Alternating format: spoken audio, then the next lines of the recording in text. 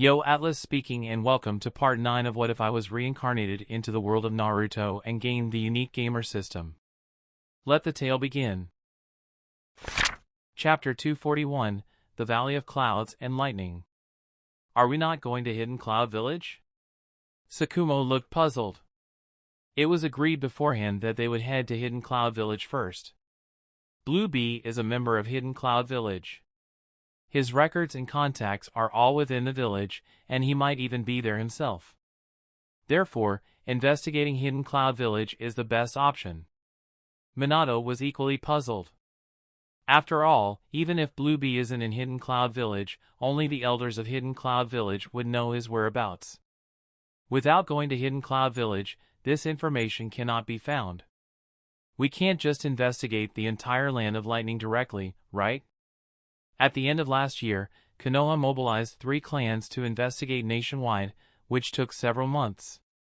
According to Tatsuma and Orochimaru-sama, it seems the effectiveness of this nationwide investigation by the 3 clans was quite poor. With so many people involved, they couldn't thoroughly investigate an entire country. The Land of Lightning, like the Land of Fire, is one of the 5 great nations, with slightly different territorial sizes but not significantly so. Moreover, as Sakamoto mentioned, the Land of Lightning's communication and technology are extremely advanced, surpassing even the Land of Fire. If they make a wrong move, it's possible that Cloud Ninja nationwide could find out. Therefore, fewer actions are better and more efficient. Under their scrutiny, Tatsuma pursed his lips and said, "Hidden Cloud Village can't hide Blue Bee." The fact that Blue Bee became the Jinchuriki of the Eight Tails is not top secret, not even classified, just confidential. Our Konoha didn't spend much effort to discover that Blue Bee is the Jinchuriki of the Eight Tails. The reason we didn't notice earlier is simply because Blue Bee wasn't on our Konoha's radar before becoming the Jinchuriki of the Eight Tails. There are also many people in Hidden Cloud Village who know about his status as the Jinchuriki of the Eight Tails. However, after becoming the Jinchuriki, he seemed to have vanished from existence, which is almost impossible to achieve. There are only 2 possibilities. One is that Blue Bee is not the Jinchuriki of the Eight Tails, and perhaps his existence itself is false, with all these being false information spread by Hidden Cloud Village. The second possibility is that Blue Bee was no longer in Hidden Cloud Village when he became the Jinchuriki of the Eight Tails or shortly thereafter. At this point, Tatsuma paused and continued, "Personally, I lean towards the second possibility. After all, the first option would require too much effort and yield no benefit. I believe Blue Bee is indeed the current Jinchuriki of the Eight Tails, and I also sense a distrust and sense of crisis from the Hidden Cloud Village elders. Therefore, I conclude that Blue Bee is currently outside the village, or undergoing training, attempting to groom him into an eligible Jinchuriki, or confinement, to prevent him and the Eight Tails within him from going berserk and endangering Hidden Cloud Village." Upon hearing this, Minato involuntarily nodded along with Tatsuma's thoughts. Sakamoto also furrowed his brow, deep in thought, his gaze continuously shifting between Tatsuma's face and the map. Finally, he too believed Tatsuma's assessment but still voiced his doubts, saying, "If we don't go to Hidden Cloud Village, how do we investigate Blue Bee's movements? Even if we confirm he's not in Hidden Cloud Village, without intelligence, it's difficult to determine where he is. There's a place not far from Hidden Cloud Village, close enough for the village's ninja to provide rapid support, yet far enough to ensure that even if the Eight Tails goes berserk, it won't affect Hidden Cloud Village. Such locations are not many." As Tatsuma explained, Sakamoto swiftly compared on the map, outlining a circle first to determine the area Tatsuma mentioned, then narrowing it down. Within this circle, which fits Tatsuma's criteria, Sakamoto stared at the map intently. Then, he pursed his lips and said, "Valley of Clouds and Lightning, formerly the territory of the Atsuki clan, later bestowed upon the First Raikage. Valley of Clouds and Lightning is also within the jurisdiction of Hidden Cloud Village. There's nothing particularly noteworthy to monitor here, and because of the sparse population, any outsiders would stand out immensely, making it an excellent hiding place for a Jinchuriki. Moreover, The few remaining members of the Atsuki clan residing in the Valley of Clouds and Lightning are extremely loyal to the Reikage lineage. If the Eight Tails were to go berserk in the Valley of Clouds and Lightning, they would undoubtedly be the first line of defense without hesitation. Yiksha, your reasoning is sound. Instead of risking infiltration into Hidden Cloud Village, which has higher security and more personnel, it would be better to first investigate the Valley of Clouds and Lightning. After sharing his analysis, Sakamoto looked at Tatsuma with great admiration. He had long heard from Hiruzen that Tatsuma possessed a talent he himself did not, the ability to foresee everything as if he had already known it beforehand. Infiltrating Hidden Cloud Village to gather intelligence on Blue Bee is within the realm of ordinary thinking, but Tatsuma's deduction from peripheral information concluded that Blue Bee is not in Hidden Cloud Village but rather in Valley of Clouds and Lightning. Such insight surpasses the capabilities of ordinary individuals. I am merely taking a risk. After all, Hokage-sama has not imposed a time limit, allowing us to experiment and correct our course, Tatsuma humbly remarked. He knew that the Eight Tails Jinchuriki often resided in the Valley of Clouds and Lightning, making the process of deduction significantly easier. Of course, his ability to reconstruct intelligence into step-by-step reasoning convincing enough for Sakamoto was a testament to his talent. Minato silently noted their conversation, now beginning to understand their words, but he acknowledged he wouldn't have been able to reach the same conclusions before their discussion. However, this didn't mean Minato lacked such potential, it simply indicated that at this stage, he hadn't yet translated his potential into ability. He was learning from Tatsuma's thought process, and perhaps one day, with enough experience, intelligence, and accumulated knowledge, he too could achieve similar feats. Once the destination of Valley of Clouds and Lightning was confirmed as the first step, the operational route naturally needed to be adjusted accordingly. The difficulty between infiltrating Hidden Cloud Village and Valley of Clouds and Lightning is vast. Hidden Cloud Village is the center of Land of Lightning's ninja, with a large number of ninjas. Once inside Hidden Cloud Village, one would almost constantly be under the scrutiny of Hidden Cloud Village ninjas. Any slight mistake could expose the entire plan. Valley of Clouds and Lightning, on the other hand, may have strong ninjas deployed, perhaps even comparable in defensive strength to Hidden Cloud Village in terms of high-end combat capabilities, but their numbers are fewer, and their coverage area not as wide. Similarly, there are likely more gaps and vulnerabilities. With Sakamoto's abilities, he isn't afraid of reconnaissance by high-end combat forces, rather, he is reluctant to face the scrutiny of numerous grassroots ninjas. The former can rely on raw strength to escape, while the latter requires intense concentration to play their role well. Perhaps this is another manifestation of how dealing with a king is easier than handling troublesome underlings. The direction towards Hidden Cloud Village and Valley of Clouds and Lightning is the same, but the specific route needs some adjustment. With various contingency plans in mind, the three quickly planned out a new route. Unlike the Land of Fire, the Land of Lightning is dominated by lofty mountains and peaks, without dense tree cover. While there are hills and terrain to obscure their figures, once someone sets up defenses on the mountain peaks, it becomes extremely easy to observe travelers below, without even needing sensing ninja techniques. Therefore, in their movements through the Land of Lightning, they must be especially wary of defenses on mountain peaks. If they detect any ninjas or surveillance tools, they will have no choice but to take detours. After 2 days of stealthily maneuvering through mountain saddles, the three gradually approached the Valley of Clouds and Lightning, but suddenly their progress halted. Amidst the rumbling thunder, Minato's expression turned grave. Sakamoto asked, "How is it? Are there many ninjas on guard?" Minato nodded and replied, "As it stands, their surveillance perimeter is flawless. If we infiltrate, we'll definitely be discovered." Upon hearing this, Sakamoto's expression darkened slightly.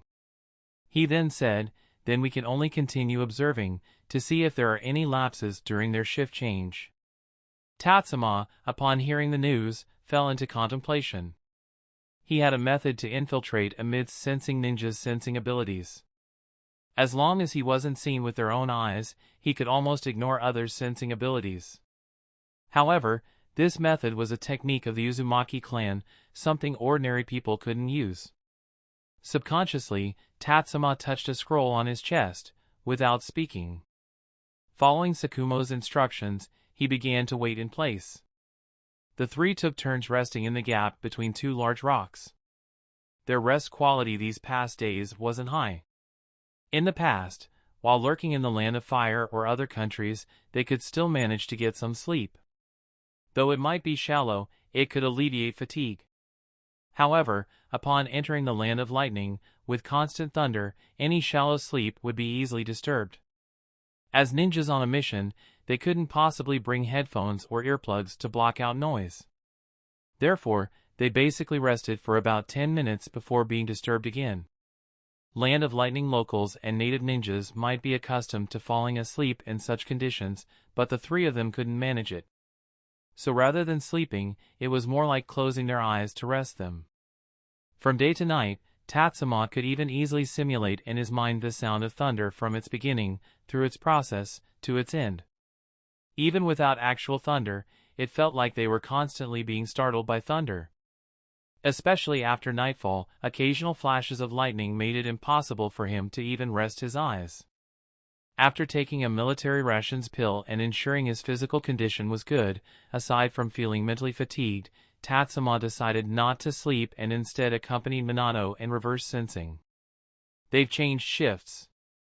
At midnight, both sensed this situation. Hearing their slight movements, Sakumo also woke up and asked, "Is there an opportunity? We can give it a try." Some of them haven't shown any signs of jutsu fluctuations, perhaps just changed shifts recently and are still confident in their surroundings. But we need to be quick. Tatsuma lifted his finger off the ground and said to Sakumo. Sakumo nodded and replied, "You draw out the route for me. I'll infiltrate at top speed, and you follow using Flying Thunder God." "Got it." Without further ado, Tatsuma pulled out a map purchased in the Land of Lightning. It might not have been as detailed or accurate, but the scale was larger, with more comprehensive markings of the surroundings. After quickly plotting the route, Sakumo nodded, memorized the path, and then sprinted away at full speed. Tatsuma's speed was already on par with that of a jonin, while Minato exceeded the minimum requirement by far. However, compared to Sakumo, both of their speeds seemed insufficient. Sakumo sprinted with all his might, instantly disappearing from the sight of the two. Despite this, they maintained their sensing and continually used Flying Thunder God, ensuring they didn't lose track of him. In a very short time, Sakumo broke through the surveillance perimeter and entered the interior of the Valley of Clouds and Lightning. Inside, the intensity of surveillance noticeably decreased. Tatsuma tapped Sakumo, who was about to use body flicker again, signaling him to stop. Tatsuma touched the ground with both fingers, allowing his chakra to spread gradually through the earth. As there were no tight defenses inside, Tatsuma became bolder, continuously sensing the situation within the Valley of Clouds and Lightning. Finally, he lifted his head and said to Sakumo, "The Jinchuriki of the Eight Tails is right here." Chapter 242, Infiltration. Has the seal loosened again? Outside a building, several cloud ninja dressed in sealing team attire hurriedly walked by. One of them asked, and another nodded, saying, "It seems so, the chakra disturbance is too abnormal. Sigh, compared to the Uzumaki's sealing jutsu, our iron seal is still too unstable. It's fine if it's sealing the Eight Tails itself, but sealing it into a Jinchuriki is simply insufficient." The man sighed heavily but kept walking without stopping. Soon, he arrived in a sealed chamber filled with sealing jutsu symbols. A young boy lay on the bed, eyes tightly shut, sweating profusely. The sealing jutsu, which should have been hidden securely after stabilizing, now reappeared and trembled incessantly. "Hurry, stabilize it." Seeing the poor state of the Jinchuriki, the group dared not delay. They swiftly employed their sealing jutsu techniques, one after another, connecting with the sealing jutsu on the Jinchuriki's body. With their efforts, the trembling sealing jutsu quickly calmed down, and the Jinchuriki, in his slumber, gradually relaxed his furrowed brow. Seeing the seal stabilized, the The group sighed in relief. One of them remarked, "I wonder what Asama was thinking, sealing the 8 tails inside a child who can't possibly resist it. There's no choice. He was the most suitable sacrifice in the village. Plus, everyone knows the impact of the Second Great Ninja War. All villages are reinforcing their military strength. It's unavoidable to find a vessel for the 8 tails quickly. Indeed, it's a pity that the Hidden Whirlpool village was so stubborn back then. If they hadn't held out, perhaps we wouldn't have this trouble. Look, didn't we also recruit the Magnet Release Ninja and Lava Release Ninja? However, I heard that the descendant of that Magnet Release Ninja doesn't seem to have inherited the talent. I wonder if Asama will act against the Hidden Sand Village again." "Shoo, be careful what you say." As they discussed, no one noticed that the young boy sleeping on the stone bed furrowed his brow slightly. However, his chakra remained stable, suggesting his frown wasn't due to instability. Outside the building, a 3-person team was steadily approaching. The Valley of Cloud and Lightning is not just a canyon between 2 mountains but a range of peculiar mountains. Due to the vast differences in peak heights and the lack of gentle saddles between them, they cannot form ridges and are thus called a valley. Once the 8 tails goes berserk, these undulating mountains would greatly weaken the impact of its rampage. Even a tailed beast's bomb wouldn't spread its aftermath to Hidden Cloud Village. The building where the 8 tails Jinchuriki was located stood on a mountain in the Valley of Cloud and Lightning. The architecture was grand, with intricate carvings that didn't quite match the style of Hidden Cloud Village. Despite its ornate appearance, the building now resembled a prison, tightly confining the young boy known as Blue Bee.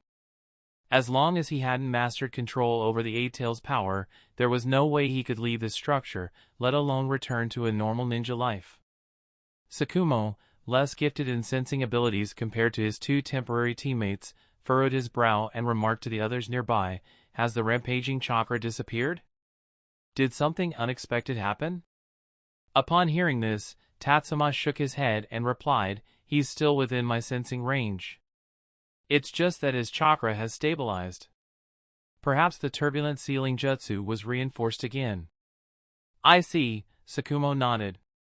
As long as their whereabouts weren't discovered, the transfer of the 8 tails Jinchuriki from Hidden Cloud Village was all that mattered. With a sigh of relief, he continued, "So uncontrollable as a Jinchuriki, no wonder the elders of Hidden Cloud Village don't trust him.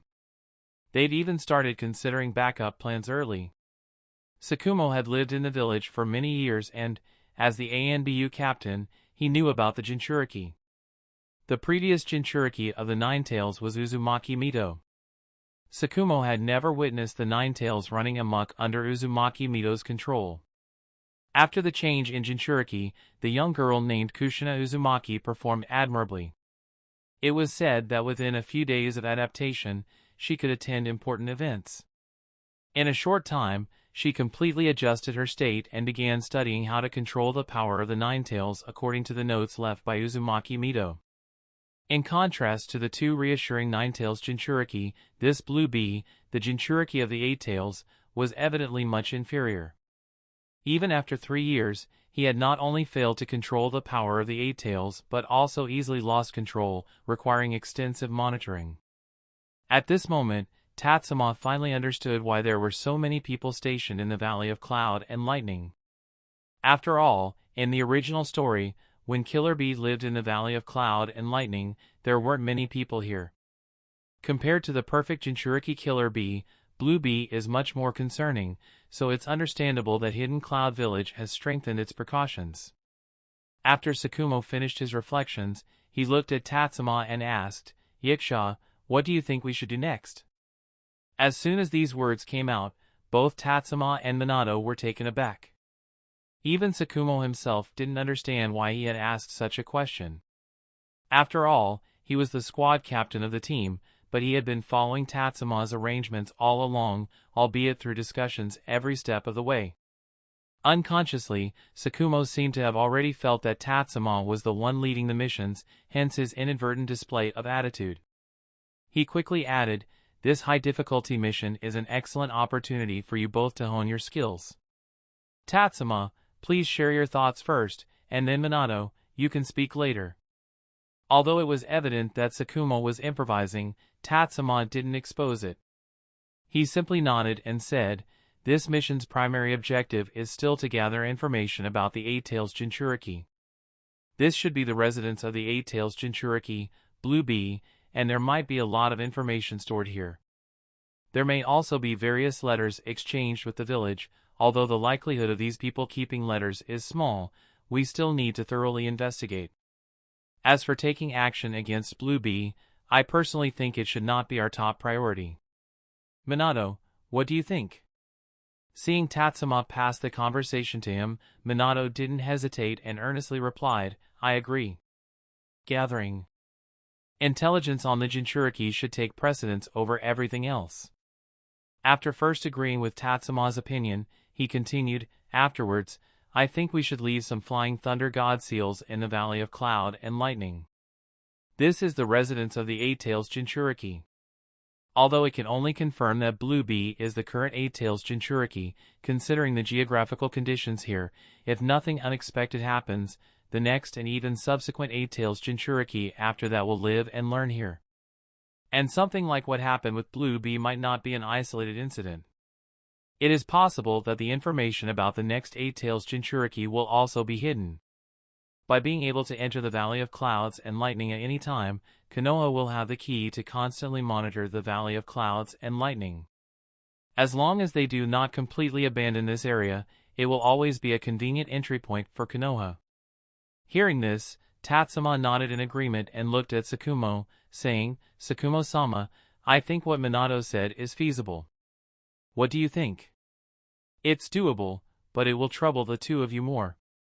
However, since we're leaving the Flying Thunder God markings, make sure not a single one is discovered. Once Hidden Cloud Village finds the first mark, they are very likely to react and conduct a thorough investigation of the Valley of Clouds and Lightning, then find and destroy all the Flying Thunder God marks hidden in the Valley of Clouds and Lightning." Sakumo added a few final words. Seeing no other objections, the three slowly headed towards the building. Perhaps the recent tailed beast chakra disturbance had caused the guards here to tense up and then suddenly relax. Tatsuma could clearly feel that these people were somewhat slack. However, this was good for Tatsuma. After infiltrating, they began searching. As an experienced ANBU member, Sakumo even brought special lubricant, making all the hinges and lock cores silent. This lubricant evaporates quickly, so by tomorrow morning, the rare smoothness will return to being dry. Searching for documents in the dark, silently opening doors and locks, these are essential skills for ANBU ninjas. Even Minato, who has been in ANBU for the shortest time, has mastered them skillfully. The three of them searched for a long time, making backups of all useful information. As the night deepened, their actions became smoother. Except for a few occupied rooms and the special room where Blue Bee was, the three of them searched everywhere. Sakumo stayed inside the building to monitor, while Tatsuma and Minato went outside to inscribe the Flying Thunder God techniques. Just before dawn, the three of them returned to the building.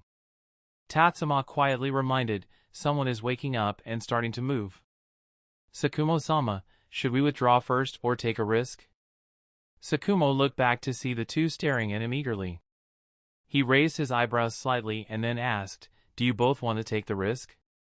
"At your command," Tatsuma replied, but Sakumo already understood and his thoughts and began to ponder. If their mission was solely for information, they had already accomplished it and even set up additional measures. Returning to the village, they could report success without issue. However, coming all the way to the Land of Lightning, enduring so much, and only obtaining trivial information seemed like a waste. The Hokage surely didn't assign him two teammates skilled in the Flying Thunder God technique just for safety. Sakumo looked at Tatsuma and asked, "How confident are you?" "It's just a seal that couldn't even hold the eight tails," Tatsuma said with a smile. He was very confident in his sealing techniques, otherwise, he would be unworthy of Uzumaki Mito's teachings. Mito's dedication to him surpassed even that towards Kushina. Mito taught Kushina how to use most of the sealing techniques, but she imparted a deeper knowledge of various sealing techniques to Tatsuma. In terms of variety, Tatsuma was not as proficient as Kushina. After all, there are many seals that rely on the power of the Uzumaki clan. However, when it comes to analyzing, breaking, and rewriting sealing techniques, Kushina is no match for him. Then, let's take the risk. Chapter 243, Messing with the Eight-Tailed Seal. Bluebee woke up with difficulty. Every time the tailed beast chakra went out of control, he had to endure indescribable pain, and each time he woke up, he felt an emptiness inside. But today was more painful than usual. Even the simple act of opening his eyes became incredibly strenuous. After using almost all his strength, he finally managed to open his eyes. After a brief period of blurred vision, he saw someone of similar age standing next to him, with their hands connected by a sealing jutsu. How long has it been since I last saw someone my age? And this person seems somewhat familiar. For some reason, Bluebee suddenly felt the pain lessen significantly, and his empty heart found a glimmer of hope. Is there another problem with the seal? Bluebee asked. He noticed the boy beside him looked surprised. After a moment, he added, "Bring Furue-sama and the others here to avoid causing harm to you." His somewhat confused mind couldn't process the boy's strange and precise expression after he spoke. He also didn't notice that there were two other people in the room besides himself and the boy of similar age.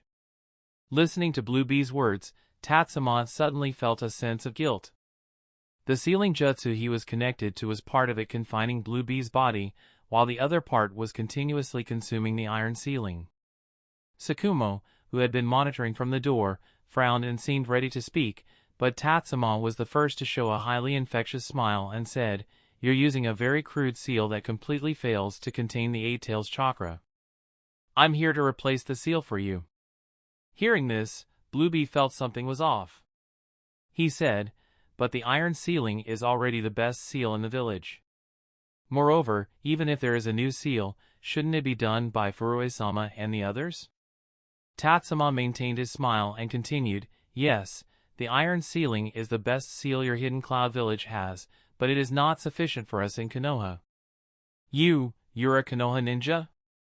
Bluebee finally realized where the familiarity came from when he saw this person of similar age.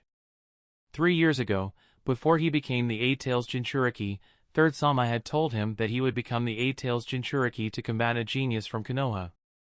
And this boy, though he has grown leaner and more mature over the past 3 years, is exactly the person he was referring to. Bluebee began to resist, and the sealing jutsu confining him started to tremble. Despite his somewhat frail body, it seemed to have boundless strength. Watching the sealing jutsu become increasingly unstable, Tatsuma pursed his lips and said, "Do you see me as an enemy?" "Isn't that the case?" Bluebee retorted. Tatsuma placed a hand on Bluebee's chest as if to comfort him and said, "There is also a possibility that I am here at the request of your Asama to replace the seal for you." Hearing this, Bluebee was stunned, and the resistance in his body began to lessen. The sealing jutsu stabilized again, and he instinctively asked, "Is that so?" Tatsuma's smile grew even brighter as he said, "Of course not." Huh. Bluebee resisted once more, and as the iron sealing jutsu began to weaken and collapse, waves of tailed beast chakra started flowing within him, greatly increasing his struggling strength. Orange chakra began to manifest on his body, and Bluebee's face showed panic as he roared, "Are you going to release the tailed beast inside me?" Although he had already suspected this in his heart, he still asked out of reflex because he was thoroughly flustered, understanding what releasing the tailed beast would entail. Given his current relationship with the Eight-Tails chakra would tear him apart without hesitation and then break free, causing chaos in the land of lightning. Realizing this, Bluebee stopped resisting and struggling, instead using all his chakra and strength to control the tailed beast chakra that overflowed due to the weakening of the seal. Tatsuma narrowed his eyes, feeling that not bringing the medicine given by Orochimaru was a mistake. Although Bluebee had not learned to control the tailed beast's power over the past 3 years, his skill in suppressing the tailed beast and maintaining the seal within his body had reached a profound level. Removing the seal from him while he was fully conscious was not an easy task. However, at this point, the Eight Tails chakra had already spread outside Blue Bee's body, effectively opening a channel through the seal. Suppressing it was not going to be simple. The turmoil of the tailed beast chakra also alerted the members of the Hidden Cloud Village sealing team residing here. Minato, who had been sensing their movements, said, "They are gathering." Sakumo nodded and asked Tatsuma, "Tatsuma, how much longer will it take?" Tatsuma looked at the iron ceiling, which was continuously collapsing and then reforming, frowned, and said, "It's probably too late to completely unseal it. I'll just make some adjustments to the seal." As he spoke, the sealing jutsu changed to a two-layer for symbols seal. The sealing jutsu, which was originally eroding the iron ceiling, began to reinforce it instead. Before they resolve this 8-trigram seal, the Hidden Cloud Village won't be able to reinforce the iron ceiling, and Blue Bee won't be able to fully transform into a tailed beast. His instability will increase by a level. Seeing the sealing jutsu stabilize, Tatsuma smiled. He used the 8-trigram seal not to seal the tailed beast inside Blue Bee, but to reinforce the iron sealing. Although it would also provide some suppression to the Eight Tails, this suppression would be beneficial for Konoha, as it would prevent Blue Bee from fully controlling the Eight Tails' power. Not only is it impossible for him to become a perfect Jinchuriki like Killer Bee, but he also can't fully transform into the tailed beast. Even if Blue Bee reconciles with the Eight Tails in the future, he will at most use the tailed beast's cloak. Boom! Just as the sealing team arrived, Tatsuma withdrew the chakra suppressing Blue Bee. The sealing jutsu broke apart, and the tailed beast chakra began to surge wildly within Blue Bee. The stone bed exploded at that moment, and Blue Bee's eyes were devoid of reason. "Blue Bee! Blue Bee!" Outside the room, there were frantic shouts from the sealing team members. The door was burst open, and the sealing team members rushed in. They looked at Blue Bee, who was enveloped in orange chakra, which was deepening into a black-red color. Panic appeared on their faces. This was the sign of a tailed beast's rampage. At the same time, Tatsuma, Minato, and Sakumo, who remained in the room, were also noticed by them. However, Tatsuma had already put on his Yakusha mask, which looked both comical and fierce, and appeared extremely conspicuous to the sealing team members. "Sakumo!" The leader of the sealing team roared at Sakumo. Sakumo even raised a hand as if greeting someone and said, "Furue, long time no see. It seems your injuries have healed." Sakumo's tone was like that of a concerned friend inquiring about an old acquaintance's health. However, hearing his words, Furue's face turned ashen with rage. He roared, "Seal the Jinchuriki!" Furue understood that his primary task now was to subdue the rampaging tailed beast, not deal with this Konoha bastard whom he wished he could rip apart. As the sealing team members prepared their sealing jutsu, Sakumo drew his blade. A flash of white light appeared, and instantly, cuts appeared on the floor and walls, with light starting to stream through the gaps from outside. Seeing the sudden change in Sakumo's expression, Furue gritted his teeth and asked, "Sakumo, what do you Konoha want to do? Isn't your Asama fond of taking action against ninja from other villages? We Konoha are merely replicating what you did to us here in your hidden cloud." Sakumo, observing the sealing team members who had subtly changed the direction of their techniques, and noticing through the room's gaps that cloud ninjas were continuously approaching, felt no panic. The Eight Tails rampage was not yet at its peak, it needed more time. "Attack!" Furue, noticing his subordinate's movements, immediately gave the order. Sealing jutsu arrays spread out towards Sakumo and Minato. Facing the dense array of sealing jutsu, Sakumo showed no sign of panic as he felt Minato's hand resting on him. Swish as the sealing jutsu reached his feet, Sakumo and Minato suddenly disappeared, along with two kunai thrown by Tatsuma. The two kunai flew towards several members of the sealing team. They quickly dodged, but as the kunai whizzed past them, three figures landed among the sealing team's formation. Sakumo swung his short sword, White Fang, while Tatsuma and Minato each summoned a Rasengan in addition to catching the kunai. Boom boom boom, white light obscured all actions, and in an instant, the number of sealing team members stationed here was halved. Furue protected himself and his two subordinates with a sealing barrier. But before they could catch their breath, Blue Bee, now completely enveloped in black-red chakra and growing multiple tails, suddenly lunged at the barrier. His hands, transformed into sharp claws, tore at the barrier, which wobbled like a jiggling jelly. At this moment, the surrounding cloud ninjas finally arrived, with lightning flashing everywhere as they moved towards Blue Bee and the three from Konoha. Lightning release. Lightning spider. Lightning columns resembling spider legs wrapped around Blue Bee, momentarily freezing him. Tatsuma then formed hand signs and slapped them on the ground. Earth release. Earth-style wall. Although lightning release counters earth release, it doesn't mean earth release can't block lightning release. The effectiveness also depends on the nature of the techniques, the caster's control over them, and the amount of chakra used. The lightning spider primarily focused on capturing Blue Bee, and the lightning release power that spread to Tatsuma's feet was not very strong, so it was blocked by the earth-style wall. In an instant, Sakumo bypassed the earth-style wall, dodged the lightning on the ground, and used body flicker jutsu to move towards the cloud ninja who cast lightning spider, swinging his white fan. To evade Sakumo's attack, the cloud ninja reluctantly abandoned the maintenance of the technique. Tatsuma's hands quietly touched the barrier protecting Furue and his two subordinates. The sealing jutsu spread from his palms, quickly covering the entire barrier. Seeing Blue Bee regain his mobility, Tatsuma's expression grew serious. His sealing jutsu continued to disintegrate the barrier before him. As Blue Bee swung a giant fist swollen dozens of times with chakra, the momentum seemed as if it wanted to smash through Furue, his two subordinates, and Tatsuma. Tatsuma pursed his lips, not stopping his efforts to break down the barrier. Finally, as the giant fist descended, the barrier completely collapsed. Yoru's face turned extremely grim as the violent chakra loomed over them. Boom!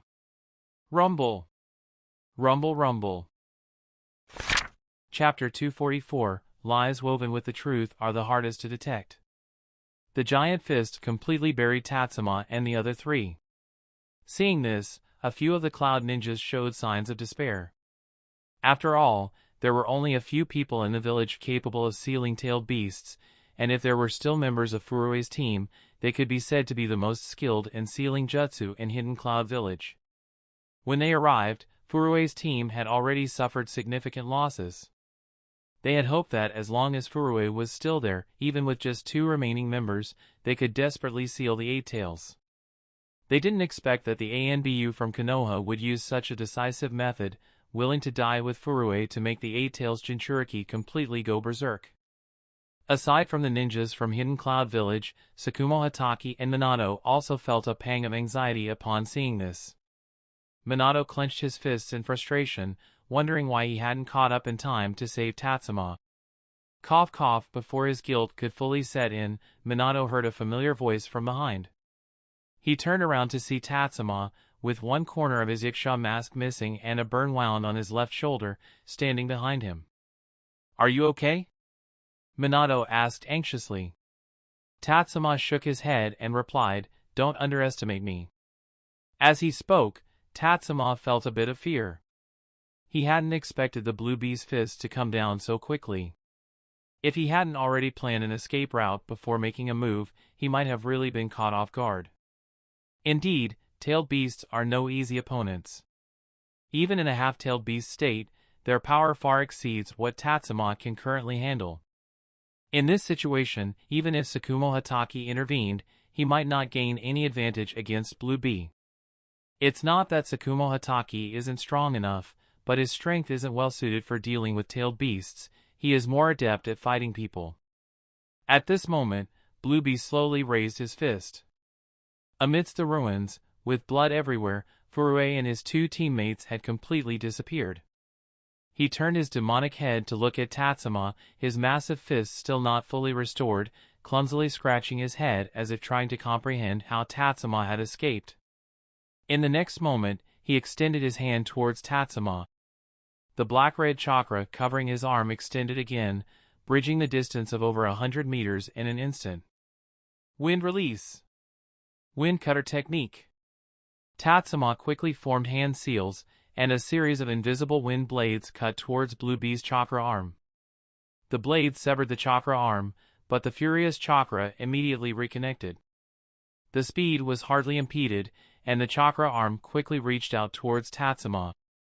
However, Tatsuma keenly noticed that the giant hand's claws seemed to be deliberately avoiding his vital areas. What was the Eight Tails planning? Playing cat and mouse? Whoosh! Just as Tatsuma was about to use Flying Thunder God to escape again, a flash of white light appeared, and the chakra arm was severed. This time, it didn't immediately reconnect. Blue Bee, covered in Eight Tails chakra, dramatically leaned back while continuously retracting his arm. The severed arm that fell to the ground quickly disappeared, as it was just a mass of chakra. Sakamoto Tatsuma appeared in front of the two and said, "Let's go." "No," Tatsuma interrupted. He glanced around and whispered, "The sensing range of Flying Thunder God isn't that far." Sakamoto Tatsuma frowned. He knew that Tatsuma and Minato had placed many Flying Thunder God marks within the Valley of Clouds and Lightning, so it was unlikely they couldn't sense them.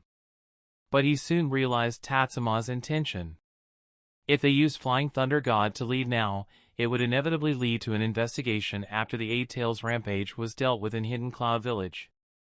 When that happens, the seals placed in the Valley of Clouds and Lightning will be removed one by one, rendering their midnight setup entirely useless. Thus, the best approach is to break out, leave the Valley of Clouds and Lightning, and then use Flying Thunder God to escape quickly. Unless absolutely necessary, they should not use Flying Thunder God to escape within the Valley of Clouds and Lightning.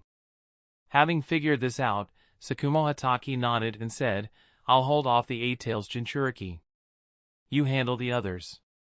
Safety first, and look for opportunities." Flying Thunder God? In the chaotic battlefield, some people heard their conversation and exclaimed in surprise.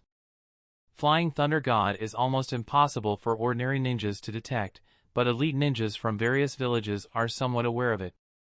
However, if there is any ninja village besides Konoha that knows the most about Flying Thunder God, it would undoubtedly be Hidden Cloud Village. The creator of Flying Thunder God, Second Hokage Senju Tobarama, died at the hands of Cloud Ninjas. Although it was an armed force led by Kinkaku and Ginkaku, they were still Cloud Ninjas. Furthermore, due to the tense relationship between Hidden Cloud and Konoha at the time, Hidden Cloud Village never stopped investigating Senju Tobarama, both during his life and after his death. As a result, Flying Thunder God, which is even more outstanding than their village's heavenly transfer jutsu, has naturally been known to many. Although many years have passed, and most of the ninjas from that era have either retired, died, or moved to high positions and stepped back from frontline work, their investigation results are known to many in the next generation. Therefore, when Tatsuma mentioned Flying Thunder God, several Hidden Cloud Jonin quickly reacted. Their first reaction was disbelief, as it had been many years since Senju Tobarama developed Flying Thunder God Jutsu, and they had never heard of anyone from Konoha mastering this technique. But soon, they thought of the Konoha Anbu wearing the Iksha mask, who escaped from Blue Bee under extreme conditions. Such speed could only be achieved by Flying Thunder God or possibly by Asama. Tatsuma intentionally revealed this information because the three of them ultimately planned to escape using Flying Thunder God. If they used Flying Thunder God to escape in front of many witnesses, it would certainly raise suspicions. Even if they managed to escape from the Valley of Clouds and Lightning, it would lead to a thorough investigation by Hidden Cloud Village. By revealing this information proactively, Tatsuma aimed to create a point of reference for these Cloud Ninjas, that there were no Flying Thunder God Jutsu marks within the Valley of Clouds and Lightning, and he couldn't use Flying Thunder God to escape. This would reduce the likelihood of Hidden Cloud Village thoroughly investigating the Valley of Clouds and Lightning. Although it doesn't guarantee that Hidden Cloud Village won't investigate, any reduction in probability is a benefit. Seeing their reactions, Tatsuma was quite satisfied. To reinforce their memory, Tatsuma pulled out several kunai and threw them at a group of Cloud Ninjas. He then vanished from his original position and reappeared next to a Cloud Ninja. Instead of attacking the squad's captain, he targeted a Chunin. Rasengan formed, and almost instantly, his attack arrived. Boom! Rasengan sent the cloud ninja flying, leaving him lying on the ground, unconscious and possibly dead.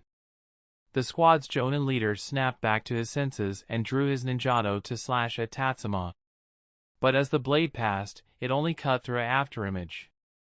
The damaged Yiksha mask now seemed to lose its comical aspect, replaced by the oppressive aura of a malevolent spirit. Yiksha! Over there! At this moment, Minato also threw a kunai. The reappearing Tatsuma quickly glanced toward the direction where Minato had thrown the kunai. In an instant, all the ninjas in the squad became wary of Tatsuma, fearing he might use Flying Thunder God to cause trouble. However, Tatsuma did not move. Bang! But within the squad, an explosion occurred. A cloud of smoke erupted, instantly engulfing several people. The remaining squad members kept their eyes on Tatsuma, but no one noticed that Minato, who had thrown the kunai, had vanished. Puff puff puff, a few figures suddenly emerged from the smoke, 2 hidden cloud Chunin and 1 was Minato. As the smoke quickly dissipated, the 4-person squad was now left with only 2 members. The leading hidden cloud Jonin, holding a kunai, looked on in disbelief at Minato, who had just barely landed. He can also use Flying Thunder God. Others also realized this, but only after this reminder did they fully grasp the situation, their faces showing shock. Flying Thunder God, a technique that had not been mastered by anyone other than Senju Tobarama for decades, suddenly had 2 practitioners? Tatsuma caught Minato as he landed and quickly checked his condition, finding that he was unharmed. Tatsuma let out a slight sigh of relief and whispered, "Next time, use explosive tags." Underestimated them a bit, but just this once. Minato adjusted his slightly shifted eye mask and said seriously, "Damn it!" Their conversation wasn't intentionally hidden, and many cloud ninjas heard them. They showed signs of anger and no longer carefully monitored the 2 but chose to take the initiative. As long as they prevent the 2 from throwing that damn kunai, what can a miraculous technique like Flying Thunder God do? Truly impressive, hidden cloud ninjas. This bold and forward momentum is something I've never seen in ninjas from other villages. However, bravery alone won't stop us. As the cloud ninjas approached Tatsuma, he calmly formed hand seals. Water release. Water severing wave. Another signature water release technique from second Hokage Senju Tobarama, a high-pressure, high-speed water stream shot from his mouth like a sharp blade, cutting towards the incoming cloud ninjas.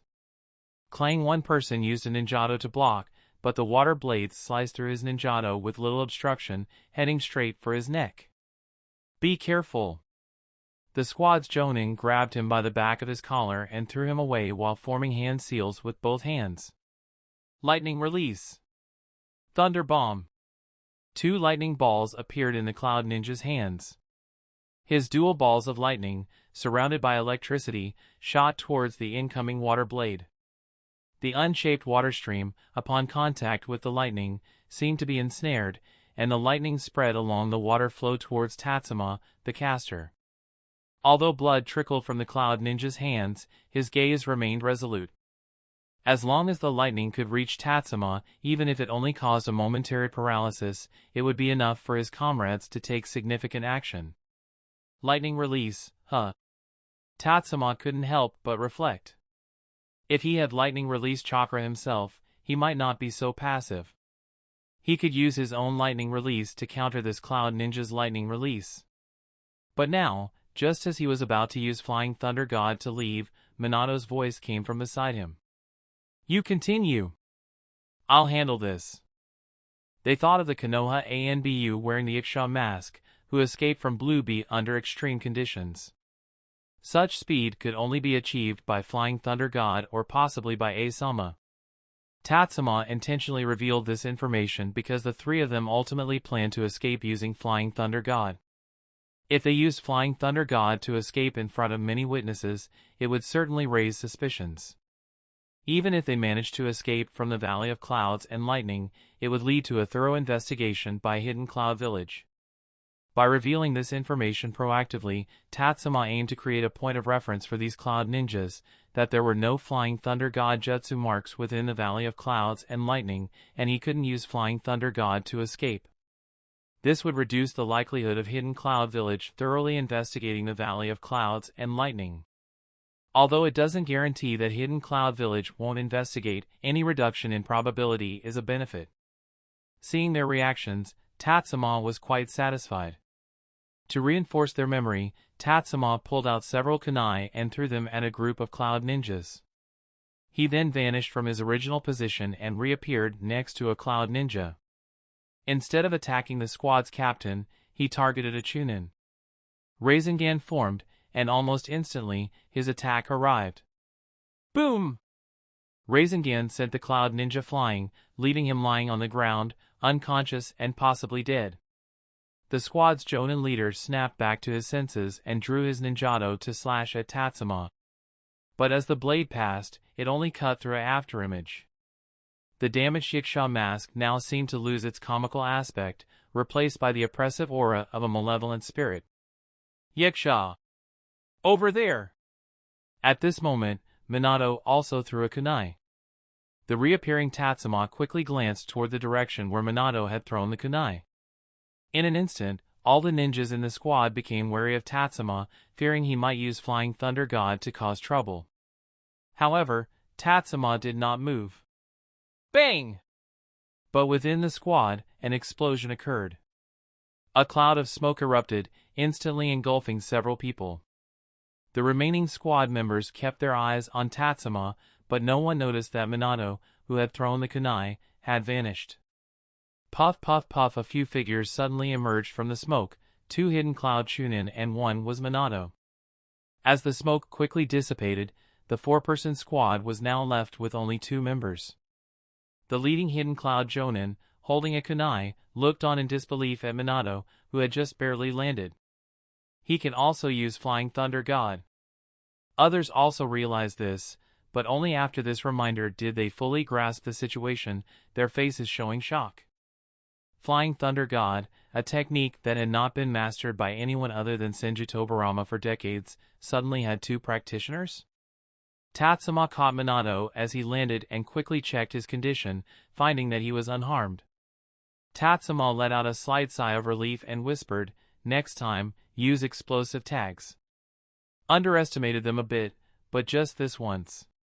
Minato adjusted his slightly shifted mask and said seriously, "Damn it!" Their conversation wasn't intentionally hidden, and many cloud ninjas heard them. They showed signs of anger and no longer carefully monitored the 2 but chose to take the initiative. As long as they prevent the 2 from throwing that damn kunai, what can a miraculous technique like Flying Thunder God do? Truly impressive, hidden cloud ninjas. This bold and forward momentum is something I've never seen in ninjas from other villages. However, bravery alone won't stop us. As the cloud ninjas approached Tatsuma, he calmly formed hand seals. Water release. Water severing wave. Another signature water release technique from second Hokage Senju Tobarama, a high-pressure, high-speed water stream shot from his mouth like a sharp blade, cutting towards the incoming cloud ninjas. Clang, one person used a ninjato to block, but the water blades sliced through his ninjato with little obstruction, heading straight for his neck. Be careful. The squad's jonin grabbed him by the back of his collar and threw him away while forming hand seals with both hands. Lightning release. Thunder bomb.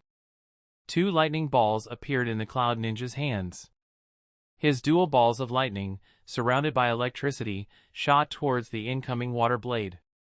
The unshaped water stream, upon contact with the lightning, seemed to be ensnared, and the lightning spread along the water flow towards Tatsuma, the caster. Although blood trickled from the cloud ninja's hands, his gaze remained resolute. As long as the lightning could reach Tatsuma, even if it only caused a momentary paralysis, it would be enough for his comrades to take significant action. Lightning release, huh? Tatsuma couldn't help but reflect. If he had lightning release chakra himself, he might not be so passive. He could use his own lightning release to counter this cloud ninja's lightning release. But now, just as he was about to use Flying Thunder God to leave, Minato's voice came from beside him. You continue. I'll handle this. Chapter 245, Flying Thunder God, Guiding Thunder. Tatsuma glanced to the side and saw Minato forming the seal for lightning release, with lightning flashing on his hands as well. Lightning release. Thunder Serpent. Minato extended his right hand, and a lightning serpent with the sound of thunder wrapped around Tatsuma's water blade, heading towards the Cloud Ninja. The two lightning release ninjutsu quickly intertwined. With lightning bursting forth, Tatsuma could hear Minato grinding his teeth, but at least the Cloud Ninja's technique was blocked. Tatsuma no longer hesitated and increased the flow of chakra. In an instant, the water flow bound by lightning broke free, and as Tatsuma lowered his head, the water blade detached from the Cloud Ninja's control and cut into the Cloud Ninja's body like a saw slicing through meat in a meat locker. Whoosh! A mouthful of blood was spat out from the Cloud Ninja. He could no longer maintain his technique, and the lightning on his hands dissipated. The water blade had completely pierced through his body and burst out from his back.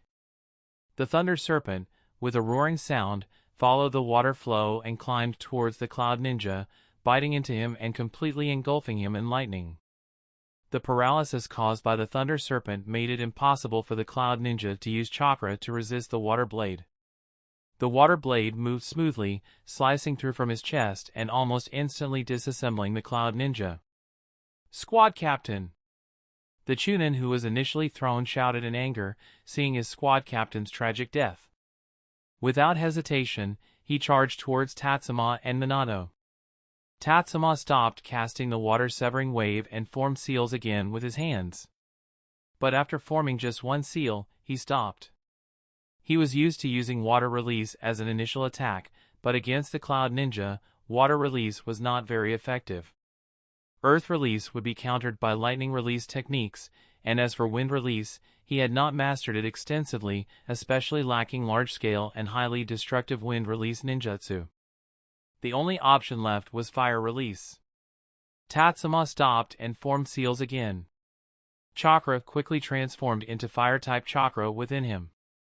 As the seals were completed, he took a deep breath and exhaled. Fire release. Fire Dragon Bullet. A streak of fire instantly expanded into a huge fire dragon, roaring and clawing its way towards the advancing Cloud Ninjas. However, for the Jonin of the Hidden Cloud Village, this was not too troublesome. With the body flicker jutsu, he easily evaded it. Aside from a few Chunin who couldn't dodge in time, this technique didn't seem to make much impact. But for Tatsuma, this technique was merely a cover for his next move. Tatsuma's hands changed seals again, and then he forcefully brought them together, causing a violent gale to burst from his palms. Wind release. Gale palm. The wind fueled the fire, causing the fire dragon to explode instantly.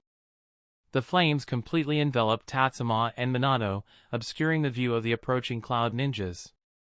A Cloud Ninja with sensing ability tried to use perception technique to determine Tatsuma and Minato's exact positions. However, before they could act, two shuriken broke through the firelight. Ninja Art. Shuriken Shadow Clone Jutsu. The delayed release technique protected the shuriken shadow clones from the flames. With the explosive firelight's air pressure boosting them, the speed of these shuriken increased sharply.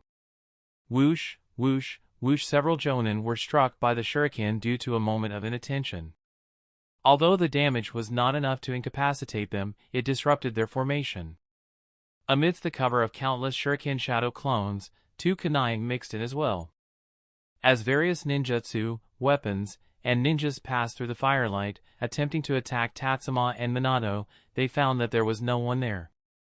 In the chaotic formation, two flashes of gold and silver continued to flicker, harvesting the lives of Hidden Cloud Chunin. Almost every place the golden and silver flashes passed, a Hidden Cloud Chunin fell. Damn it, too fast. One Jonin gritted his teeth and said. Compared to space-time body flicker jutsu, they were still too slow, only able to chase after the two flashes. After breaking through the Cloud Ninja formation, Tatsuma and Minato finally stopped, catching their breath. Minato was very clean, with even his owl mask still looking pristine. Tatsuma, on the other hand, looked as if he had just come out of a fierce battle. His mask was damaged, his left shoulder had burns, and his clothes had several cuts. However, oddly enough, despite the size of the cuts, Tatsuma should have had wounds underneath them, but there were none, just smooth skin beneath the cuts. But the exposed flesh of a youth clearly did not attract the attention of the Cloud Ninja, who were more focused on Tatsuma's damaged and blood-stained Yakusha mask. Combined with the kunai still dripping blood in Yakusha's hand and his crimson eyes, he looked just like a real evil Yakusha demon. This appearance briefly scared the Cloud Ninja, causing them to scrutinize the two with more caution and seriousness. Seeing that they had not immediately pursued, Tatsuma took out a military rations pill. Lifting up half of his mask, Tatsuma swallowed the military rations pill and felt his strength recovering, letting out a quiet sigh of relief. Although his chakra amount was not inferior to that of an average jonin with the support of expand, and with endless, the chakra his body could refine and extract exceeded that of many jonin.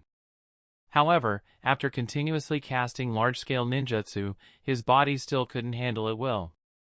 The sensation of his body being rapidly depleted made his hands feel somewhat cold. But after swallowing a military rations pill, he felt his condition improving and began to warm up, no longer feeling the weakness like he was about to suffer from heatstroke. Minato was in better condition than Tatsuma. He had not expended much of his chakra and was now vigilantly watching the slowly approaching Cloud Ninja, ready to take Tatsuma away at any moment. Boom! Rumble, rumble at that moment, a sudden loud noise in the trembling ground drew the attention of both the Cloud Ninja and Tatsuma. From the direction of Sakamoto and Blue Bee's battle, a mushroom-shaped cloud of dust rose. The luxurious and massive building where Blue Bee had been staying was now half destroyed. A strange roar echoed as a black and red beast with 8 tails burst out of the dust. In front of it, there was also a human figure. Go! Tatsuma told Minato, who did not hesitate. Minato instantly used Flying Thunder God and then performed his self-named Super Wind Multiple Flash Teleport Zero style, a multi-stage teleportation technique.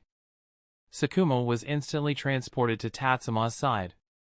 Tatsuma helped Sakamoto, who appeared disoriented from multiple space transfers in a short period. At the same time, Tatsuma's chakra flowed into Sakamoto's body.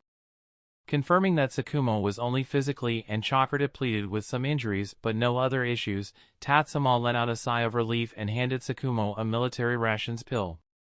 Sakamoto soon regained his senses, took the military rations pill, and swallowed it. Seeing Blue Bee, who had finally noticed Sakamoto's figure and was running towards them, Tatsuma broke into a cold sweat and forced a grim smile. Observing the ferocious Blue Bee, Tatsuma couldn't help but ask, Sakamoto-sama, what did you do? Though Blue Bee, or rather the 8 tails controlling him, had been ferocious before, it was more due to the unique nature of chakra. However, the 8 tails now exhibited genuine, unrestrained ferocity. Sakamoto wiped the cold sweat from his forehead and said, I tried combining 1,000 years of death with explosive tags, and the results were very good. You should have seen the power just now.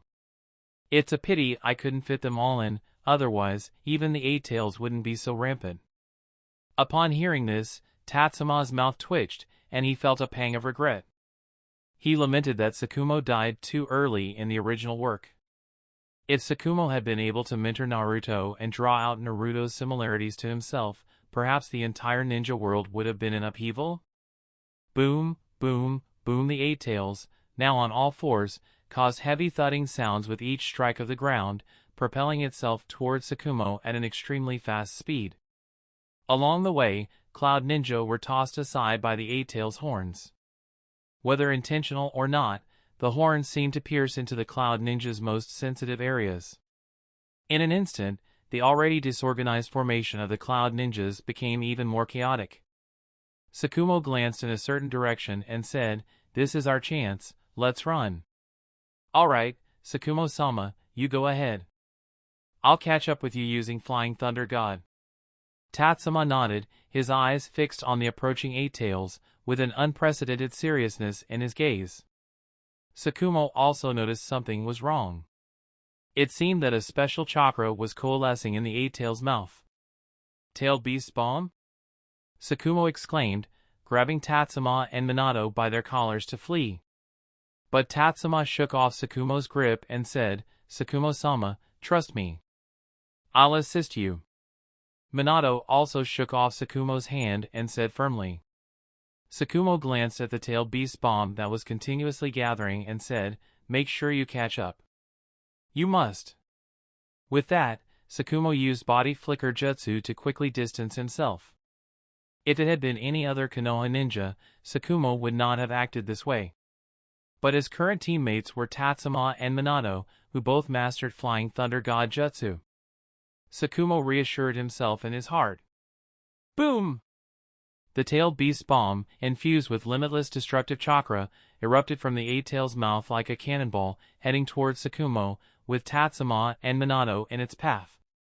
Do you have a handle on that technique? Tatsuma raised his hands and asked Minato. Minato also raised his hands and replied, my understanding of sealing jutsu is not as thorough as yours. I need your help with the details. All right. Both of them looked at the tailed beast bomb with intense seriousness. They had witnessed the power of the tailed beast bomb when it was demonstrated to them by Uzumaki Mito. Even the basketball-sized tailed beast bomb had made them feel a sense of dread, and now they faced a tailed beast bomb much larger than an average person's height. Taking a deep breath, without needing any further reminder, they began to form seals. Their movements, speed, and rhythm in forming the seals were identical, and in an instant, they completed the snake horse rat ram seals. Flying Thunder God, Guiding Thunder. The technique expanded around the two of them like a net. The tailed beast bomb collided directly with the net, its speed rapidly decreasing as it was gradually engulfed by the technique. Tatsuma and Minato's hands trembled slightly as they struggled to maintain the technique. I left a Flying Thunder God jutsu mark inside that building. So did I. Both of them smiled. In the next moment, the engulfed tailed beast bomb suddenly appeared within the partially destroyed building. Boom! The intense explosion instantly destroyed the building. The Cloud Ninja Jonin turned in shock and fear to look at the explosion, while Tatsuma and Minato exchanged glances and immediately used Flying Thunder God to reach Sakumo's side. Sakumo slowed down and said, "Thank you for your hard work." Tatsuma nodded and was about to say something when a flash of lightning suddenly erupted in front of them. Does it seem like I don't exist while you're causing destruction in my land of lightning? Lightning release. Elbow bolt. A massive, lightning-infused elbow suddenly shot out from the lightning light cluster, heading straight for Sakumo's face. Watch out! Tatsuma grabbed Sakumo by the belt and threw him aside, but the unstoppable elbow strike continued to advance towards him. Bang! Chapter 246. The momentum of a comeback is impressive, but be careful not to trip again. Tatsuma. Seeing Tatsuma flying backward, Sakumo didn't care about the mission's requirement to use Tatsuma's codename. As he was about to head towards Tatsuma, a powerful and swift kick came at him. Woe barely dodging the kick, he could still hear the sound of the wind being ripped apart. I'll go check on Yiksha. After Minato said this, he used Flying Thunder God to appear behind Tatsuma and catch him as he was still flying backward. However, the two of them had already flown out of the mountain range and were falling towards the water below. Seeing Minato go over, and knowing he likely has some medical ninjutsu skills, Sakumo refrained from checking on Tatsuma and turned his attention to the newcomer. At this moment, the lightning faded, revealing a tall and imposing figure. Sakumo blurted out a name, "Eh?" Seeing the newcomer, Sakumo immediately understood how he had appeared so suddenly through the hidden Cloud Village's heavenly transfer jutsu. Third Raikage A is the only person capable of using heavenly transfer jutsu for space transfer. Due to the nature of the technique, few can withstand the damage caused by space transfer. This technique is typically used for transferring goods rather than people. But the only one capable of enduring the damage and using heavenly transfer jutsu as a space-time type body flicker jutsu is the A in front of him. A's appearance was so sudden that Sakumo didn't even have time to react. Reflecting on it now, if Tatsuma hadn't moved him aside in time, he might have been unable to withstand A's elbow strike. It was precisely for this reason that Sakumo felt an endless sense of guilt. As a squad captain, he should not have to rely on his team members to ensure his own safety. This was supposed to be his responsibility. Tatsuma? Murmured the name, revealing a flamboyant smile as he said, Sakamoto Tatsuma? I was wondering how to deal with him if he grew stronger in the future. I didn't expect him to come knocking on my door himself, taking my hit head on. Not to mention a child, even if Sarutobi Hiruzen had arrived, he would have been severely injured. Ha ha! Seeing A's smugness, Sakumo's face turned completely dark, his stern aura re-emerging as it clashed with A's arrogance. At the same time, his left hand formed the seal of confrontation, and his right hand drew out his short sword, white-fanged, ready to strike. Jing, with the sword emitting a sharp cry, a flash of white light appeared as the razor-sharp blade aimed straight at A's throat. A stopped laughing, gathering lightning attribute chakra in his right hand to meet the blade. Hell stab! Four-finger Nukite! Clang! The clash between the blade and flesh produced a sound like metal striking stone, causing a whirlwind that blew some gravel far away and shattered some weaker rocks with the shockwave. The collision between the two was like a signal. In an instant, Sakumo withdrew his short sword and followed up with successive slashes. A grinned, and his entire body was enveloped in lightning release chakra, using his physical form to counter Sakumo's blade. In just a moment, the surrounding land was devastated beyond recognition, with the destruction rivaling the damage done by the Eight Tails on a distant mountaintop. Meanwhile, at the shallow riverbank down the mountain, Minato anxiously used medical ninjutsu to treat Tatsuma. He was so rushed that he didn't even have time to thoroughly examine Tatsuma's injuries. After all, it was hard to imagine that someone could be unharmed after a full-force strike from the third Reikage. Just as Minato placed his hands on Tatsuma's left shoulder wound, Tatsuma's right hand grasped his, shaking his head before grabbing his severely deformed left hand and pulling it. Crack, crack! Tatsuma's left hand, which had been hanging in an unusual position, was now being used normally. Minato watched in astonishment as Tatsuma began to make a fist with his left hand, as if assessing its recovery. Perhaps noticing Minato's surprise, Tatsuma said, "You know, I developed a medical ninjutsu." But that was the third Reikage. Minato swallowed hard. Even though he knew his friend was exceptionally talented in ninjutsu development, it was still hard to comprehend a technique capable of withstanding a full-force attack from the Reikage. Tatsuma looked at himself, drenched and with his lower body still submerged in water, unsure of how to explain. When A's blow came down, Tatsuma had really seen Uzumaki Mito smiling at him, and he could even feel himself falling, accompanied by a sensation of life slipping away. But at the moment he hit the water, he felt as if he was revived. The improved Yin healing wound destruction, which had been too weak to be effective, seemed to have been enhanced.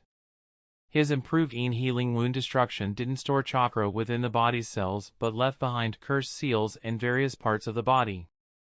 With just a small amount of chakra guidance, these cursed seals would activate, beginning to draw physical energy and convert it into chakra. In theory, this is an incomplete technique. The cursed seals have only two outcomes: either the wound heals, or there is no more chakra left in the body. In this instance, it was the latter. Almost all of his chakra was exhausted. Although Tatsuma survived, he still had a minor dislocation. He was thankful he fell into the water. If chakra had been drained under normal circumstances, he would have likely been drained to death long ago. Looking at the river, he thought this might be the death resistance from the Shirayuksha physique he had never activated before. According to the system description, falling into water while on the brink of death greatly increases the chance of survival. He didn't expect the increase to be so significant. Tatsuma took out 2 military rations pills, shoved them into his mouth, and swallowed. Although his injuries were mostly healed, he was still in no condition to contribute effectively to the battle. He looked at the explosions coming from above and glanced at the chaos where the Eight Tails was located. He said to Minato, "Minato, you need to run alone." "But I can't move vigorously right now, and Sakumo-sama is fighting A. The only chance for escape is with you." Only if you get away will we have a chance at survival. Once I recover some chakra, I'll catch up with Sakumo-sama and find you.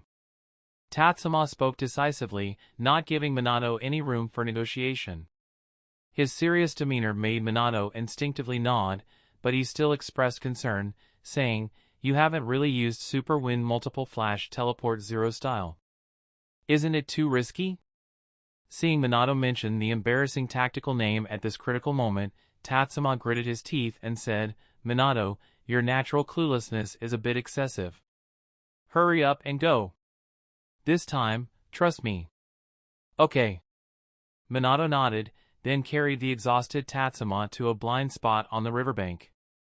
From Tatsuma's ninja tool pouch, he took 2 Flying Thunder God Kunai and then headed towards the Valley of Clouds and Lightning.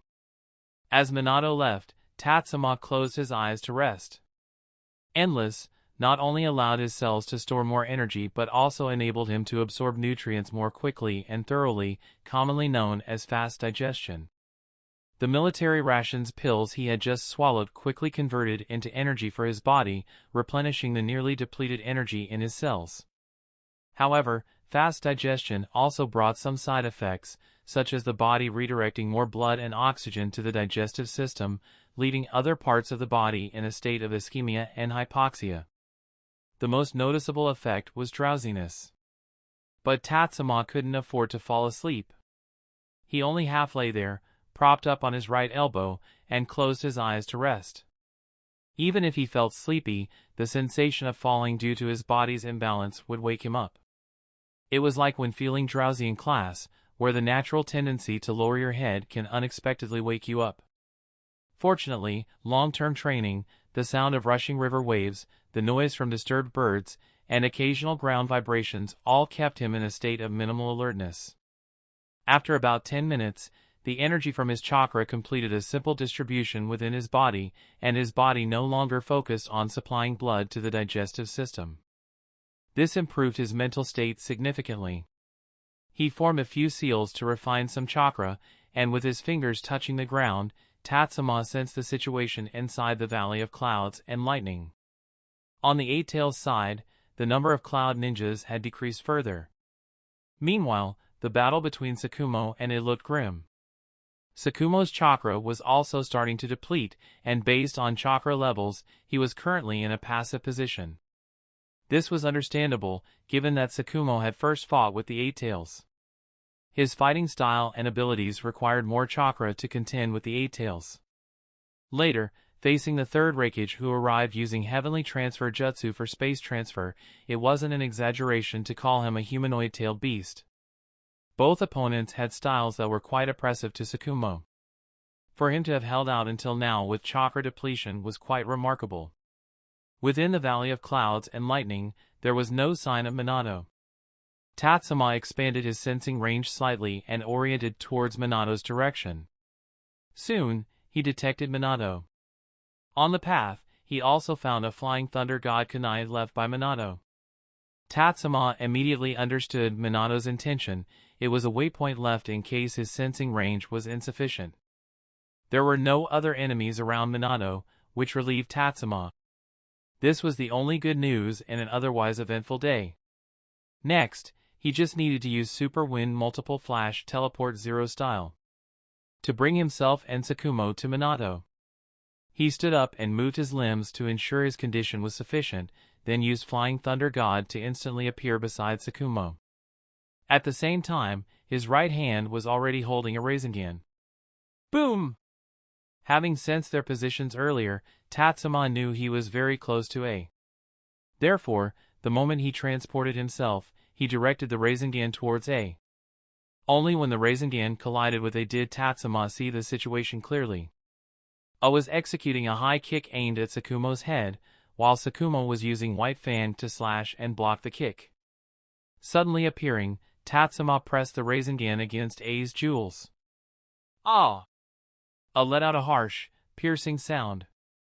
He was unable to maintain his strength, flew backward, and crashed to the ground. After rolling, he extended one hand forward for defense while using the other to protect his groin. Seeing that A only looked pained but did not exhibit the ultimate agony typically experienced when struck in the groin, Tatsuma was momentarily stunned and wondered if his technique had declined. But seeing A's body wrapped in lightning release chakra, Tatsuma realized that his Rasengan couldn't penetrate this lightning release chakra armor, it only caused some deformation. Fortunately, he hit A's groin, otherwise, the slight deformation and compression would not have made it look so disheveled. Tatsuma? Are you okay? Sakumo's surprised voice came through. Tatsuma nodded and said, the third Reikage A's attacks are nothing much. A furrowed his brow, looking at Tatsuma in disbelief. But seeing that Tatsuma wasn't injured, he began to question if he was losing his edge since becoming Reikage. It seemed he needed to accelerate training that little brat. Noticing I was momentarily stunned, Tatsuma didn't dare delay. He grabbed Sakumo with one hand and used the other to sense the surroundings. A quickly regained his composure and charged angrily at the two.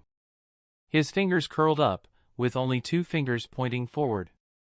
Hell stab! 2-finger Nukai! The powerful lightning release chakra made Tatsuma feel as though his body was being pierced before the attack even reached him, but he sensed it. Sayonara, oh damn it! At the moment of Flying Thunder God transfer, Tatsuma's body was engulfed by lightning. Chapter 247, Hiruzen's Counter for Hidden Cloud. ZZZ, the powerful thunder tore through the air and shattered the 2 remaining shadows. A stopped, turned around to look at the place where the 2 had been, his face expressing uncontrollable anger. He furiously scanned the surroundings, trying to find traces of the 2, but unfortunately, within the Valley of Clouds and Lightning, there was no sign of them left, only the recent sensation on his fingertips and a hint of blood, proving that they had been there. Boom! At that moment, a bolt of lightning descended, and amidst a burst of thunderlight, a half-human-sized jar slowly emerged. Seeing this jar, gritted his teeth and had no choice but to calm down. His hands reached into the thunderlight, ignoring the lightning, and directly retrieved the jar. This was the Kahaku no Johei, a trophy A had obtained from Kinkaku. It was also the container used to seal the Eight Tails before Blue Bee became the Jinchuriki. When the village learned of the Eight Tails' rampage in the Valley of Clouds and Lightning, I ordered preparations for the Heavenly Transfer Jutsu and Kahaku no Johei. If not for the new information that Konoha's Sakumo Hatake was involved, Kahaku no Johei would have arrived first. However, I was also relieved that he arrived first, otherwise, given Sakamoto Tatsuma's methods, if Kahaku no Johei had arrived first, it might have been directly taken away. Just thinking about that half-grown child made it grit his teeth. One day, he would make Sakamoto Tatsuma pay the price. Carrying Kahaku no Johei, I headed towards the mountain where the Eight Tails was located. Upon landing, he unleashed all his pent-up rage onto the Eight Tails. Even the fully transformed Eight Tails was no match for A, let alone the Eight Tails in its half-tailed beast form due to Tatsuma's interference with the seal. After venting his anger, I felt much better, and the Eight Tails was left in a sorry state. Both the Eight Tails and Blue Bee were sealed into Kahaku no Johei. Once he had vented his frustration, I looked at a Jonin from Hidden Cloud Village and asked, Nagar. The 3 people just now, one is Sakumo Hatake, one is Sakamoto Tatsuma. Who was the remaining person? The Hidden Cloud Jonin named Nagar thought for a moment and said, based on the level of coordination between those 2 A and BU, if one is Sakamoto Tatsuma, then the other should be Minato Namikaze. And from the appearance, it indeed matches this condition. Do you know their A and BU identities? I asked in a deep voice. Nagar nodded and replied, Sakamoto Tatsuma's A and BU code name should be Iksha, and Minato Namikaze should be L. This code name has been out of use for a long time, so it's uncertain if there has been a change. Put a top bounty on the 3 of them. At the same time, hold Konoha accountable. That old guy Sarutobi Hiruzen must give me an explanation. Upon hearing A's furious words, Nagar dared not say another word and just accepted the orders. After a moment, A added, order Team Furue to expedite the improvements on iron sealing. Anyone should be able to break the seal and cause the Eight Tails Jinchuriki to go on a rampage. What is this supposed to mean? Hearing this, Nagar swallowed nervously and said, "Sama, Team Furue is no more." "No more? They all died?" Seeing A's grim expression, Nagar cautiously nodded. Took a couple of heavy breaths and said, "Then arrange for others to handle it. I want to see results, no matter what." With that, I turned to look at the trembling Kahaku no Johei, slapped the jar, and said harshly, "Return Blue Bee's body. Otherwise, don't even think about getting out in the future."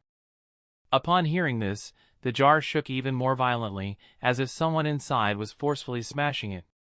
However, I paid no attention to this and began confirming the casualties with Nagar and the others.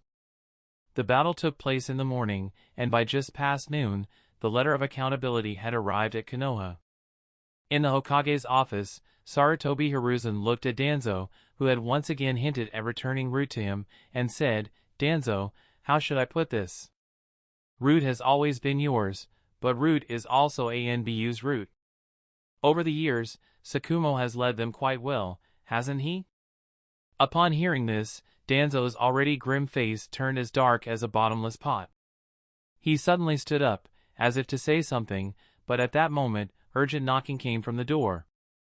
From the person's breathing and habitual movements, both men knew who it was. Danzo sat back down with a still unpleasant expression, while Sarutobi Hiruzen resumed his smile and said, "Shurikado, come in." The office door was pushed open, and Shurikado walked in holding a fax.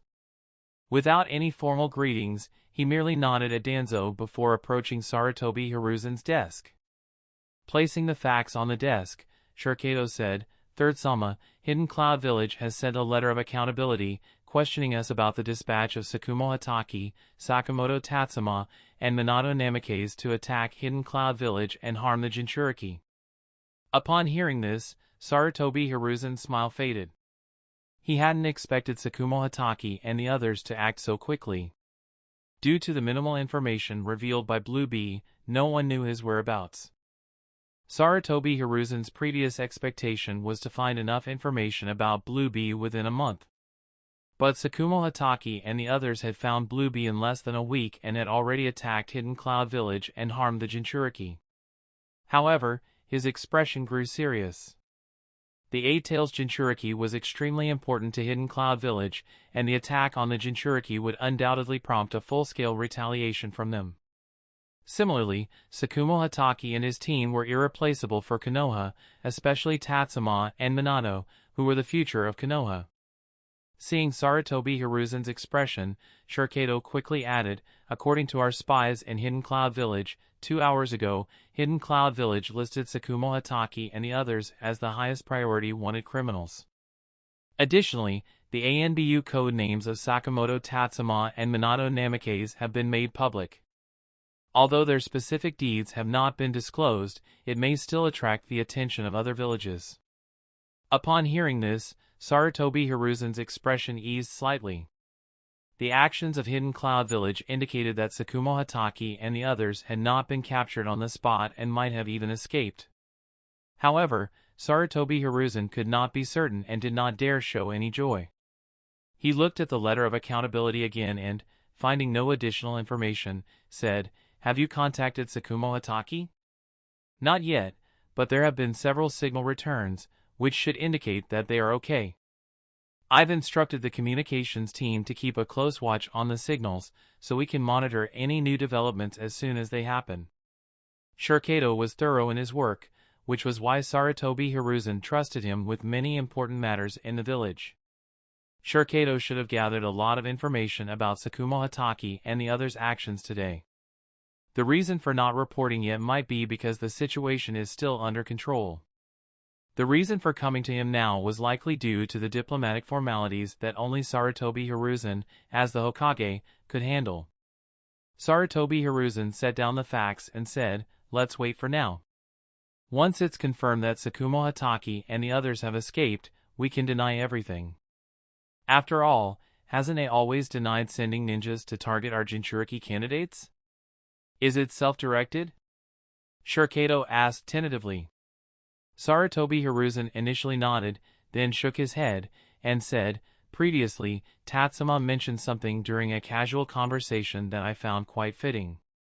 Let me think.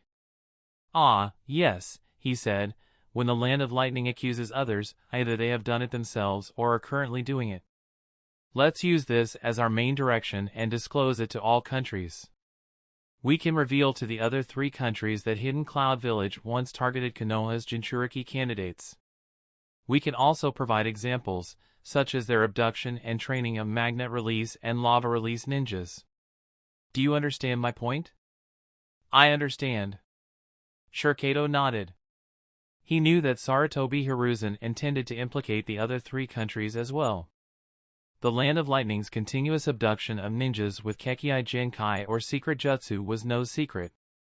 Some Kekkai Genkai ninjas from other villages were trained from childhood, or even from the womb, by Hidden Cloud Village. Even after learning the truth, they remained loyal to Hidden Cloud Village rather than their original villages. Such matters have long been questioned by other countries.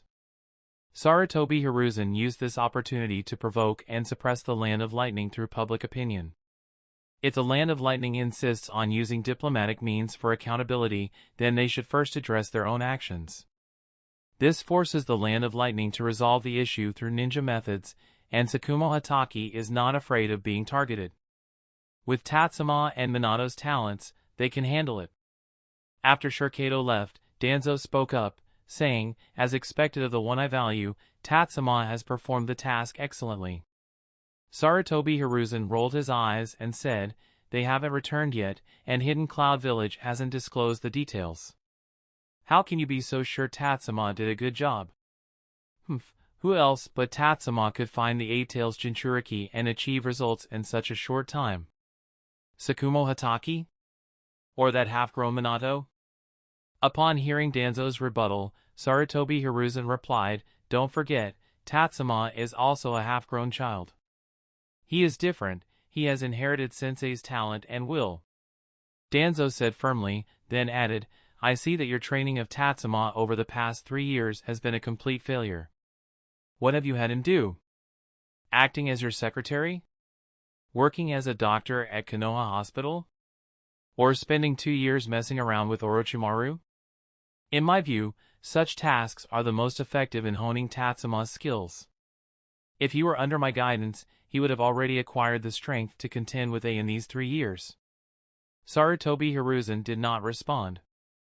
He also felt that Tatsuma's talents had been somewhat neglected over the past 3 years, or rather the past 2 years. However, the past was the past, and there was no point in dwelling on it now. Sarutobi Hiruzen pursed his lips and said, Danzo, do you really think so highly of him? Of course.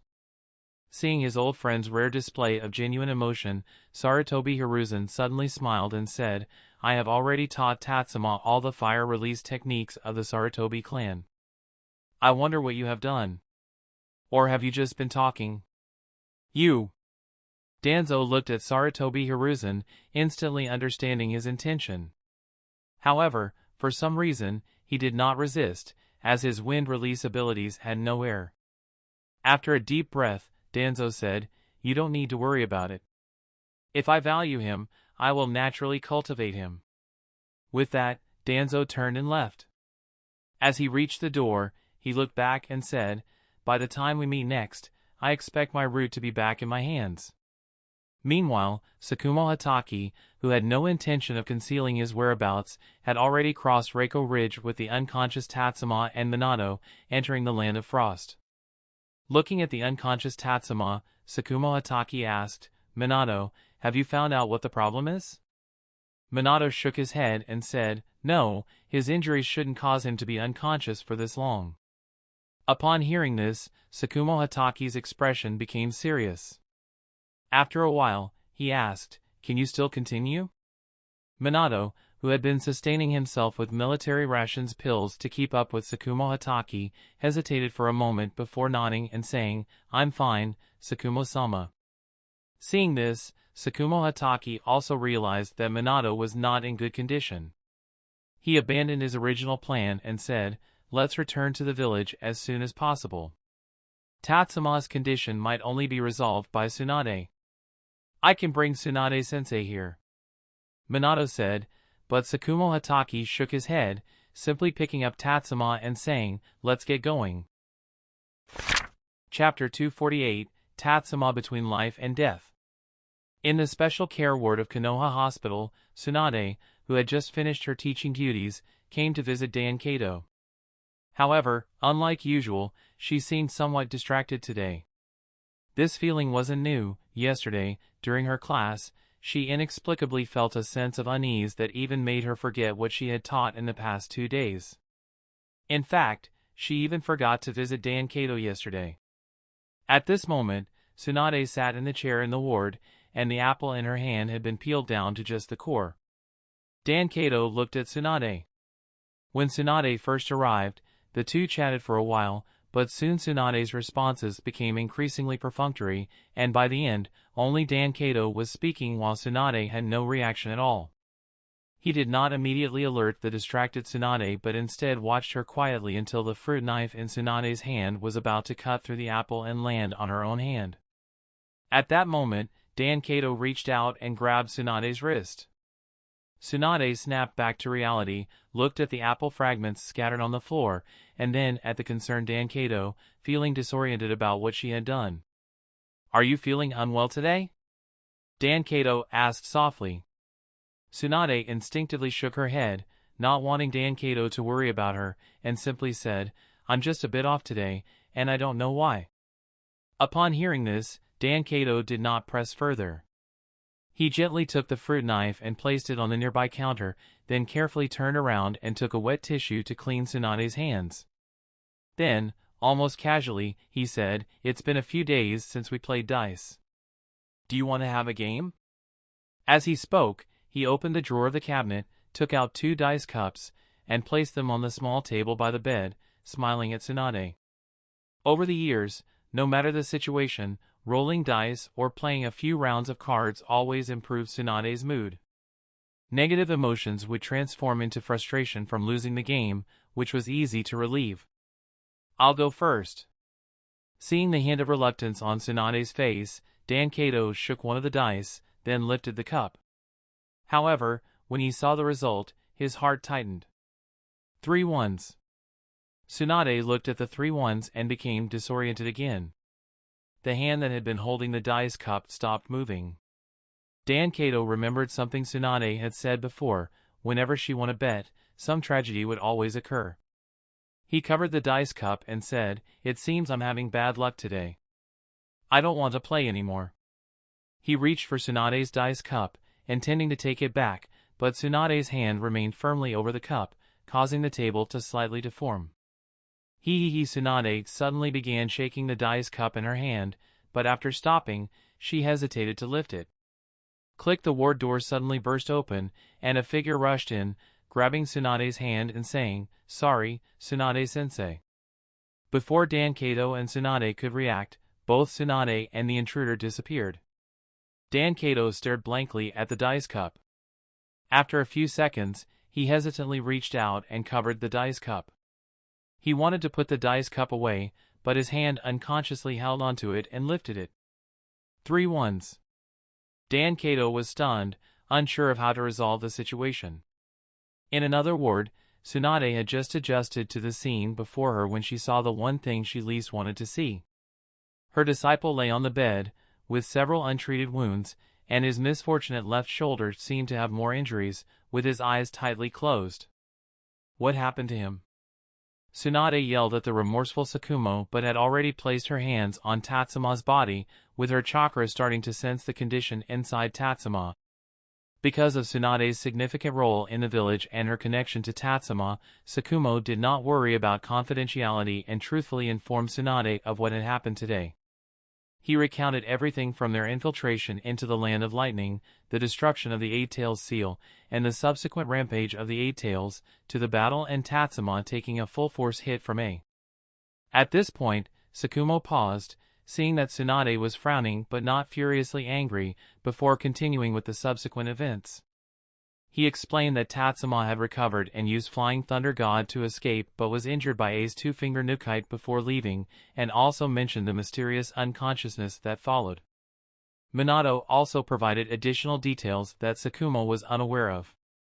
After hearing them out, Tsunade furrowed her brow tightly. Extreme chakra exhaustion twice was beyond what an ordinary body could withstand, even for Tatsuma. Tsunade looked at Tatsuma. His mask had been removed, but half of his forehead protector remained on his head. Tsunade yanked it off, and seeing the almost unchanged diamond-shaped mark, her brow was deeply furrowed. She couldn't understand how Tatsuma had survived under those conditions. Exhausting chakra completely should only lead to death, yet Tatsuma had used the technique called healing wound destruction to forcefully overdraw chakra twice. His body should not have been able to support such actions, but aside from being weak, Tatsuma showed no other reactions. After healing Tatsuma's external wounds, especially those on his left shoulder, Tsunade hooked him up with physiological saline and glucose, then said, "You should go rest as well. I need to find Orochimaru." "I'll go. It's the duty of this negligent squad captain," Sakumo said, stopping Tsunade and then leaving Konoha Hospital. Soon, Orochimaru, who had heard about Tatsuma's unconsciousness, arrived at the hospital as quickly as possible. At this point, Tatsuma had already received 2 4-bags, but Tsunade's grave expression showed no signs of easing. Orochimaru asked, "Has there been any improvement?" "No, both his heartbeat and breathing remain weak," Tsunade replied. Upon hearing this, Orochimaru also furrowed his brow and asked, "Can I draw blood?" After Tsunade gave way, Orochimaru retrieved some equipment from the nearby medical cabinet and drew blood from Tatsuma. He then turned and returned to his research room. After notifying Orochimaru, Sakumo went to the Hokage's office to report. Upon hearing that the mission was completed successfully but Tatsuma's condition was unknown, Hiruzen showed no sign of joy. Nodding, Hiruzen said to Sakumo, "You should go back and rest for now. I will ask Tsunade about the specific situation with Tatsuma." After leaving the Hokage building, Sakumo, feeling unsettled and exhausted, walked through the streets of Konoha. Passing by a park, he suddenly saw his son playing with other children. He recalled that before he left on the mission, he had asked Kakashi to play more with children his own age when he had the chance. Sakumo stopped, looking at the boy who seemed somewhat out of place among the other children. A faint smile appeared on his tired face. "Father!" Suddenly, Kakashi spotted Sakumo and waved to the others, saying, "Goodbye, I'm going back." "Goodbye." The other children waved back, albeit somewhat reluctantly. Kakashi looked at Obito, who had turned his head away because he had lost all day and had decided to ignore him. After a few seconds, seeing that Obito still wouldn't turn back, Kakashi decided to ignore him as well and turned to walk towards his father. "Father, you look unhappy." This was Kakashi's first time walking home with his father. He observed his father's expression and said cautiously, Sakumo did not hide much and nodded. Kakashi, feeling anxious, asked, "Did the mission fail?" "I heard that failing a ninja mission results in punishment." "No, even if a mission fails, the village won't impose punishment." Sakumo ruffled Kakashi's head and said, "Don't worry. Dad's mission was completed, but I wasn't able to protect my team well, and the team members got hurt." Upon hearing this, Kakashi, who had just breathed a sigh of relief, became tense again and asked, "Is it Brother Minato? Or Brother Tatsuma?" Sakumo Hatake didn't answer.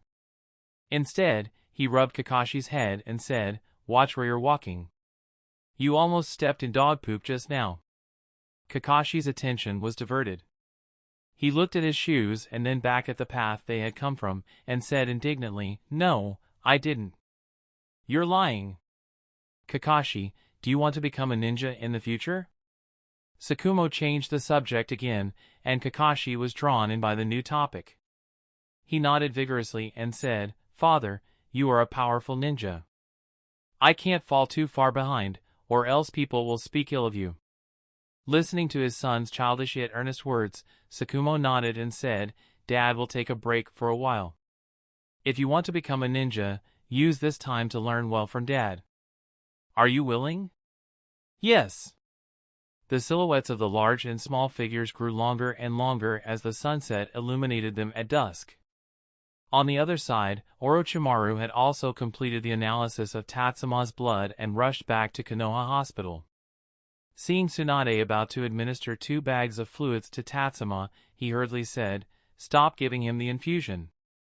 "What's wrong?" Tsunade put down the glucose and saline, took the report from Orochimaru, and began to read it. However, she couldn't understand the values at all. She had never seen such blood test data before. Orochimaru explained, the activity of Tatsuma's body cells is already far below the standard for normal people. Even some dying individuals are not as weak as he is. Moreover, his immune system is on high alert to an unprecedented degree. Except for his own tissues, no other substances can circulate in his body without reacting with his own tissues. The glucose and saline you are administering cannot pass through the capillary cell membranes to be absorbed by the body. They are just staying in Tatsuma's blood vessels, and continuing the infusion will only place a greater burden on his blood vessels. Then what should we do? The knowledge Orochimaru spoke of seemed to be medical, but it was vastly different from what Tsunade had learned. In her panic, she didn't know how to respond. Orochimaru also frowned tightly and said, "Besides waiting, there's only one method." "What method?" "To restore the activity of his body cells by injecting the active cells isolated and refined from Hashirama cells." Upon hearing this method, Tsunade decisively shook her head and said, "No, it's not feasible at all." "Have you forgotten why the wood release experiments were shut down?" Officially, the wood release experiments were shut down because the subjects injected with Hashirama cells experienced uncontrollable adverse reactions and died. Even though these experiments weren't conducted by Orochimaru, Tsunade was now very resistant to the idea of Hashirama cells. She couldn't possibly let her disciple be injected with something that hadn't been proven feasible. Hearing Tsunade's outright refusal, Orochimaru said somewhat displeased, "Do you have a better method then?" Faced with Orochimaru's question, Tsunade was stunned. At that moment, she couldn't think of any way to treat Tatsuma.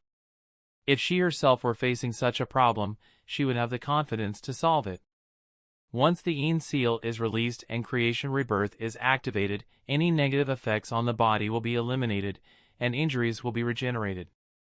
However, this technique cannot be performed on others, even though Tatsuma also has the Yin seal. After a while, Tsunade gritted her teeth and said, "I will take him to Shikatsu Forest." Chapter 249, Slug Sage's Suggestion. When Tsunade mentioned Shikatsu Forest, Orochimaru also fell silent. He was unsure whether Shikatsu Forest could cure Tatsuma, but in terms of possibility, Shikatsu Forest undoubtedly offers a higher chance compared to other places. After all, each slug clone from Shikatsu Forest can, in a sense, be compared to a medical ninja, and in some cases, may even be more valuable than a medical ninja.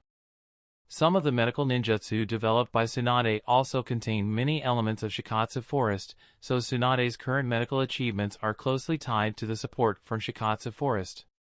Seeing that Orochimaru did not object, Tsunade began to take action, removing the syringe from Tatsuma's hand and various patches used for testing. "Do I need to make any second preparations?" It wasn't until everything connected to Tatsuma was removed that Orochimaru asked hoarsely. Tsunade paused for a moment upon hearing this, then chose to nod and said, "Yes."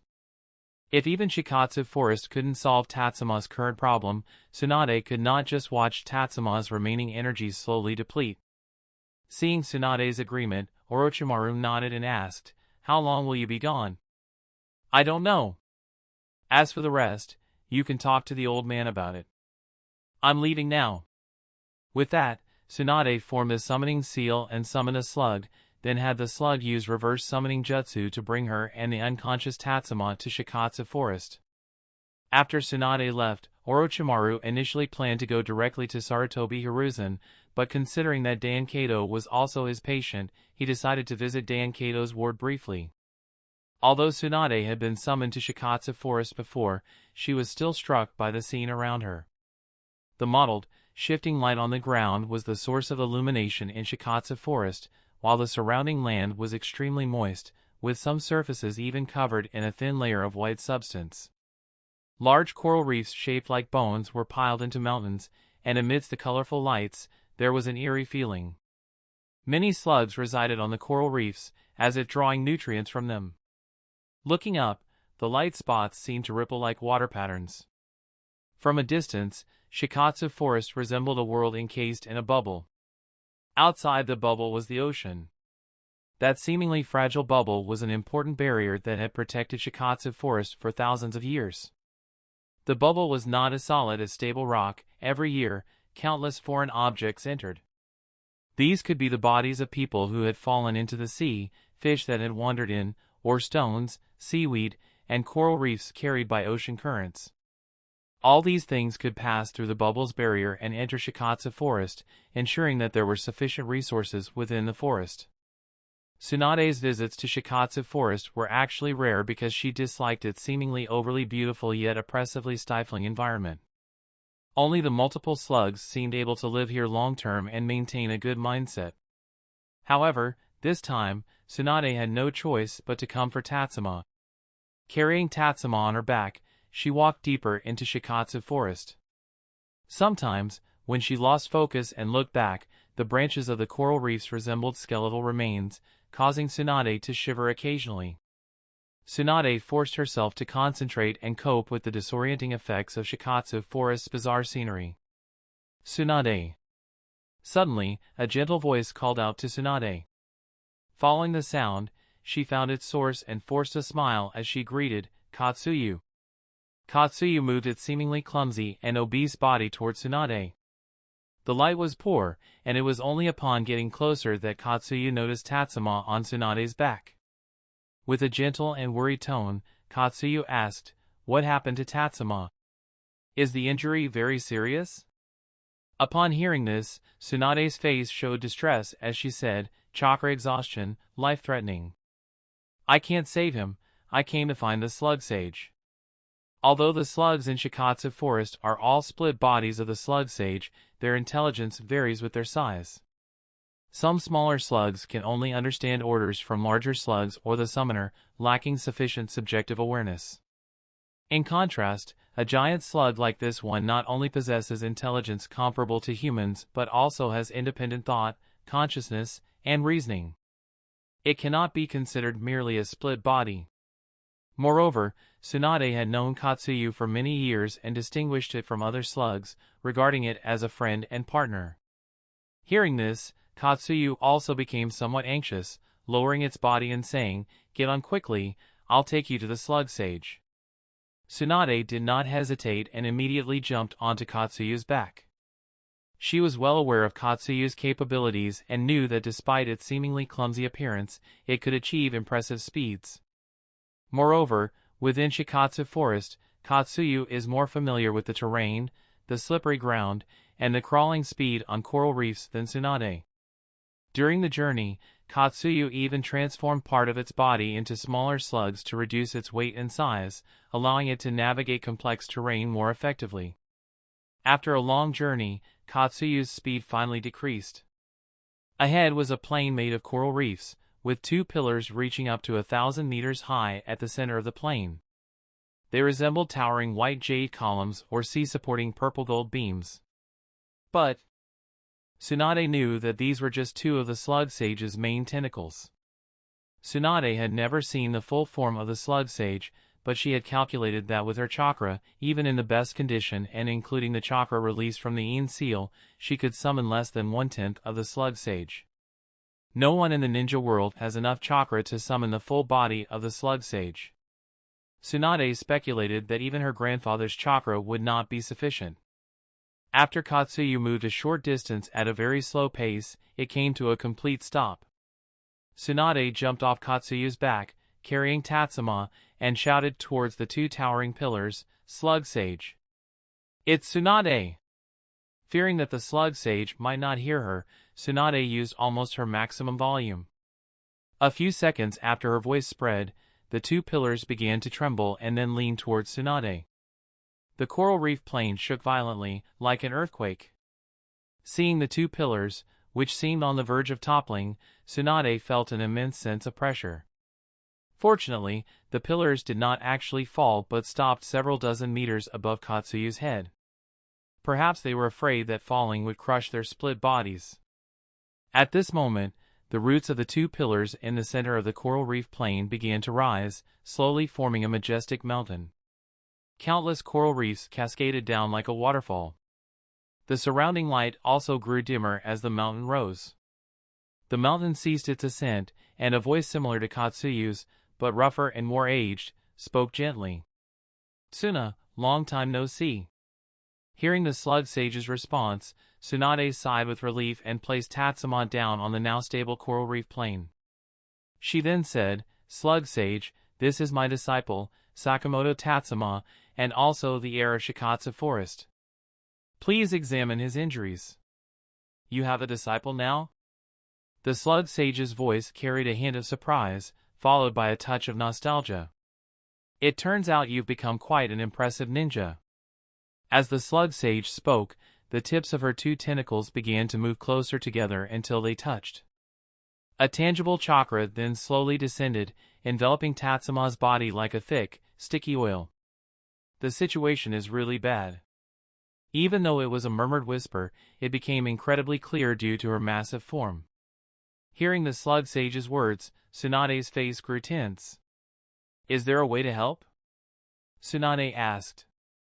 The slug sage did not answer immediately. The chakra enveloping Tatsuma continued to flow, seemingly trying something. After a while, the slug sage said, "Medicine, food, and chakra are all ineffective for him now." Upon hearing this, Tsunade nodded. The slug sage's assessment was the same as Orochimaru's, but her expression grew more serious as she feared even the slug sage might be powerless. After a further period of silence, the slug sage said, "Whether it's medicine, food, or chakra, the concentration of energy is insufficient to awaken his body's vitality. There is only one way."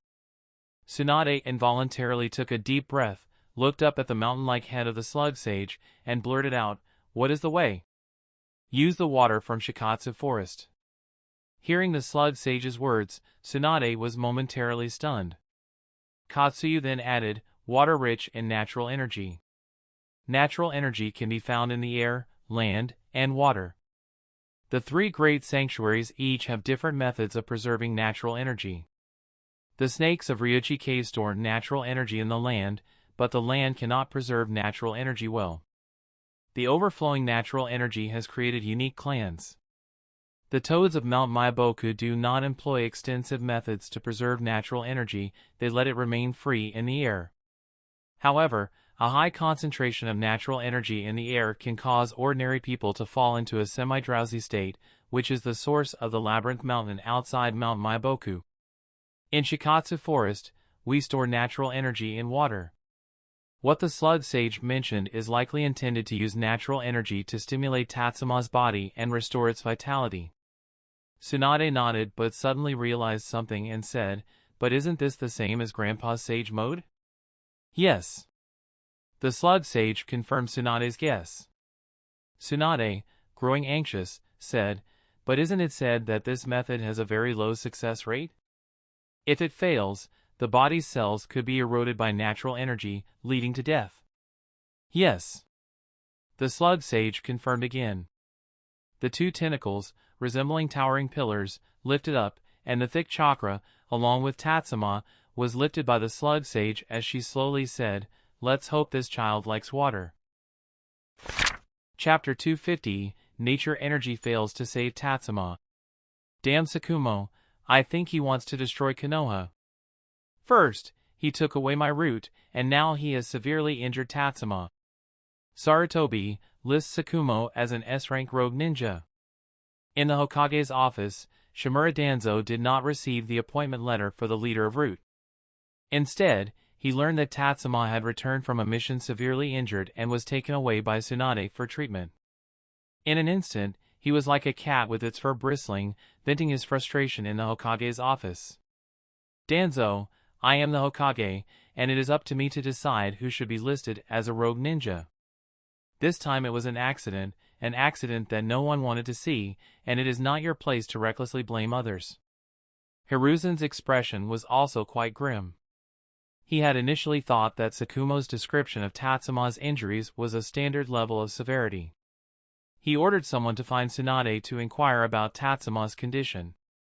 However, Tsunade could not be found, and it was only when he went to Orochimaru that he learned Tatsuma's injuries were far more serious than imagined. Even Tsunade and Orochimaru were at a loss for how to handle the situation and could only take him to Shikatsu Forest for help. Upon learning this, Hiruzen, already quite troubled, called Danzo with the intention of asking if he had any solutions. However, Danzo arrived and immediately began venting his emotions, which only made Hiruzen more frustrated. Danzo, having been yelled at by Hiruzen, managed to calm down somewhat but still insisted, "An accident? I think Sakumo did it on purpose. Just look at what he has done over the years. He plotted to take away my root and stationed root members outside for extended periods, causing a decrease in their numbers. That was all the result of my and the village's hard work. Now he's harmed Tatsuma so severely. Tatsuma is the future of the village. He's just a young kid, and what did Sakumo send him to do? Going to fight the Eight Tails and the Raikage. Is that what Tatsuma should be doing? He's just trying to destroy the village's future." Seeing Danzo repeat his viewpoint, Hiruzen's irritation grew. He said, "It was I who assigned Tatsuma to the Land of Lightning. According to your logic, does that mean I am also trying to destroy Konoha's future?" "Humph." Danzo snorted and fell silent.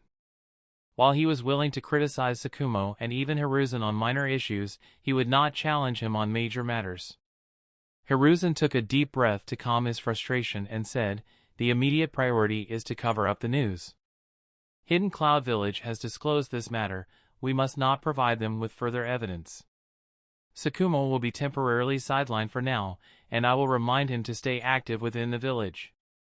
I have also halted Jiraiya's travel plans and will have him and Minato make more public appearances.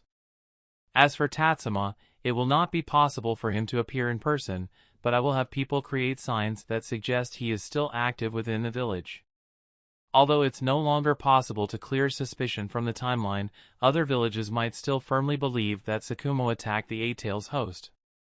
But if the culprit remains so active after the crime, it will be the Hidden Cloud Village that is embarrassed."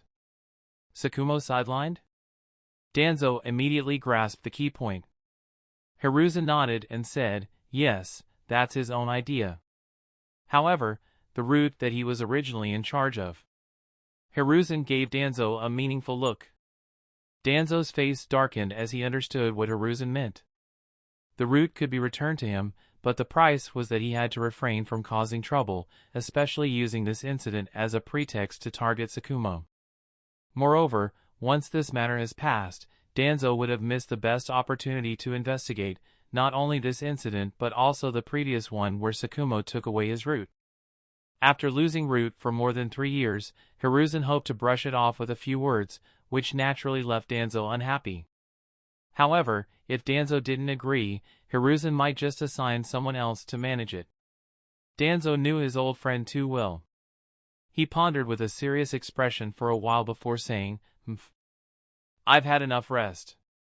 It's time for me to fully focus on reorganizing Root and turn it back into Konoha's blade in the shadows." This could be considered an agreement. He would dedicate all his energy to Root, and thus wouldn't have the time or inclination to target Sakumo. Although if he wanted to, he could still find time and effort for it. This was a transaction, and Danzo wouldn't go back on his word so soon after regaining Root. Hiruzen, who was also familiar with Danzo, understood this. He nodded and said, "That's the best outcome."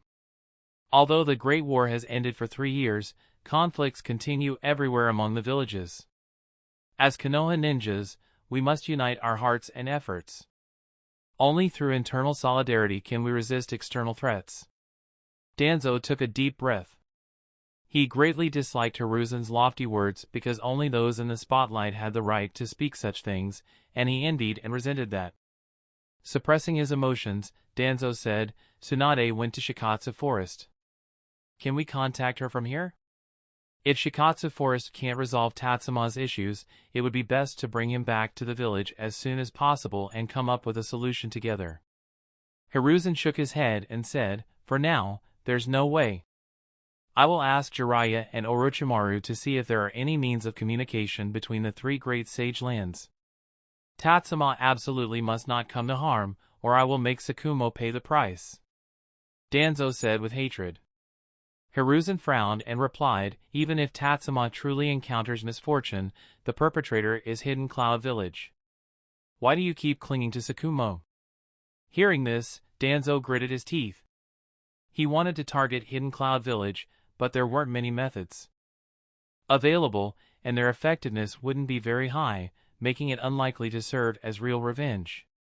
However, if Tatsuma did come to harm, his anger would need to be directed somewhere. Danzo did not respond and left with a flick of his sleeve.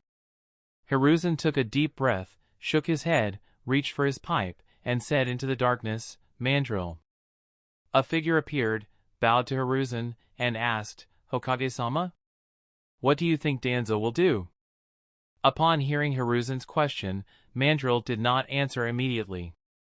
After a moment, he said, "Although I cannot speak for Elder Danzo, based on my past experience, Elder Danzo will not stop here. He is likely to attack Sakumo through public opinion, especially now that Tatsuma's identity has been revealed. Some Senju clan members who take pride in their heritage might be swayed. With both Tsunade and Tatsuma absent, no one can stop those discussions." Hiruzen nodded and said, "Have your people keep a close watch. If Danzo makes any moves, make sure to inform me immediately." "Yes, Hokage-sama." Mandrill was about to leave when Hiruzen raised his hand. Seeing this, Mandrill stopped and looked back at Hiruzen. Hiruzen said, "How are the arrangements for the ANBU retirement proceeding?" I've already contacted Master Shinosuke. His talent is quite good, and he will surely become an outstanding ANBU in the future, helping the village develop." Hearing this, Hiruzen's expression darkened. Mandrill had been with him for many years and was willing to speak truths that others would avoid. For example, his evaluation of Hiruzen's son. If it were someone else, they would not dare to speak as candidly as Mandrill. They would say flattering things about his son to please the Hokage. Even though he knew Mandrill's evaluation was honest and objective, Hiruzen was still deeply disappointed and regretful to hear that his son was merely seen as an aide. Hiruzen knew that while his son's talent was decent, it could not compare to that of Tatsuma, who was several years older, or even Minato. He had heard that the 4-year-old child of Sakumo could already use ninjutsu and had even started learning real ninja skills from Sakumo. Hiruzen tried to convince himself that his son might be a late bloomer, but any person with extraordinary talent would inevitably show remarkable traits from a young age. These traits might not necessarily be in terms of strength, but could manifest in vision, thinking, social skills, or strategy. Unfortunately, his eldest son did not meet these criteria. Even possessing one of these traits would have led Hiruzen to attempt to nurture his eldest son, but he had none. Meanwhile, within the village, there was a child who had all of them. Perhaps, as Danzo said, Tatsuma is indeed the future of the village. With a sense of reflection, Hiruzen smiled gently. The burden he had been carrying seemed to have been lifted, and he looked at Mandrill with a smile and said, "Mandrill, I am entrusting Shinosuke to you. I hope you can teach him well and help him become a ninja who benefits the village." Mandrill, who had been somewhat apprehensive, nodded firmly upon hearing Hiruzen's words and said, "I will not fail the mission."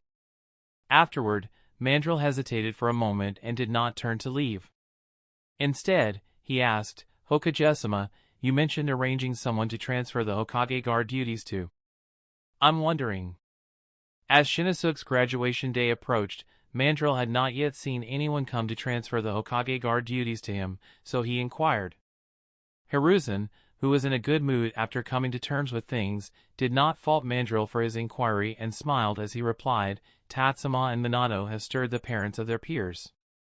Recently, my home has been visited daily by those hoping the village would strengthen its supervision over their children.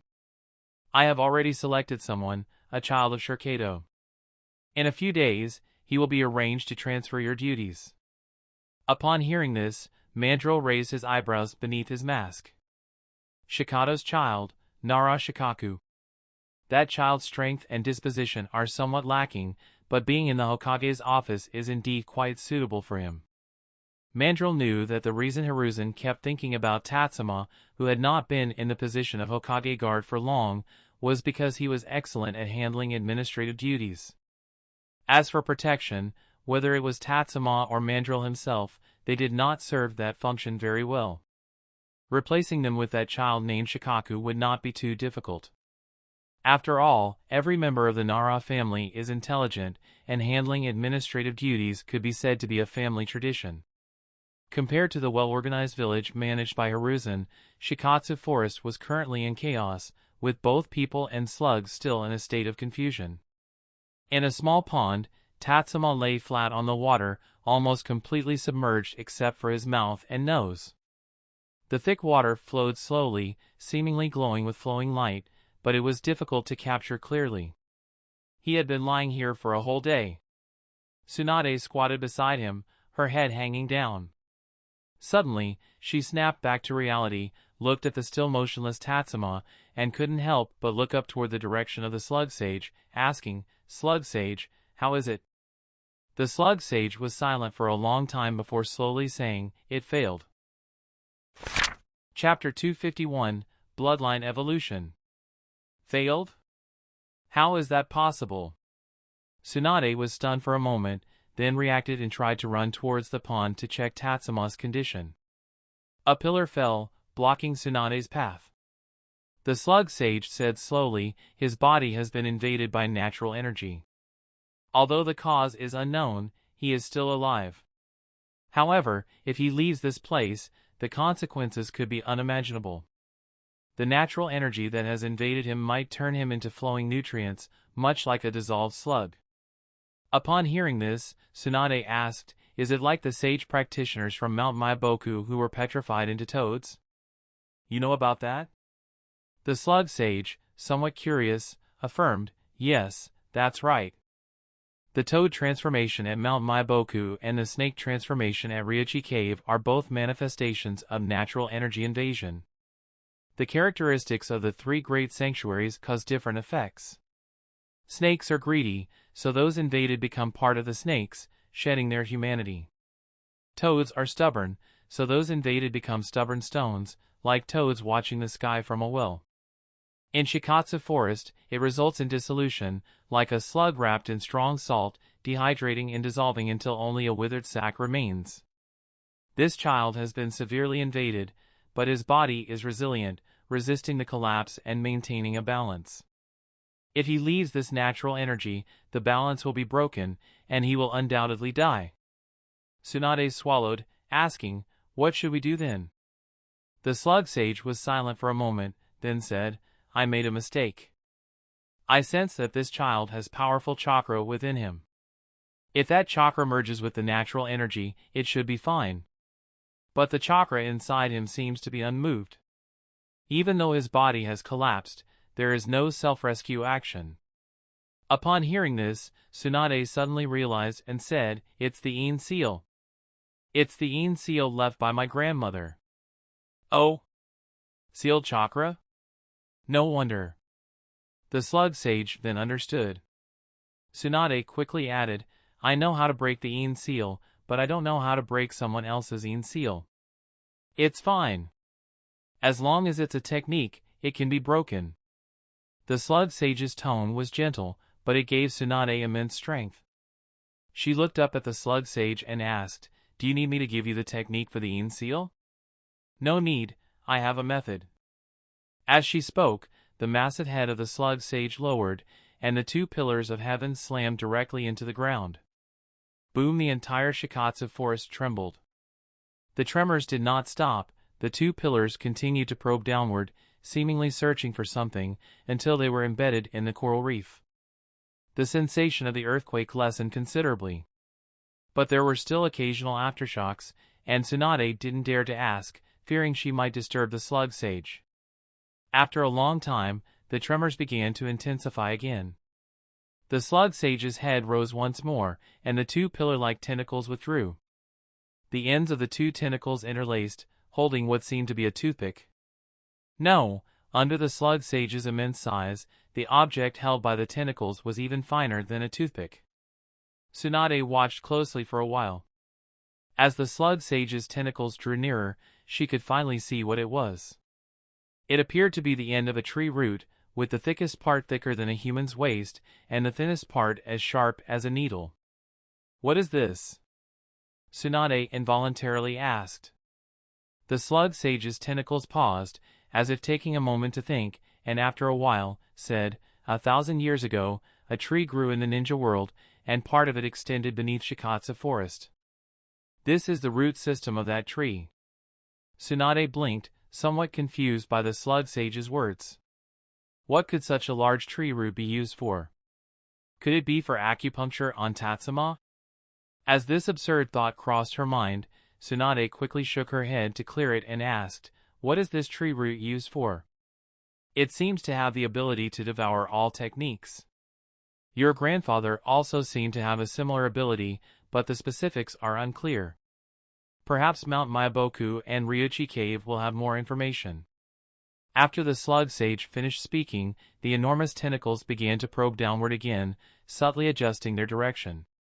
The tip of the tree root was directed towards Tatsuma. As it slowly descended, Tsunade's mouth fell open. Is this really going to be used as such a large needle for Tatsuma's acupuncture? Where is the Ine seal located? The slug sage asked. Tsunade instinctively pointed to her forehead. Immediately, the slug sage's tentacles moved again, and the tip of the tree root pierced into the diamond-shaped seal on Tatsuma's forehead. The tree root was so hard that it could easily penetrate the skull without any deformation, but at this depth, Tsunade swallowed. This could surely muddle a person's brain, right? However, she knew not to disturb those performing the operation. Neither the doctor nor the patient should be interrupted. As time passed, Tsunade's breathing grew shorter, her eyes fixed on Tatsuma. Suddenly, a black technique appeared on Tatsuma's forehead. The slug sage then withdrew the tree root. Tsunade wasn't sure if it was her imagination, but she felt that the tree root seemed to have become more vibrant. Before Tsunade could ponder this, the technique on Tatsuma's forehead had fully unfolded. The powerful chakra, so intense that even Tsunade found it incredible, continuously surged from the blood-colored cavity on Tatsuma's forehead. The orange-red chakra instantly enveloped Tatsuma, who was lying in the water. More and more chakra poured out from the blood hole, condensing into a figure above. Tatsuma. Seeing the familiar yet strange figure, Tsunade couldn't help but take a couple of steps forward and blurted out, "Grandmother?" The figure formed by the chakra had red hair styled in two buns, with talismans hanging from them. Her young, beautiful face was marked by a rare aura of heroism.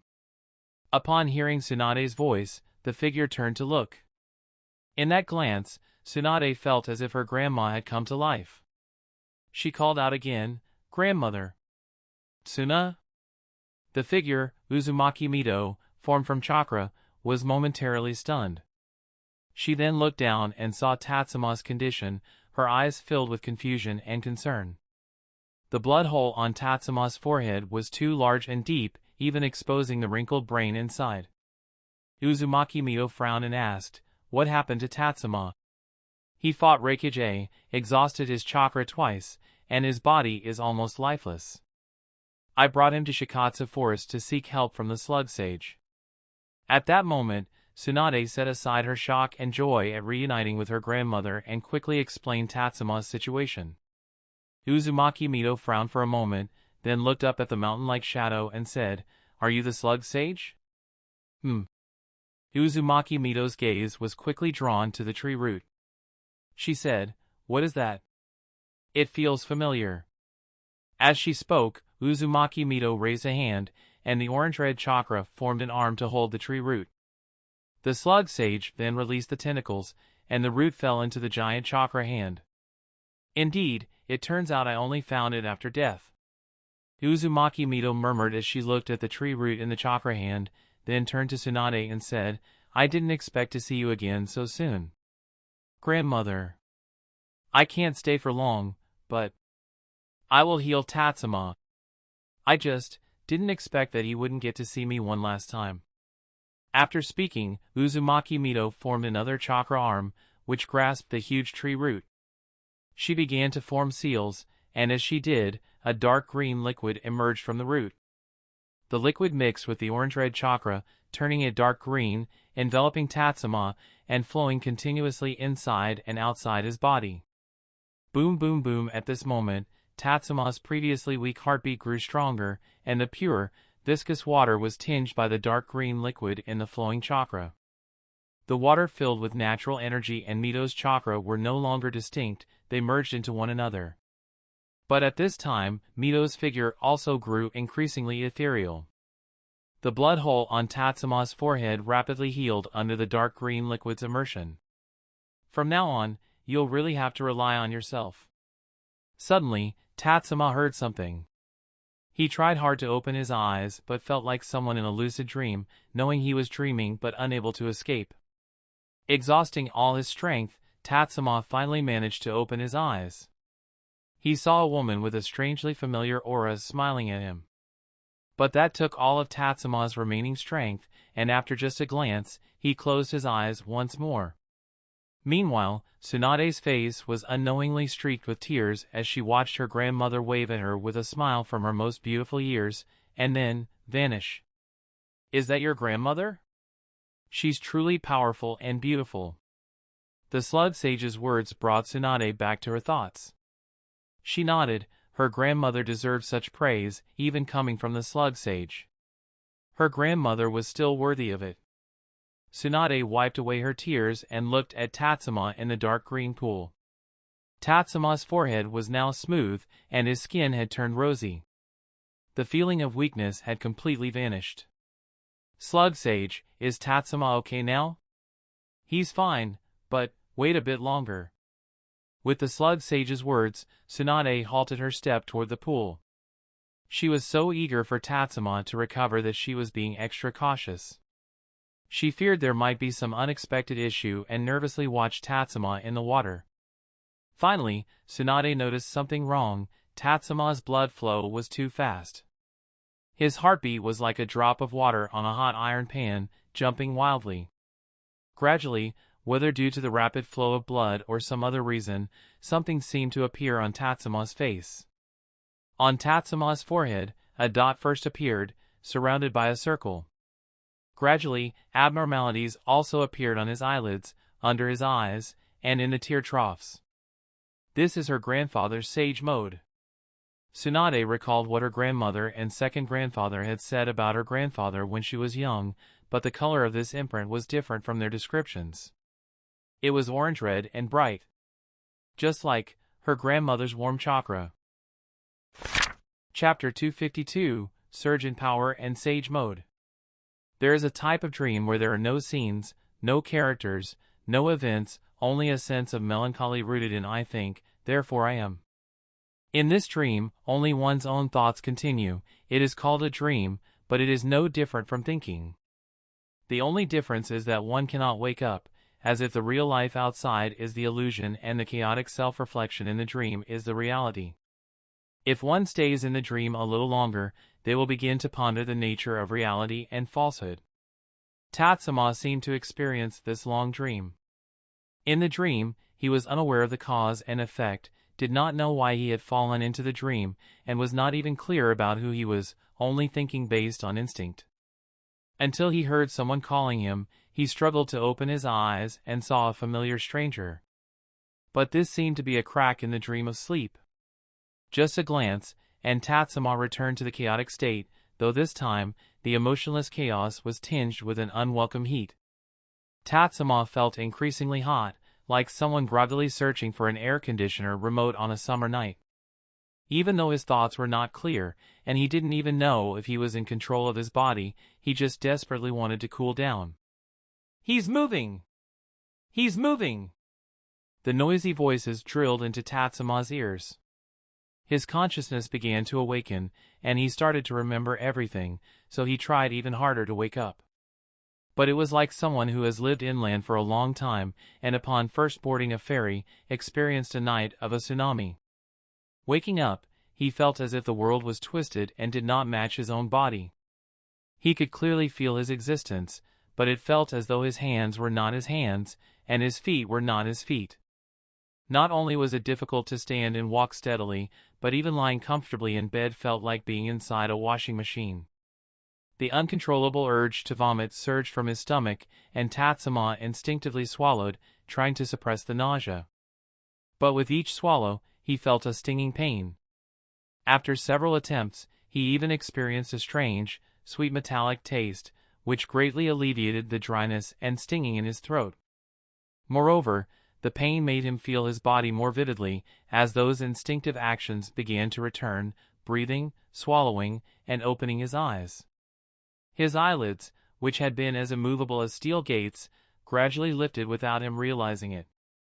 Various light spots entered his vision, but it was as though they were obscured by frosted glass, making them unclear.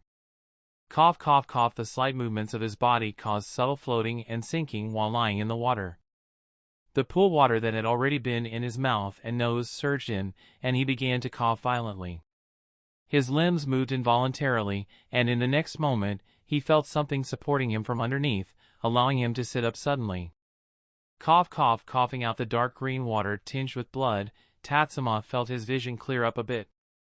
The buzzing sound that had been like an alarm in his ears also stopped, and everything around him became exceptionally quiet. He could even hear a worried breathing sound and, surprisingly, he could sense the emotion from it. Tatsuma turned his head and saw the owner of the breathing sound speak. "Tatsuma, are you okay? Sensei?" The faint light made it hard for Tatsuma to clearly see the person, but he deduced it was his sensei. In the next moment, the person moved closer, stepping into the pool of water he was in, causing her feet to be drenched. The face became clearer, and it was indeed his sensei, Tsunade. Tsunade looked at the dazed Tatsuma with concern and reached out, wanting to touch his forehead to check his temperature. However, her hand was particularly careful, only lightly brushing the orange-red mark on his skin. On his forehead, eyelids, and under his eyes, her actions puzzled Tatsuma. He reached up to touch his own face and asked, "Sensei, what's wrong?" Tsunade, listening to Tatsuma's words with less confusion and observing his eyes gradually regaining their usual light, asked, "Do you feel anything unusual about your body?" "My body?" Tatsuma clenched his fist. The sensation of strength made him uncertain if it was just a post-coma illusion, but he quickly determined it was not.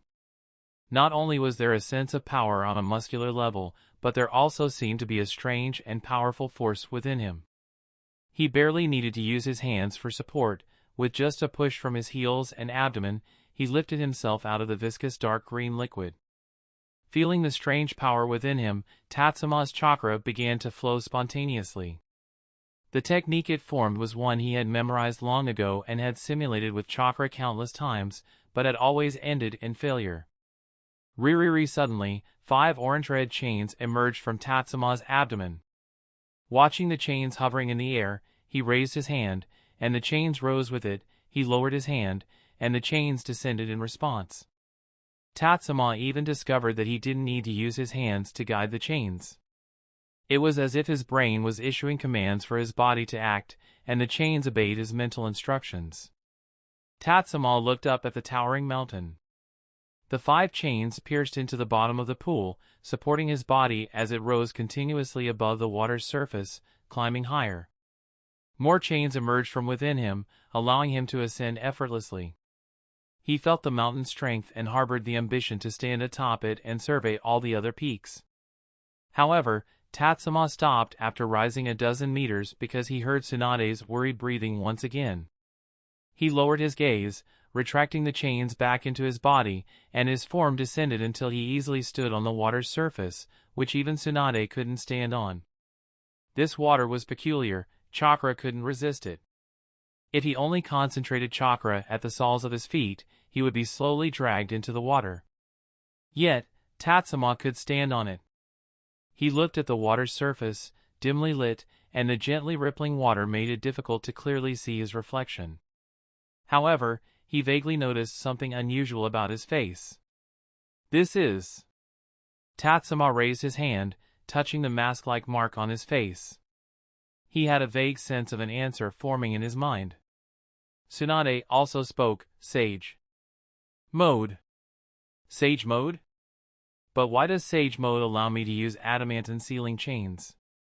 The 5 chains, now removed from the pool, gathered in front of Tatsuma. He observed them with great confusion. That is a Sage Mode formed by combining the natural energy of Shikatsu Forest, Uzumaki Mito's chakra, and the power of trees, all contained within your body. Your body now is no longer the body you had before. When these powers mixed and achieved balance, your body was transformed to adapt to this power. A voice came from the towering mountain. Tatsuma looked but saw no one. Tsunade hurriedly explained, that is the Slug Sage, the ancestor of Shikatsu Forest. The mountain is her head. Tatsuma looked at the towering mountain, and for a moment, it was as if an extra eye had appeared in his mind, instantly revealing the part of the mountain that was exposed above the ground.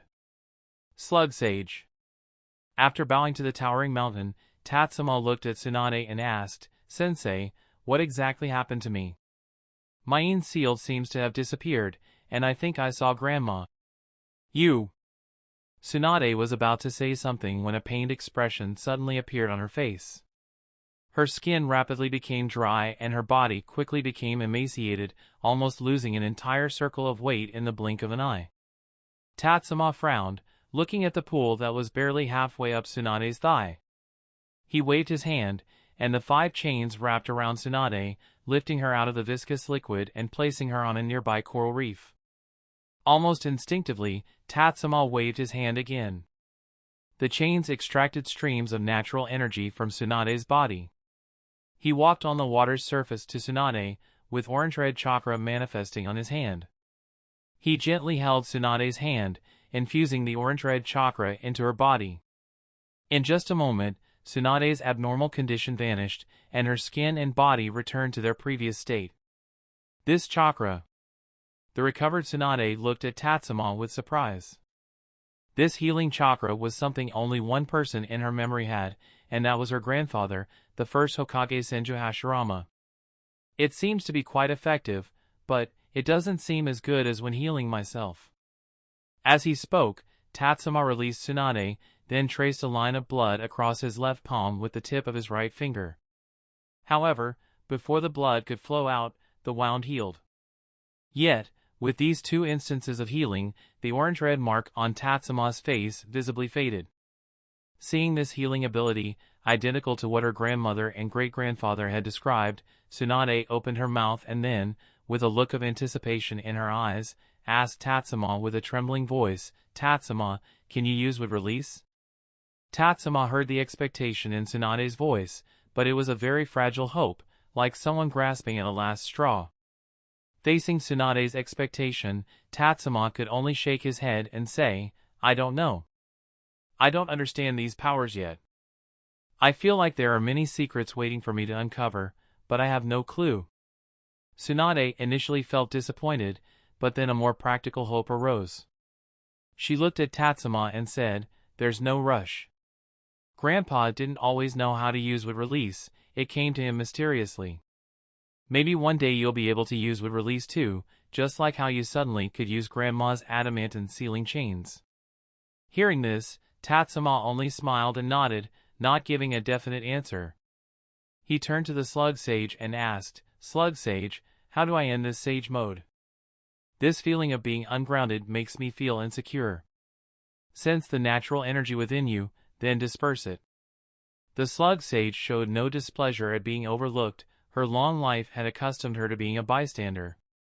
After hearing this, Tatsuma brought his hands together, sensing the evenly mixed energy within him, which also contained various chakras. Finally, he found an energy similar to the natural energy he had just dispersed from Tsunade's body. This energy was transported to various points in his body. Using the 8 trigrams gentle fist techniques learned from the Hyuga clan, Tatsuma expelled the natural energy from his body. The orange-red mark on his face quickly faded, and the 5 chains suddenly shattered and vanished into the air. Furthermore, the sensation of reading emotions through various expressions, even just breathing or heartbeat, also disappeared. His sensing ability was continuously diminishing. The light, floating feeling of sage mode disappeared, and Tatsuma could clearly feel his power gradually decreasing, but the sense of groundedness in his heart was gradually returning. He focused his thoughts and summoned the system, and at a glance, his pupils seemed to shake like an earthquake. Chapter 253, Shocking Panel Update.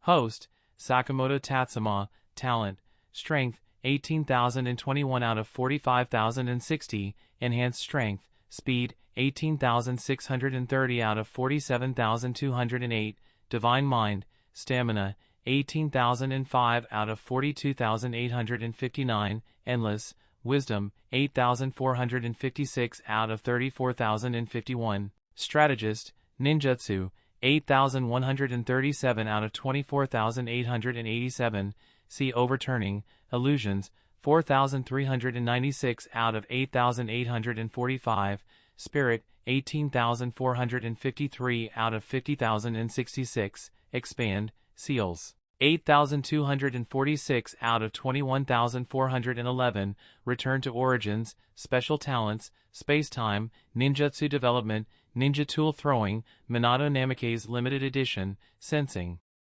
Seals, Kushina Uzumaki Limited Edition 75%, Cursed Seal, 60% Limited Talent, Shuriyakusha.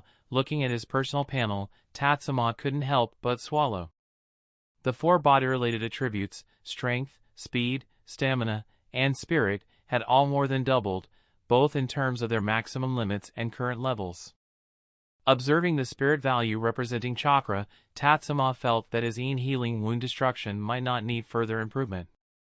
With this amount of chakra, as long as he wasn't killed in one hit, he should be able to recover. However, this feeling was fleeting in Tatsuma's mind. After all, he knew that the amount of chakra wasn't fixed. In battle, chakra is consumed, and even those with abundant chakra could be depleted due to the intensity of the fight and the passage of time. What astonished Tatsuma even more was that in the few seconds he focused on his personal panel, his 4 body-related attributes had all shown slight increases in their talent limits. This incident has ongoing repercussions, and Tatsuma has come to his senses. He needs to understand what happened during his unconsciousness and why his body has undergone such significant changes. At the same time, he is curious about how much his 4 body-related attribute limits will increase after this experience. He looked at Tsunade and said, "Sensei, our conversation was interrupted earlier. Can you tell me again what happened while I was unconscious?" Tsunade isn't too puzzled by Tatsuma's distraction. After all, it's normal for someone returning from sage mode, and Tsunade also felt that Tatsuma's sudden change in power could cause such distractions. This needs to start from. Tsunade describes the situation somewhat chaotically. With the relaxation of her mood and the lack of urgency, her ability to organize her thoughts has returned to a normal level. The events of the past few days were recounted by Tsunade in a disorganized manner, and someone else might find it difficult to piece together the story. But Tatsuma, who has studied with Tsunade for many years, knows his sensei very well. From Tsunade's words, he was able to piece together his own experiences. At the same time, he felt a wave of fear. In fact, the first blow he took from Ace should have been a fatal one. If it hadn't been for the accidental fall into the water, he might not have survived. He didn't understand why he made such a reckless decision. In that state of extreme chakra depletion, instead of focusing on recovering, he chose to re-enter the battle as soon as he regained a bit of chakra. He then underestimated A's speed, was hit by A's 2-finger nukite, causing a second depletion of chakra. This time, he wasn't lucky enough to fall into the water.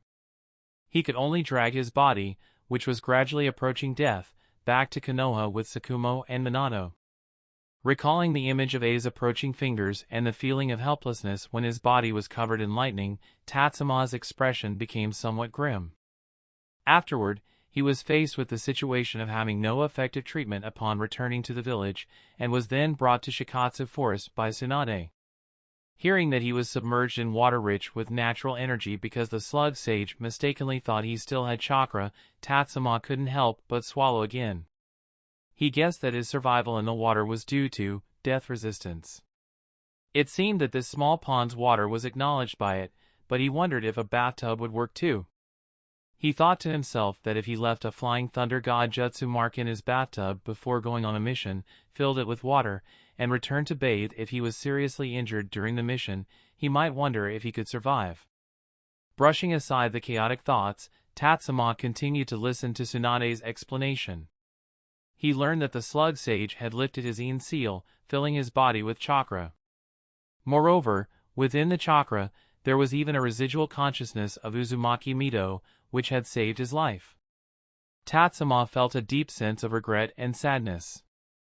He thought that perhaps Mito's original intention was to leave the chakra to celebrate his success, but it was used up too soon. He never had the chance to see Mito for the last time or to have a final conversation. Tatsuma touched his now smooth forehead, hiding his sadness once more.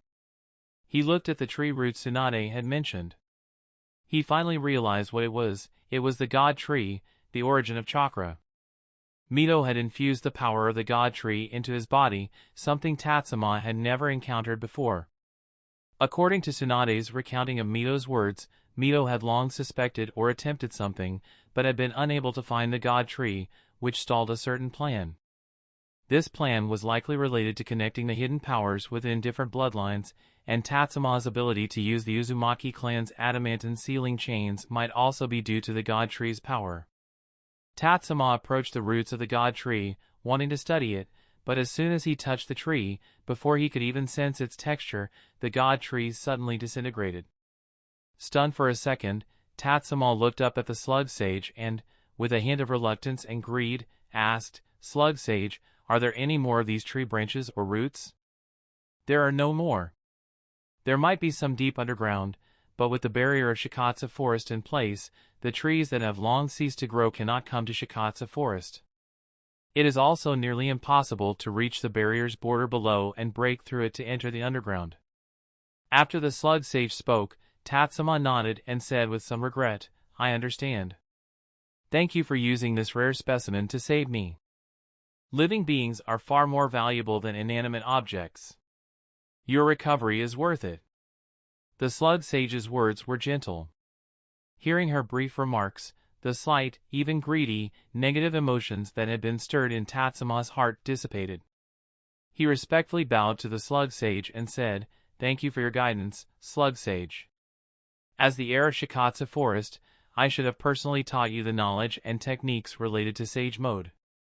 However, any actions I take would have too great an impact on Shikatsu forest. Please forgive me for not being able to teach you personally. Instead, I will have other slugs assist you. Don't worry. I can feel that with my current chakra, there's still much to improve before I can truly master sage mode. The previous entry into sage mode was also reliant on the support of my elders. With my own chakra, even if I were to enter sage mode again, I would quickly deplete the natural energy and chakra, thus exiting sage mode. Furthermore, if chakra is insufficient, adjusting during the process would be even more challenging. There's no rush." Tatsuma shook his head. Although his chakra had doubled, it still fell far short compared to the terrifying chakra consumption in sage mode. Hearing this, the slug sage replied, "You're not arrogant or impatient, you're well suited to be a medic." "Exactly. Otherwise, I wouldn't have made him my disciple," Tsunade said proudly as she put her arm around Tatsuma. Tatsuma's smile was a bit awkward, as he had previously emphasized that he was not a medical ninja. Katsuyu has been with Tsunade for many years and is an important assistant to her. Although you can summon Katsuyu as well, there might be conflicts in certain situations. I'll recommend another slug to you." As the slug sage spoke, her two massive antennae touched, seemingly signaling something. Soon, another slug of comparable size to Katsuyu crawled over. "Slug sage." This slug also lifted its head and greeted the slug sage, indicating that it was another slug with intelligence on par with an ordinary person. "Tatsuma. That's your name, right? The slug sage asked, and Tatsuma nodded, replying, I am Tatsuma, Sakamoto Tatsuma. All right, Tatsuma. This is Shoku, one of my longtime split bodies. Are you willing to become her summoner? Tatsuma noticed the slug sage's choice of words and smiled at Shoku, saying, Shoku, are you willing to fight alongside me? Of course. As she spoke, Shoku adjusted her position, lowered her head, and extended her two antennae towards Tatsuma. Tatsuma also reached out and stroked the antennae. Having interacted with Katsuyu before, Tatsuma was accustomed to the slippery texture of a slug's surface and felt no discomfort.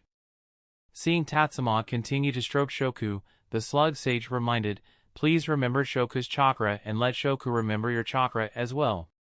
Prompted by the slug sage, Tatsuma focused on the task at hand. He gathered chakra in his hand, and Shoku did the same, completing the exchange of chakra and remembering each other's chakra characteristics. The slug sage continued, I won't disturb you further. After years of inactivity, I am a bit tired.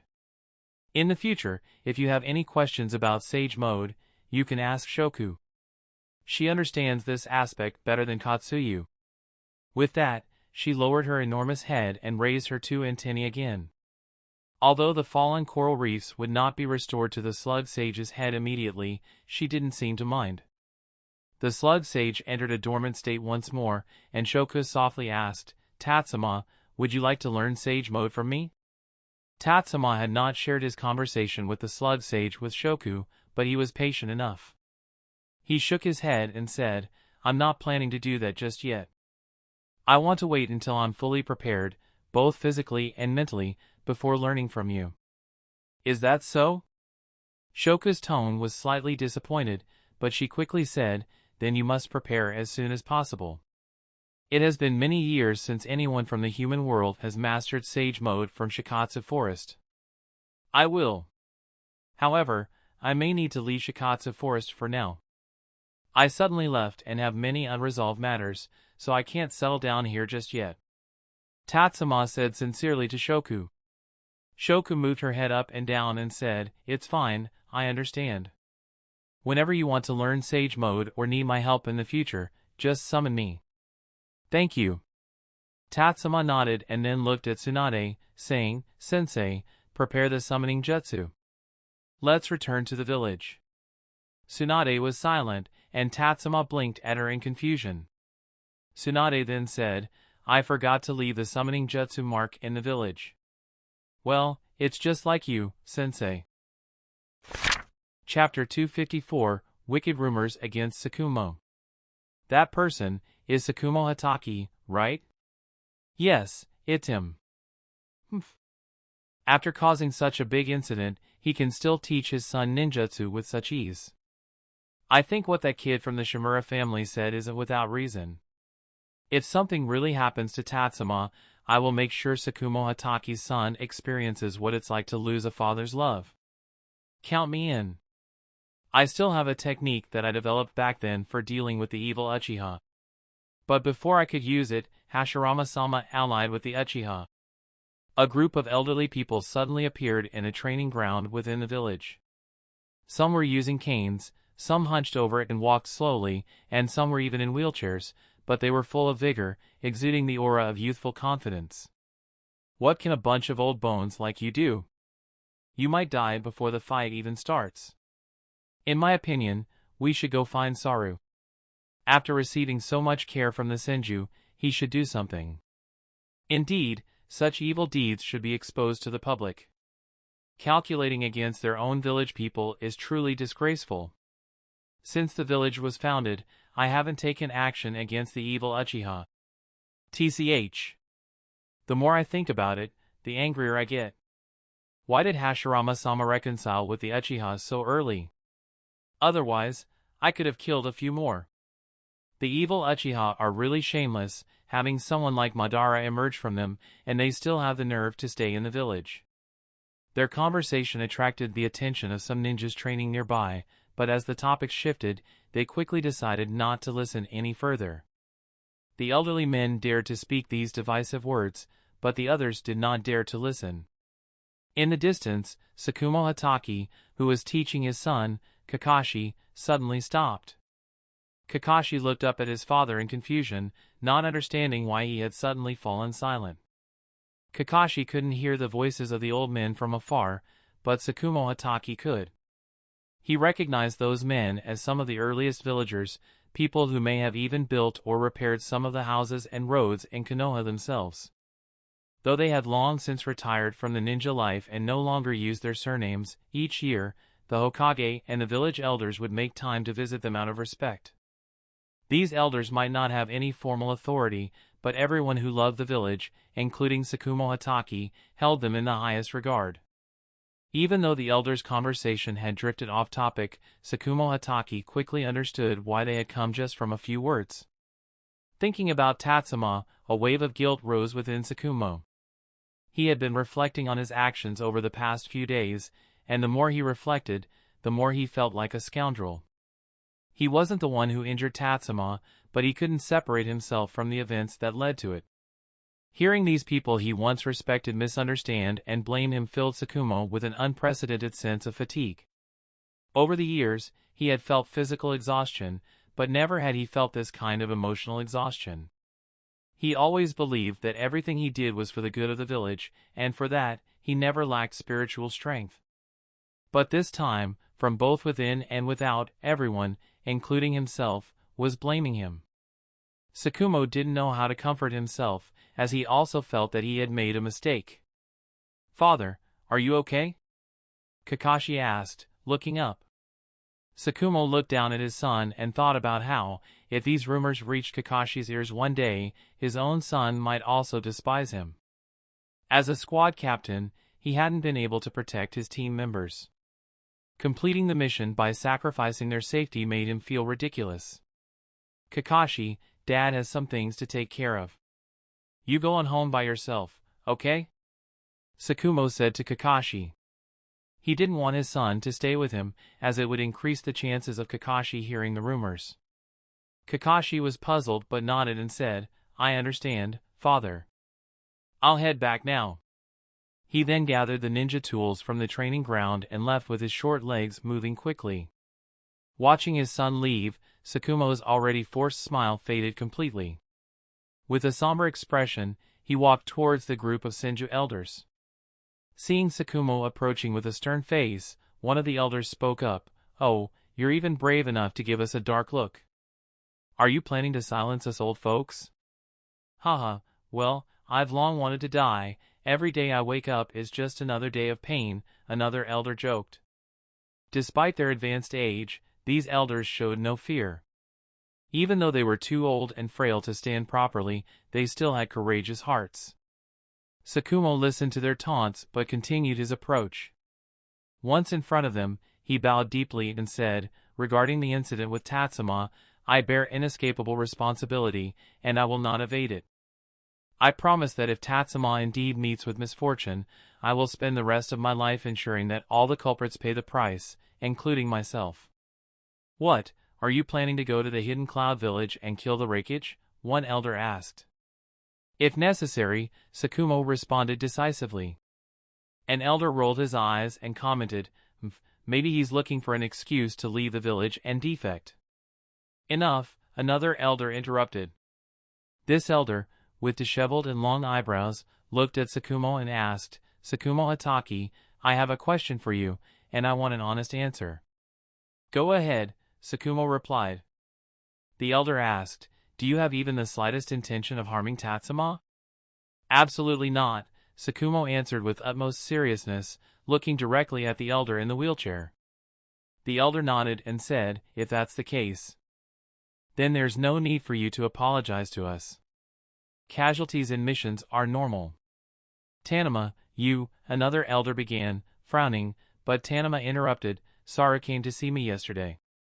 He said he trusts you and that Tatsuma has always regarded you as a mentor. He believes you wouldn't do anything to harm him." Tanuma then turned to his old comrades and said, "Don't forget what the lady said to us before she left. We should wait for Tsunade and Tatsuma to return before making any decisions. And don't you find it strange?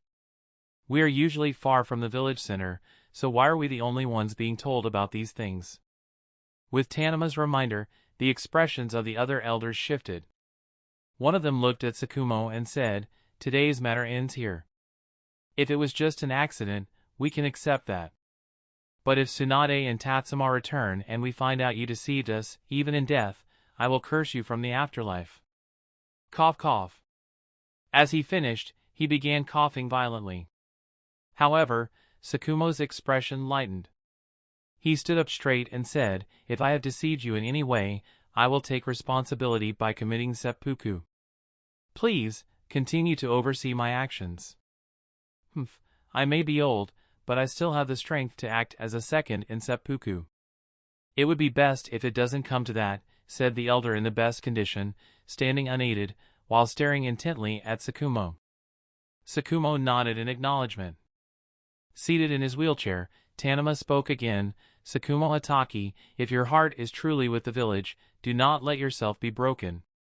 You know what version of yourself is most useful to the village." Tanuma's repeated hints made Sakumo realize the underlying message. He nodded again and said, "Thank you." The others seemed to catch on as well. Someone asked, "Tanuma, are you saying we've been used as pawns?" Another completed the thought. Tanuma didn't reply, but the expressions of the elders turned grim, much like Sakumo's earlier. Anger appeared on their aged faces. As someone was about to speak out in anger, Tanuma interrupted. "I said, we'll wait for Tsunade and Tatsuma to return to settle this matter. We've been out of the ninja circle for decades, it's not our place to intervene." Interrupted, the others were somewhat displeased but understood that no matter how they handled the situation, it would be inappropriate. It was best to leave it to those who could truly represent the Senju. Sakumo, seeing the displeased expressions on their faces, knew it was best for him not to linger. He bowed again and said, "Everyone, I'll take my leave now." "Yes, go on." Tanuma waved him off and then turned his wheelchair around, saying, "We should also head back. Someone wanted us to say things we shouldn't have. Now that it's done, this matter is no longer our concern. Let's not speak of it further." Hearing Tanuma's final emphasis, the others nodded and began to help each other as they left. Far off the coast of the Land of Fire, near the central sea between the Land of Fire and the Land of Water, two figures appeared. Tatsuma wiped some water droplets from his head and looked out at the vast ocean, where the sea and sky blended together, easily causing a loss of direction. However, based on the time and the direction of the sunlight, he could make a rough estimation. After a brief observation, Tatsuma pointed in a direction and said, "Sensei, that way leads to the Land of Whirlpools." Tsunade nodded and then asked, "Didn't you learn the Flying Thunder God technique? Can't you just take me back with a swoosh, like you did when you saved Dan last time?" Tatsuma, a bit embarrassed, replied, "Sensei, my sensing range isn't that far. At least not until we're back in the Land of Fire, where I can use the Flying Thunder God jutsu marks I left behind to return to the village quickly." Tatsuma missed the state he was in yesterday under Sage Mode. If he were in Sage Mode, he might actually be able to sense the Flying Thunder God jutsu marks he left in Awa from this far away and use that as a first stop to quickly return to the village. But being in the middle of the ocean, he couldn't sense that far. Tsunade pursed her lips and said, "It seems your training isn't enough. Sensei, if you had left a summoning jutsu mark, we wouldn't be having this problem," Tatsuma retorted. "Are you blaming me?" Tsunade shot back. "No! You were just too eager to save me, which is why you didn't spend more time leaving a summoning jutsu mark." "That's more like it." Tsunade raised her fist and then lowered it, saying, "Let's continue." "All right." Tatsuma nodded and started leading the way. Tsunade, following Tatsuma, was somewhat surprised as Tatsuma's speed increased, beyond what she expected from him. After running for a while, Tatsuma suddenly stopped, crouched down, and reached his right hand into the sea. Tsunade, puzzled, asked, "What's wrong?" "There are a lot of ninjas ahead, and they don't seem to be Konoha ninjas." Chapter 255, Encountering Mist Ninjas. On the sea, a dozen fishing boats gradually gathered together, and around them, 3 large ships were slowly approaching, seemingly aiming to intercept these fishing boats. "Shigeru, what should we do? Those people don't seem to come in peace," a fisherman with a very dark complexion said to an old man. Shigeru's face was darker than the fisherman's because he noticed that the people on the large ships had now focused their attention on him. Because of this fisherman's exclamation of boss, Shigeru thought, he's not a boss, he's just the oldest fisherman among them. He often takes new fishermen who have just arrived in Awa out to sea, helping them get familiar with the life of a fisherman. That's why he is called boss. His boat was even the oldest and smallest one in Awa, so how could he be considered a boss?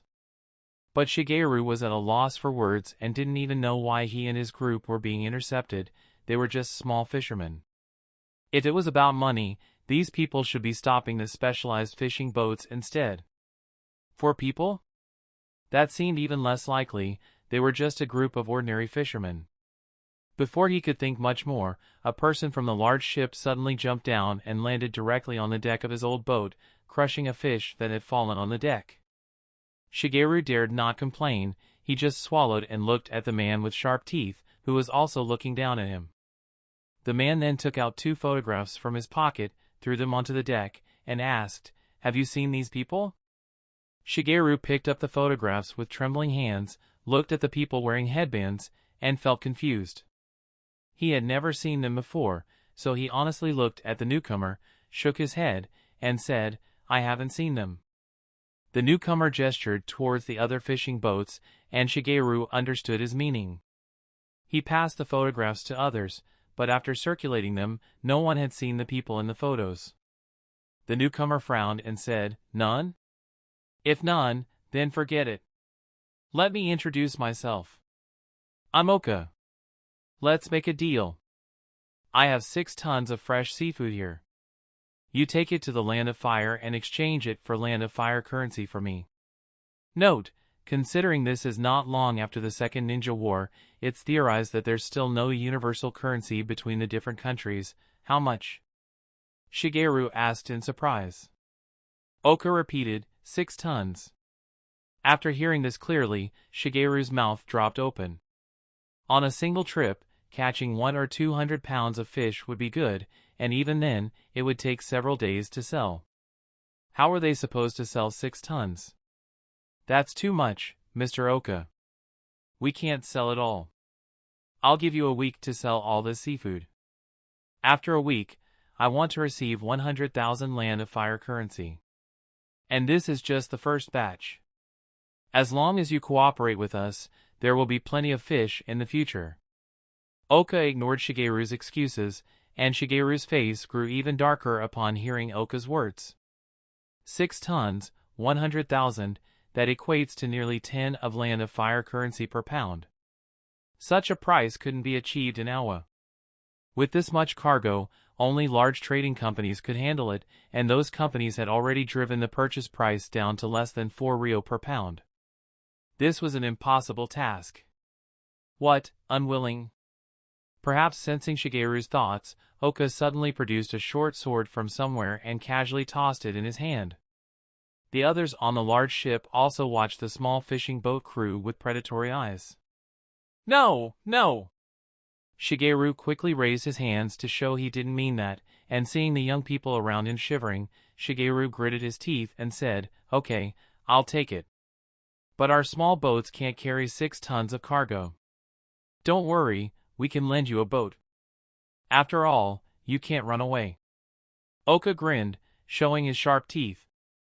The surrounding fishermen, seeing Shigeru agree, looked worried. With so much cargo and such a high price, it would be impossible to sell it all. But they also knew that Shigeru agreed only to save their lives, so no one would be foolish enough to undermine Shigeru at this moment. Oka nodded and said, "Well then, see you in a week.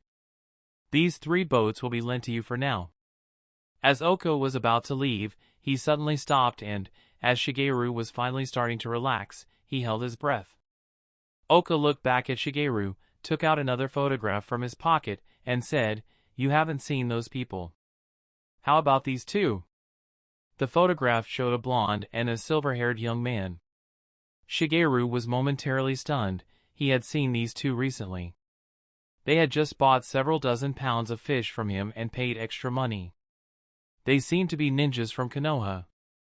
Thinking about the identities of these two young ninjas and comparing them to the ninja-like skills of the person in front of him, Shigeru suddenly realized something.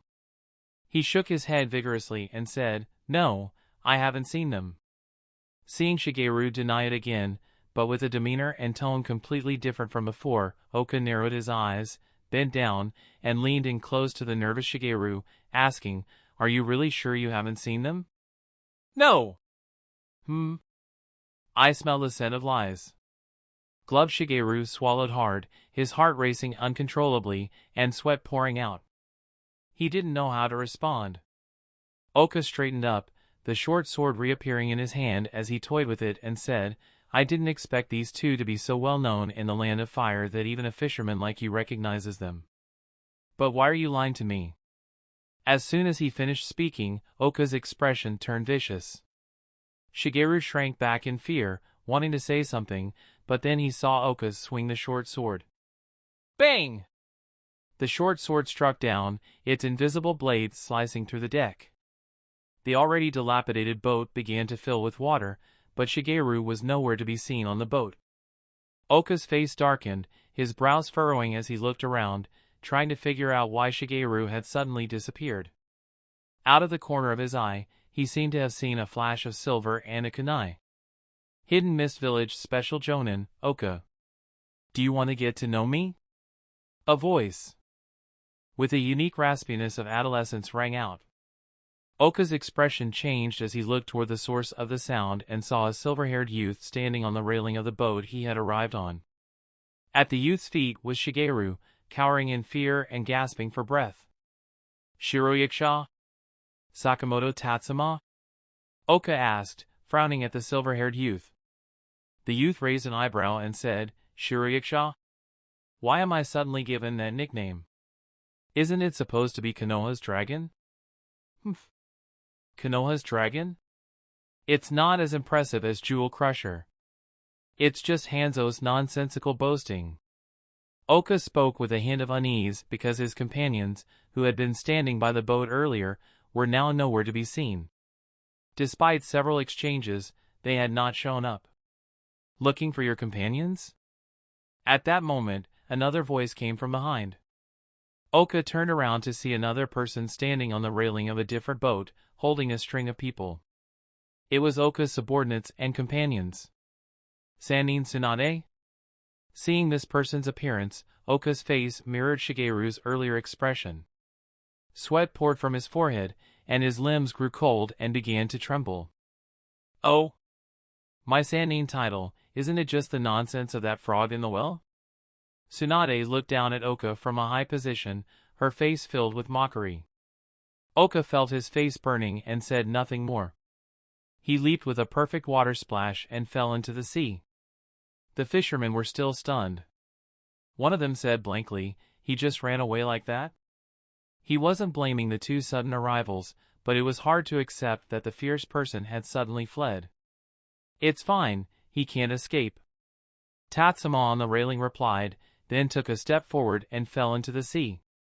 Amid the astonished gazes of the fishermen, Tatsuma brought his hands together and then slapped the surface of the water. Water release. Water colliding wave. Suddenly, a water vortex appeared on the surface of the sea, and a water tornado surged toward the sky. At the top of the tornado was Oka, trying to escape into the water. His face showed not only fear but also confusion. He couldn't understand why water release ninjutsu could be used like this. Why hadn't his previous Team Jonin taught him this?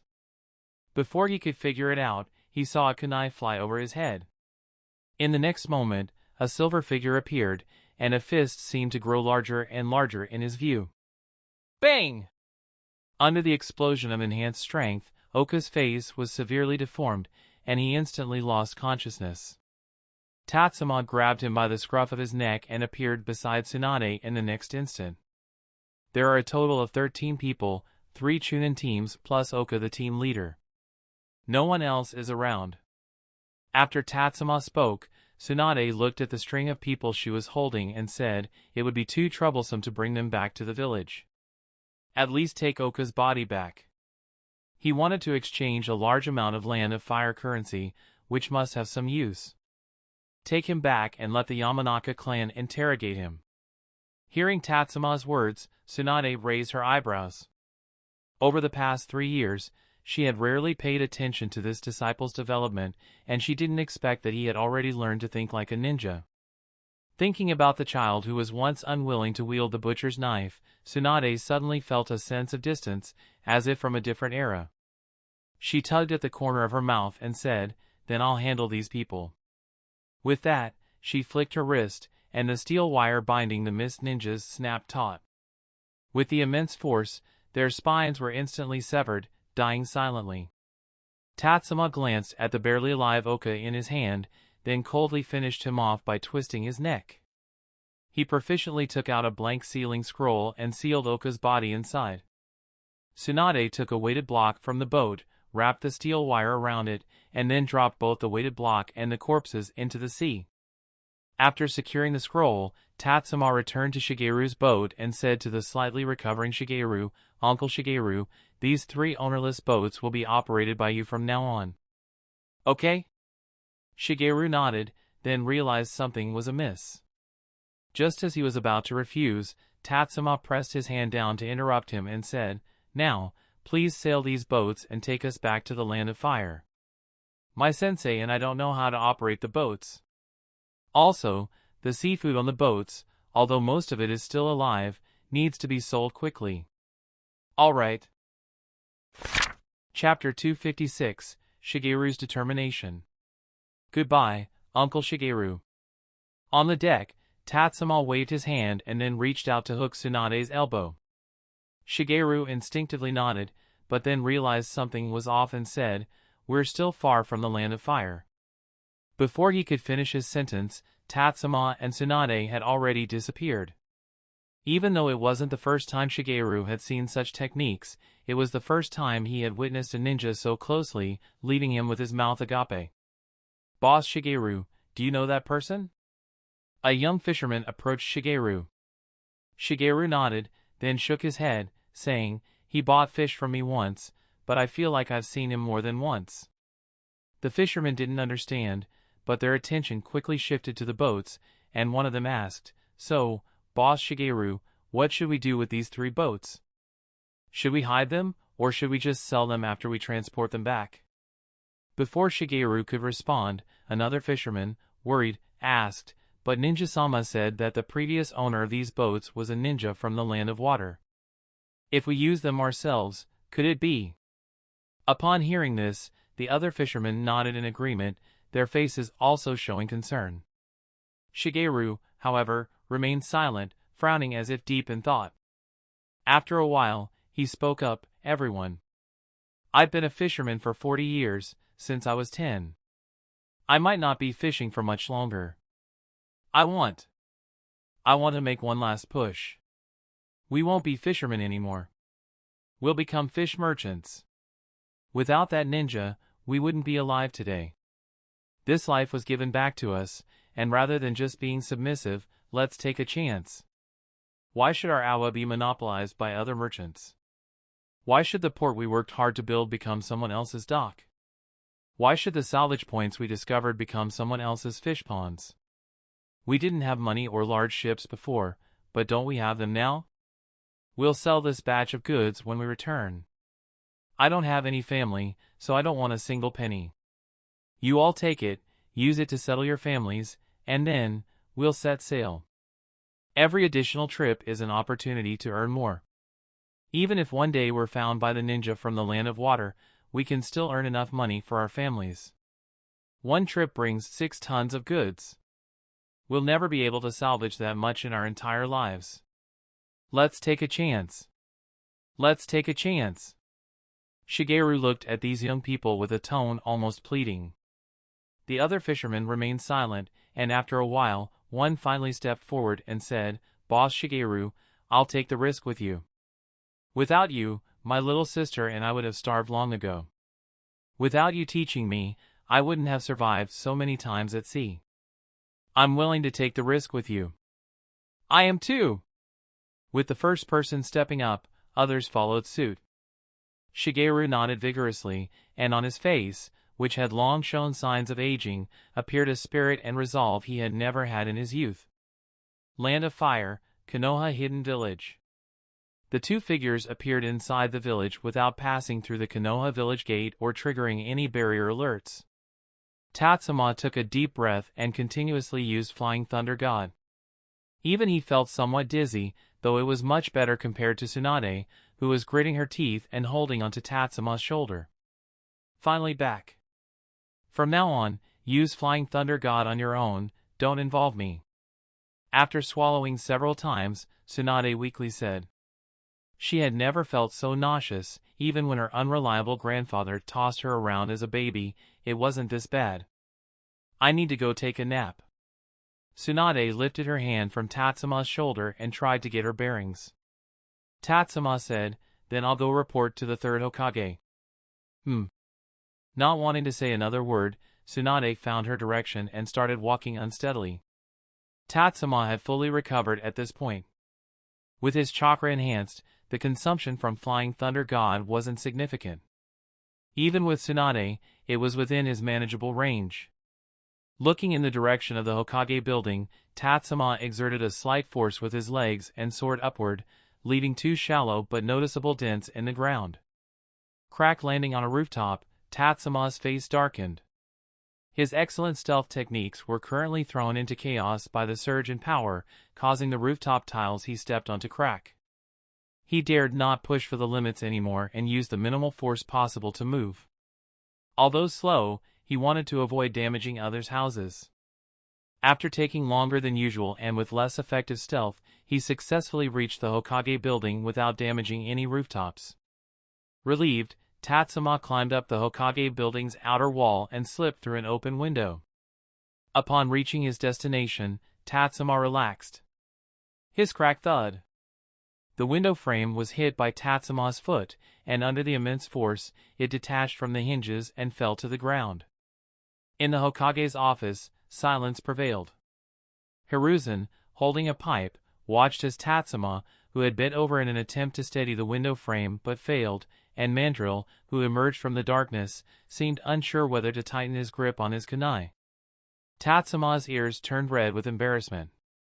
Wasn't this the sort of blunder only Jiraiya-sensei would make? How did he end up in such a situation? You. Hiruzen looked at Tatsuma, dragging out the word. You for a long time before continuing, is this someone impersonating you? Despite the question, Hiruzen's mouth couldn't help but curl into a smile. It was unclear whether he was pleased that Tatsuma had returned or amused by the mess Tatsuma had created. Sorry, Hokage-sama. Although my injuries have healed, I'm still not fully recovered. Tatsuma scratched his head and said. Mandrill silently retreated back into the darkness. Hiruzen pointed to the seat opposite him and said, no lasting effects, I hope? None, thanks to the direct treatment by the slug sage. Tatsuma chose not to disclose everything. Mentioning Uzumaki Mido, the god tree, or the sage mode that had appeared by chance would only add to his troubles at this moment. Hiruzen assessed Tatsuma, and in his mind, he confirmed that Tatsuma was not just putting on a brave face. Tatsuma's current state was not merely a recovery, some unconscious additional actions indicated that he was now even better than before.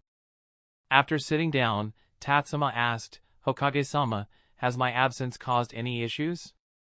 Hiruzen nodded, not hiding anything, and said, Danzo was furious and even wanted to hold Sakumo accountable, but I stopped him. By the way, Orochimaru has been holed up in his research lab for the past few days. He wouldn't come when I summoned him, and it was only when I sent someone to inquire that I learned about your situation. If you have the time, you should meet with Danzo, Sakumo, Orochimaru, and those from the Senju clan. You should make the rounds. Upon hearing this, Tatsuma's expression turned a bit strange. His incident made Danzo furious? It was probably just an excuse, as Danzo had always disliked Sakumo Hatake. Even when Tatsuma was serving as Hokage guard, Danzo would often come to complain about Sakumo Hatake, hinting at wanting to reclaim his roots. It was likely similar this time. However, this time the situation was rather serious. To mitigate the impact, Hiruzen would likely have to make concessions and might have to allow the root organization to return under Danzo's command. After a brief consideration, Tatsuma nodded and said, "I will, Hokage-sama. By the way, on the way back with Sensei, I discovered some activities by the Hidden Mist Village." Hiruzen raised an eyebrow, took the scroll Tatsuma handed him, and did not open it but continued to wait for Tatsuma to elaborate. Tatsuma did not keep him in suspense and said, "The Mist Ninjas sent several small teams, using fishing boats to capture fishermen from the Land of Fire." At this point, Hiruzen's expression became odd. The Mist Ninjas, were they so idle that they were competing with fishermen for work? But he did not interrupt and continued to listen as Tatsuma said, "Although I didn't have time for a thorough investigation at the time, from the conversations between the Mist Ninjas and the fishermen, it seems the Mist Ninjas are looking for Land of Fire's currency, and in considerable quantities." Since it involved economics, Hiruzen raised an eyebrow, forming a few speculations in his mind. He interrupted Tatsuma and directed towards Mandrill, "Have Shurikado and Shikaku come here." "Yes, Hokage-sama." Mandrill left the Hokage's office, and Tatsuma waited quietly. Soon, a disheartened Shurikado and a visibly frustrated Shikaku arrived. As soon as they appeared, the atmosphere grew tense. The father and son duo were in such low spirits that Tatsuma found it strange. Although they usually looked somewhat dispirited, it had never been to this extent. However, Tatsuma quickly figured out that with Shikaku's personality, he would never come to the Hokage building voluntarily. His presence here likely meant he was coerced into it. Given this, it was understandable that Shikaku's mood was poor, and his appearance of being at the end of his rope was quite normal. In such a state, Shikaku would not be inclined to cooperate with his father. It was possible that not only would Shurikado not get his problem resolved, but he might also have his workload increased, so Shikado's disillusionment was understandable. Shurikado, having sufficient seniority and familiarity with Hiruzen, greeted him with a lackluster demeanor and sat next to Tatsuma, while Shikaku remained standing. Tatsuma explained the situation with the Mist Ninjas in detail. Hiruzen spoke, and Tatsuma nodded. Shurikado and Shikaku had curious expressions. The father and son duo assumed they were summoned because of Tatsuma's situation. Although Tatsuma's injuries had not been widely known within Konoha, as Hokage aides and the incoming Hokage guard, they were still aware of it. They thought that Tatsuma, who had returned after suffering injuries that even Tsunade and Orochimaru couldn't handle, might need their assistance due to some arrangements related to his condition. But it now seemed there was a larger issue. Tatsuma nodded and recounted the events that occurred during his return journey. Shurikado and Shikaku showed similar contemplative expressions. After a while, Shurikado looked at his son and said, "Shikaku, what's your opinion?" Shikaku relaxed his brow and said, "Defection." Chapter 257, Shikigami Jutsu. Upon hearing Shikaku's response, both Shurikado and Tatsuma nodded in agreement. Hiruzen also showed a serious expression. Mandrill, who had just returned to the shadows, scratched his head, wondering if he had missed something. Wasn't it said that Mist Ninjas were harassing the fishermen of the Land of Fire? How did the conversation suddenly shift to defection? Shikaku had mentioned looking at the solemn Hiruzen. After a moment of being stared at, Hiruzen turned to Shurikado and Tatsuma, who were sitting, and asked, "What are your opinions?" Shurikado looked at Tatsuma, indicating for him to speak first.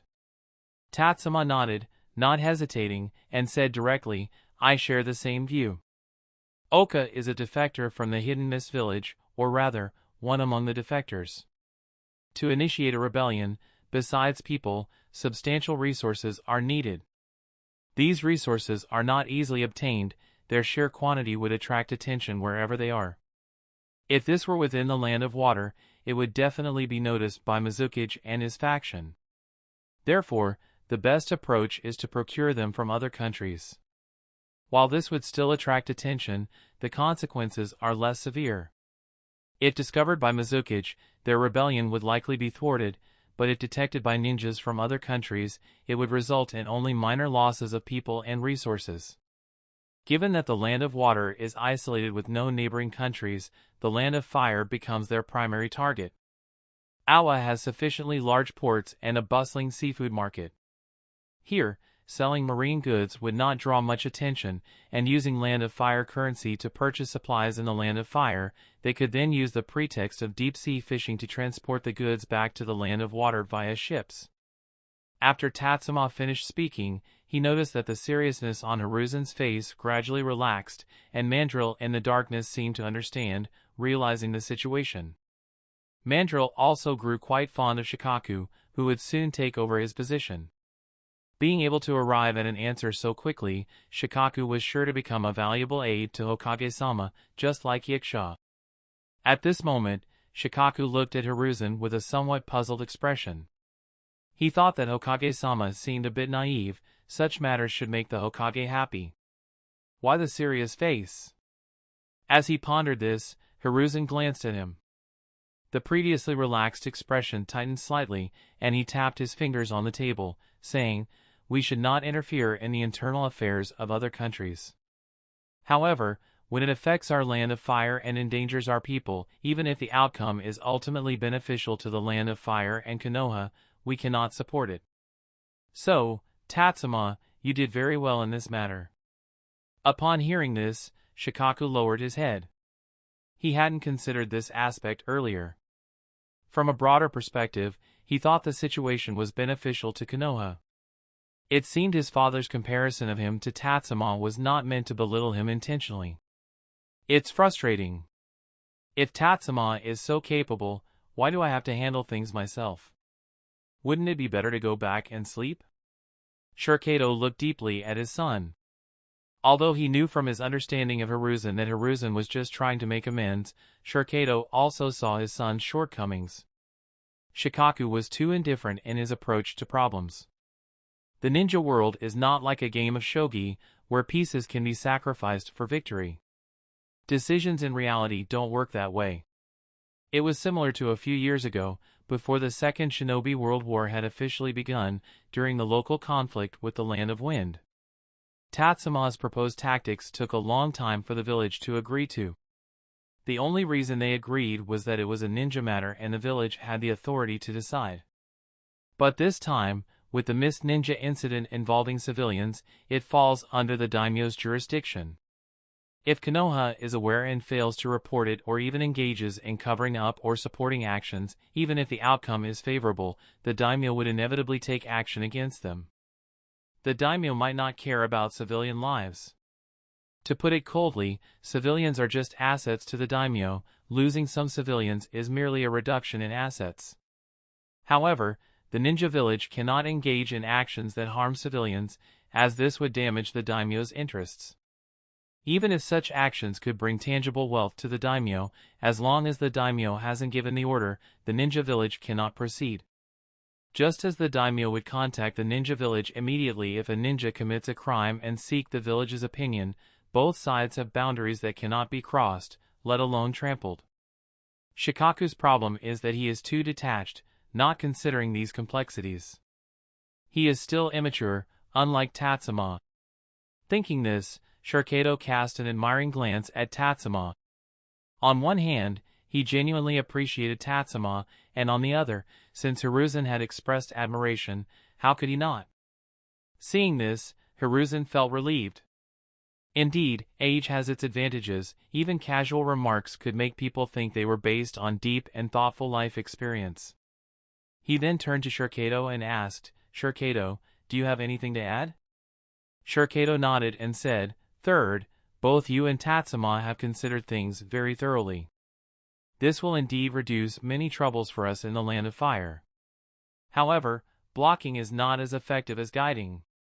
Since there are defectors within the Hidden Mist village and they pose a potential threat to our Land of Fire, we must monitor their movements carefully to prevent them from endangering us.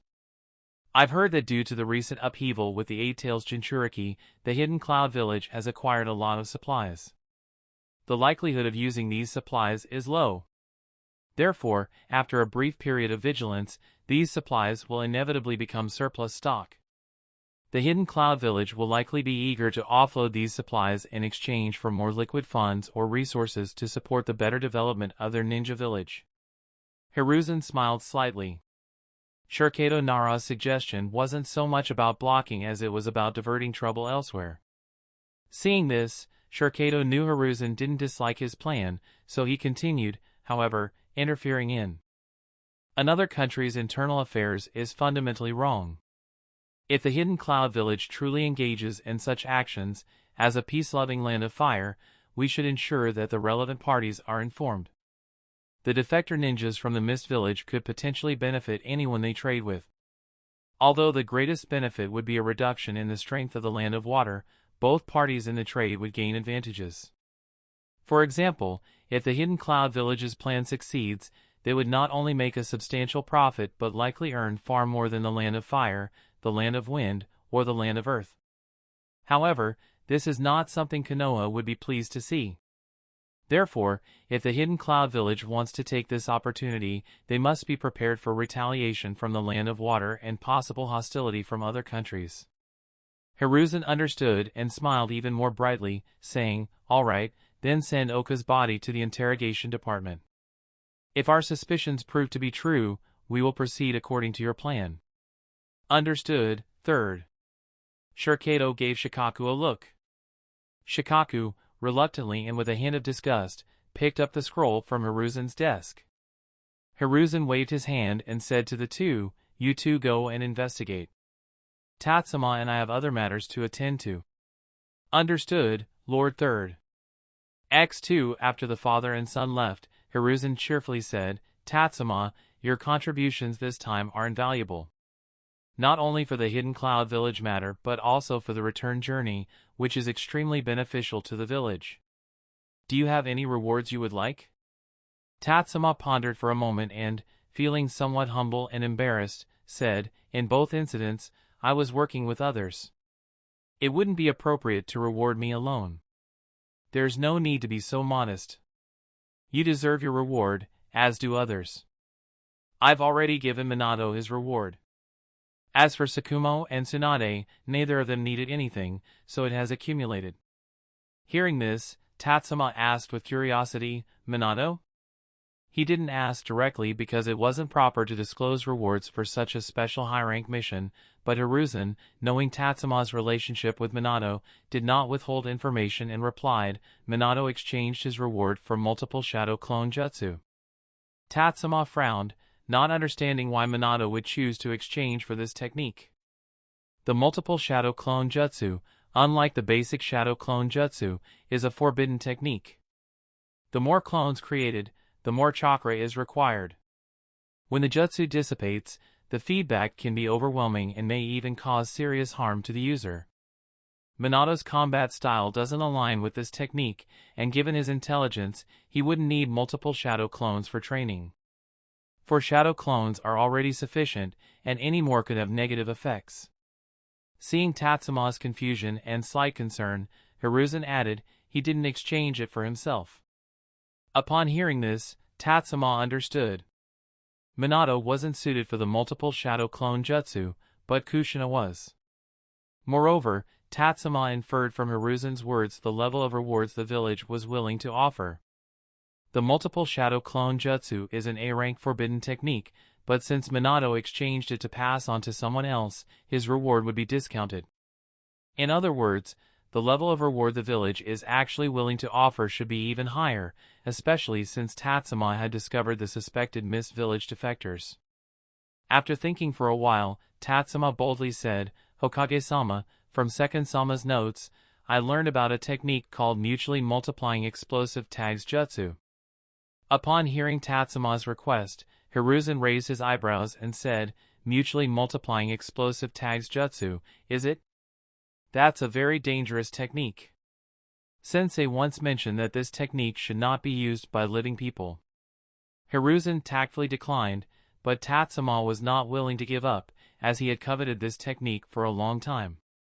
He gave Hiruzen a determined look and said, when I first read Second Sama's notes, I was well aware of the dangers of this technique.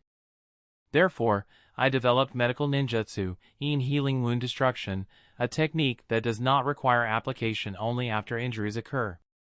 Revealing the healing wound destruction technique could likely attract Hiruzen's attention. Even if Hiruzen did not learn it, he might still want to acquire it for the village. However, if it could be exchanged for the mutually multiplying explosive tags jutsu, Tatsuma felt that using healing wound destruction as a bargaining chip would be worthwhile. Even if he contributed it, it might not be easily learned by others. This technique requires chakra control refined to the level of a medical ninja and a deep understanding of human anatomy. Only experienced medical ninjas are likely to meet these conditions. Additionally, the technique incorporates many principles of the cursed seal. Tatsuma, with guidance from Tsunade and Orochimaru, spent several years just to complete the technique in its preliminary form. It would be far from easy for others to learn. Hearing Tatsuma's insistence, Hiruzen pondered. Although he was not familiar with the healing wound destruction technique, he had heard from Tsukumo Hatake and Minato during their reports that it was a technique capable of real-time healing. Such a technique could indeed mitigate some of the damage caused by the mutually multiplying explosive tags. However, it also had its limitations. If the chakra required for healing exceeded the remaining chakra in the body, it could deplete the user's chakra completely. Tatsuma had just demonstrated the consequences of chakra depletion. Tsunade couldn't save him, Orochimaru couldn't, and only the slug sage of Shikatsu Forest seemed to have that capability. Overall, it was still too dangerous. Directly refusing might also make Tatsuma dissatisfied. After some thought, Hiruzen said, "Mutually multiplying explosive tags jutsu is inspired by the techniques of a group from earlier years who mastered chakra but were not ninjas, known as onmyoji. Their technique, called Shikigami jutsu, also referred to as Shikigami, uses chakra and paper to achieve similar effects to ninjutsu. However, its limitations are significant and generally used as an auxiliary. Only Second Sama managed to elevate Shikigami jutsu to a higher level. For now, I cannot grant you the mutually multiplying explosive tags jutsu, but Shikigami jutsu is a technique known to some ninjas in Konoha. Jiraiya, for example, is familiar with it. How about this? You can start by learning Shikigami jutsu from Jiraiya. If after mastering it you still wish to pursue the mutually multiplying explosive tags jutsu, I can consider giving you a chance to learn it. What do you think? Thank you, Hokage-sama." Chapter 258, Danzo's Generosity. After leaving the Hokage's office, Tatsuma's first stop was to find Danzo. After all, while others might be merely worried due to not knowing about his safety, Danzo, the old man, was someone who would cause trouble. On the way, Tatsuma had already heard some rumors, or rather, it was no longer just rumors. Tatsuma was stopped by a ninja of the same age whom he had no particular impression of. The ninja, surprised, questioned Tatsuma about why he was unharmed. To be honest, this was a rare situation where Tatsuma didn't know how to respond.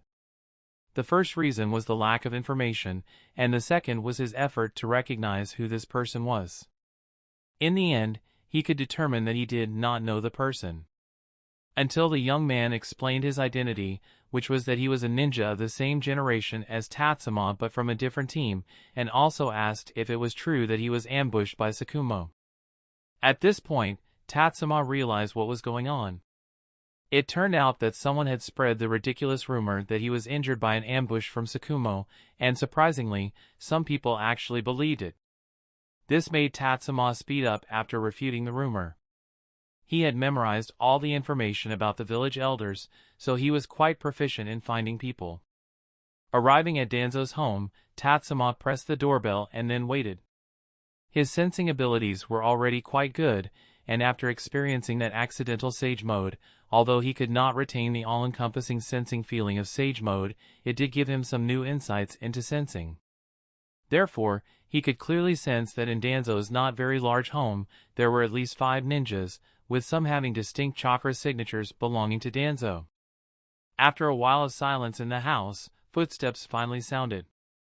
Tatsuma waited quietly, his face showing an infectious smile, facing the people. Unlike the Hokage residence where Hiruzen lives, or the extensive clan territories of the Senju and Uchiha, Danzo did not favor himself in terms of living arrangements.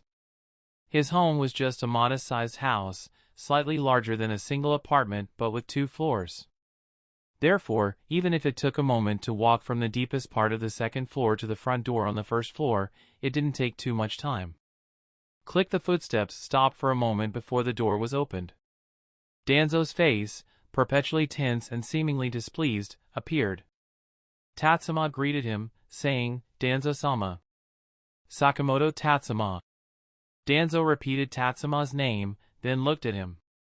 Tatsuma did not let the atmosphere become cold and said, "I heard from Hokage-sama that Danzo-sama has been concerned about my safety. I am fine now, and I have come to visit." As Tatsuma spoke, he could feel Danzo continuously scanning him up and down. Once Tatsuma finished speaking, Danzo stopped his scrutiny, nodded, and said, "Come to think of it, this is your first time visiting me, isn't it?" For some reason, Tatsuma felt that Danzo's tone and breathing were somewhat abnormal. If he were in sage mode, he might be able to sense more clearly, but now he was somewhat puzzled.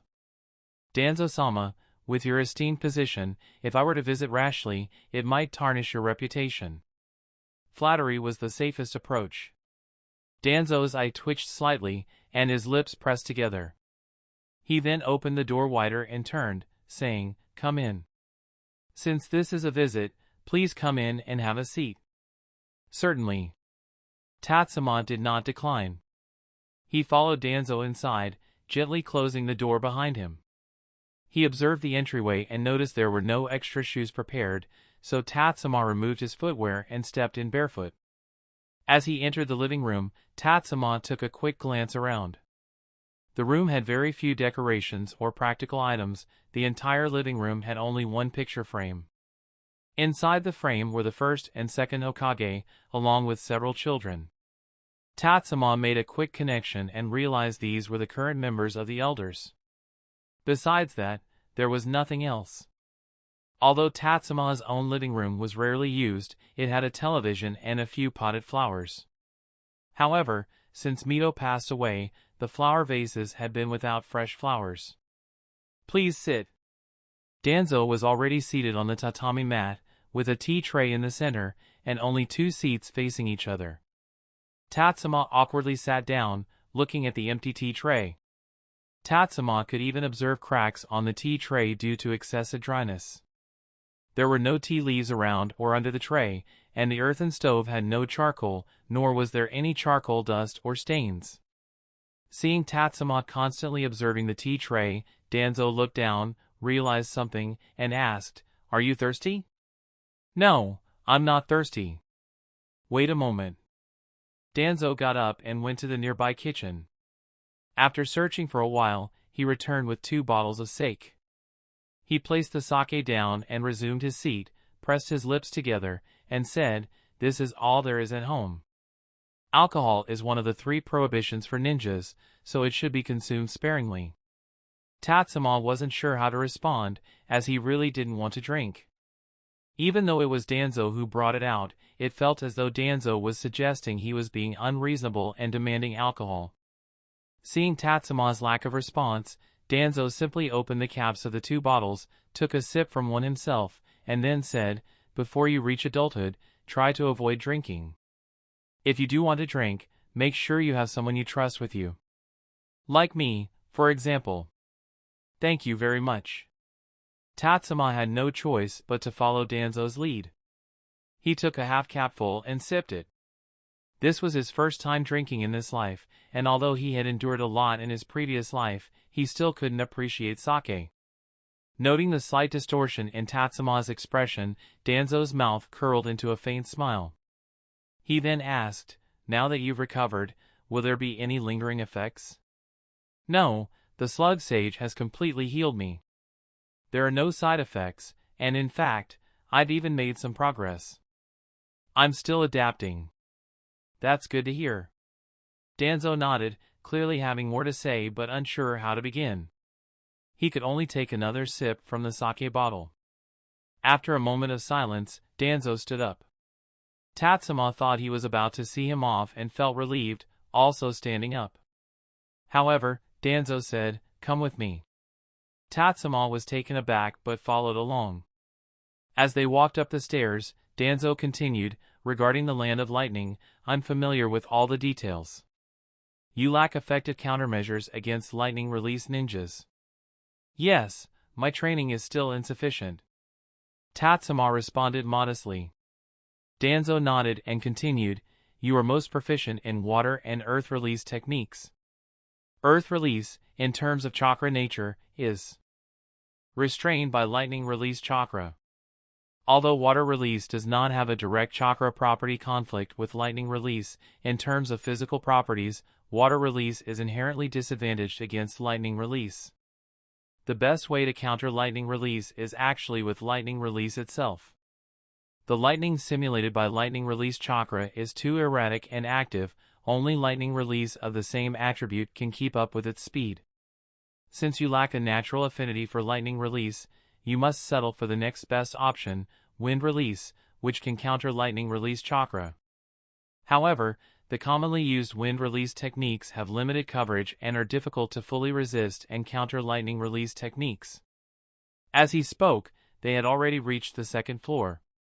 Danzo stopped in front of a room and turned to say, "In Konoha, the clan most proficient in wind release is the Shimura clan. Within the Shimura clan, there are several powerful and exclusive wind release techniques that are of equal value to Sarutobi's fire release." Danzo then opened the door to reveal a study filled with open scrolls. Tatsuma immediately averted his gaze, focusing only on Danzo's back. Danzo, satisfied, walked over to a row of bookshelves, took out several scrolls, and handed them to Tatsuma, saying, "I have always had high expectations for you. I had intended to pass these techniques to you. However, since you and I have had little interaction, I was hesitant to give them to you directly, fearing it might cause you psychological pressure. But after your experience in the Land of Lightning, you should understand the importance of wind release to you. Therefore, accept these and study them well. The second Hokage-sama, as you know, died at the hands of Land of Lightning ninjas. You must not repeat his mistakes. Dealing with lightning release is a necessary subject for you and should be your top priority. Do you understand?" Tatsuma, whose study of the mutually multiplying explosive tags jutsu had just been postponed, looked up in surprise and with a hint of delight. Danzo handed the scrolls to him again, and Tatsuma quickly reached out to take them, saying, "Thank you very much, Danzo-sama. I will copy them and return them to you as soon as possible. No need to rush, and there's no need to copy them. Just keep them here as a collection." Danzo waved his hand dismissively, and the room fell silent again. After a moment, Tatsuma took the initiative to break the silence, saying, "Danzo-sama, if there are no further instructions, I will not disturb you any longer." Danzo responded with a reluctant He had several topics he wanted to discuss with Tatsuma, such as his views on the second Hokage's policies, his own position as the root leader, the current situation in the ninja world, Sarutobi's shortcomings, and how he would correct the course if he were Hokage, among others. However, he was at a loss for how to start the conversation. He knew that his relationship with Tatsuma was not very deep, and he did not like to delve into deep conversations with those he barely knew. Yet, he was reluctant to see Tatsuma leave after just under 10 minutes. But he couldn't lower his stance, or rather, he had long forgotten what it meant to lower his stance. Thus, despite his reluctance, he could only let Tatsuma leave. After seeing Tatsuma put on his footwear at the entrance, Danzo couldn't help but say, "You are different from other ninjas. Your value in surviving is far greater than anyone else's, so, Danzo-sama, I have my own considerations." Tatsuma interrupted Danzo, smiled, nodded at him, and then opened the door to leave. Danzo stared blankly at the closed door for a long time, sighed, and returned to the empty living room. He looked at the old photo, as if seeing the past and old friends. Perhaps this was the barrier he had always struggled to overcome compared to his sensei. Tatsuma's value in surviving was far greater than the value of anyone else's survival, and the value of the Hokage's survival was certainly greater than that of the Hokage guards. That kid Tatsuma, he certainly didn't seem to regret anything at all. Perhaps back then. Sensei, you had no regrets, did you? Even though we are unworthy of your expectations now, I regret not stepping up sooner. Even if not for the position of Hokage, I should have acted sooner, so as not to disappoint your expectations. In the poorly lit living room, Danzo stood for a long time before making a hand gesture and softly said, "Clarify it, since Tatsuma does not wish it." Chapter 259, The antonyms of arrogance and inferiority often appear together. Tatsuma-san? In the Hatake family courtyard, Kakashi, who was practicing with a short sword, noticed Tatsuma visiting and quickly ran to the gate to open it for him. Tatsuma smiled and ruffled Kakashi's spiky hair, but regretted it the next second when he realized his hand was covered in sweat. Seeing that Kakashi's clothes were also soaked with sweat, Tatsuma decided not to wipe his hand on them and let it dry in the air instead. However, his smile remained as he asked, "Kakashi, is Sakumo-sama at home?" "Yes, he's at home, cooking. I'll ask my father to make some extra food so you can stay and have lunch with us." After Kakashi spoke, he didn't wait for Tatsuma to agree or refuse, nor did he invite him inside. Instead, he quickly ran into the house on his short legs. A few seconds later, Sakumo appeared, wearing a pink apron and holding a kitchen knife. However, his stance seemed more like he was preparing for a fight rather than cooking. "Tatsuma?" Sakumo exclaimed in surprise, then quickly realized his mistake and said, "Come in, come in." Tatsuma nodded and finally entered the courtyard and walked into the house. He said to Sakumo, "Sakumo-sama, sorry for dropping by unexpectedly and not paying attention to the time. I might end up imposing on you for a meal." "No problem," Sakumo said, waving the hand holding the knife. "How's your health?" "It's nothing serious, you don't need to worry. It was just an accident, or rather, I underestimated my opponent. After all, it was the Reikage, I was too careless in dealing with him." Tatsuma explained a bit more to Sakumo, who understood that Tatsuma was trying to reassure him. Nodding, Sakumo said, "Let's talk after the meal. I'll go prepare some food for you." Saying this, Sakumo went back to the kitchen, leaving Kakashi to entertain Tatsuma. Unlike the Danzo household, which lacked warmth, the Hatake household, while not overly cozy, still had the essentials. Kakashi, though somewhat inexperienced, carefully prepared tea for Tatsuma. As he handed the tea to Tatsuma, he curiously asked, "Tatsuma-san, I heard from my father that you planned the strategy to provoke the Eight Tails into a rampage, fought both the Eight Tails and the Reikage, and then led my father to safety?"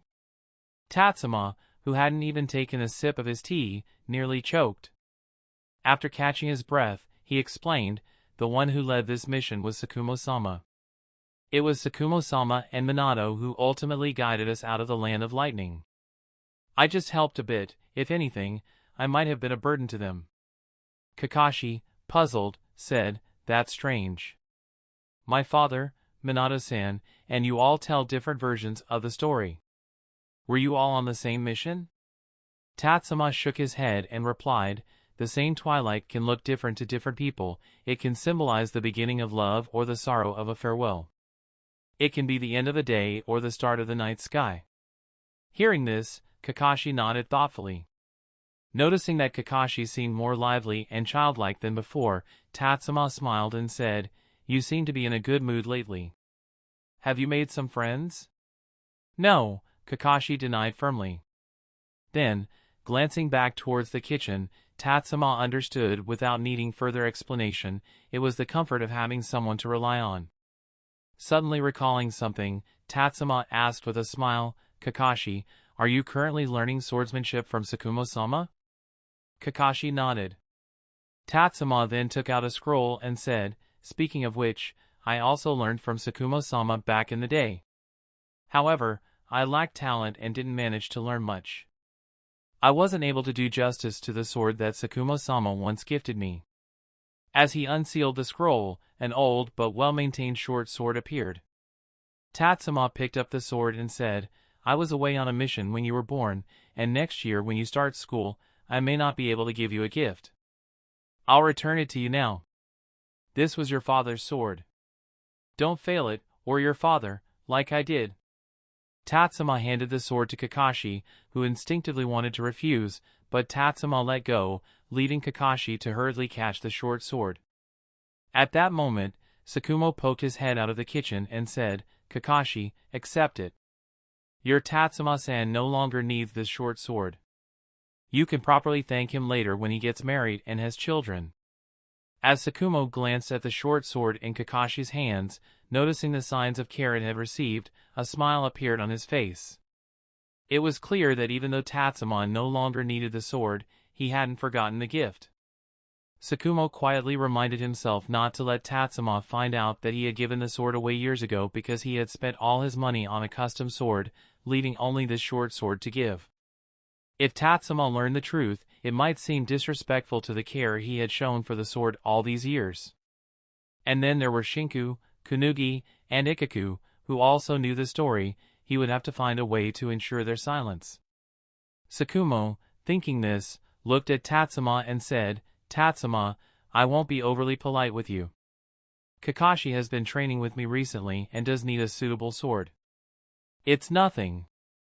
Just don't think I gave the gift too late or that it was too perfunctory, Tatsuma replied with a wave of his hand. The act of giving gifts often involves one person giving first and the other reciprocating later. As long as the relationship remains intact, ultimately, someone might end up with an extra gift, while someone else, perhaps deceased, never receives another in return. Such exchanges don't hold much practical meaning, but it's a common practice everywhere. Sakumo cooked quickly, though he didn't prepare much. After all, he had never actually shared a proper meal with Tatsuma, as they usually ate military rations on missions. When they did dine in towns, it was often for gathering intelligence, and to avoid drawing attention, Tatsuma would deliberately eat less. Thus, Sakumo was unaware of Tatsuma's unusually large appetite. Tatsuma, being considerate as a guest, especially one who dropped in at mealtime, ate modestly and appeared satisfied, ensuring Sakumo did not feel awkward. After the meal, Kakashi dutifully went to wash the dishes. However, Sakumo had already cleaned and put away the knives and cutting board to prevent Kakashi from accidentally hurting himself. Sakumo led Tatsuma to the courtyard, where they sat on the veranda with a tea tray between them. Sakumo asked, Your injury this time, it shouldn't have left any lasting effects, right? No, if it had been serious, it wouldn't be me visiting you today, but rather my hot-tempered sensei. Wouldn't you agree? Tatsuma joked, to which Sakumo nodded in agreement, though there was still concern in his eyes. He knew the severity of Tatsuma's injury and found it hard to believe there would be no lasting consequences. Sakumo's concern was genuine, not because he feared trouble from Tsunade, but because he worried that his actions might hinder the future of this talented young man in the village. Sakumo-sama, I just returned to the village today, but I've already heard some rumors. Please don't let them bother you. Hokage-sama also mentioned that these rumors are being deliberately spread. I believe that such misunderstandings and misinformation will soon be cleared up. Tatsuma put away his smile and spoke seriously to Sakumo, who nodded and said, I understand. After a moment of silence, Sakumo couldn't help but ask, Tatsuma, from your perspective, do you think completing the mission is more important, or is the safety of your comrades more important? Hearing this question, Tatsuma pressed his lips together and thought for a moment before replying, Sakumo-sama, ideally, I would like to ensure both the success of the mission and the safety of my comrades.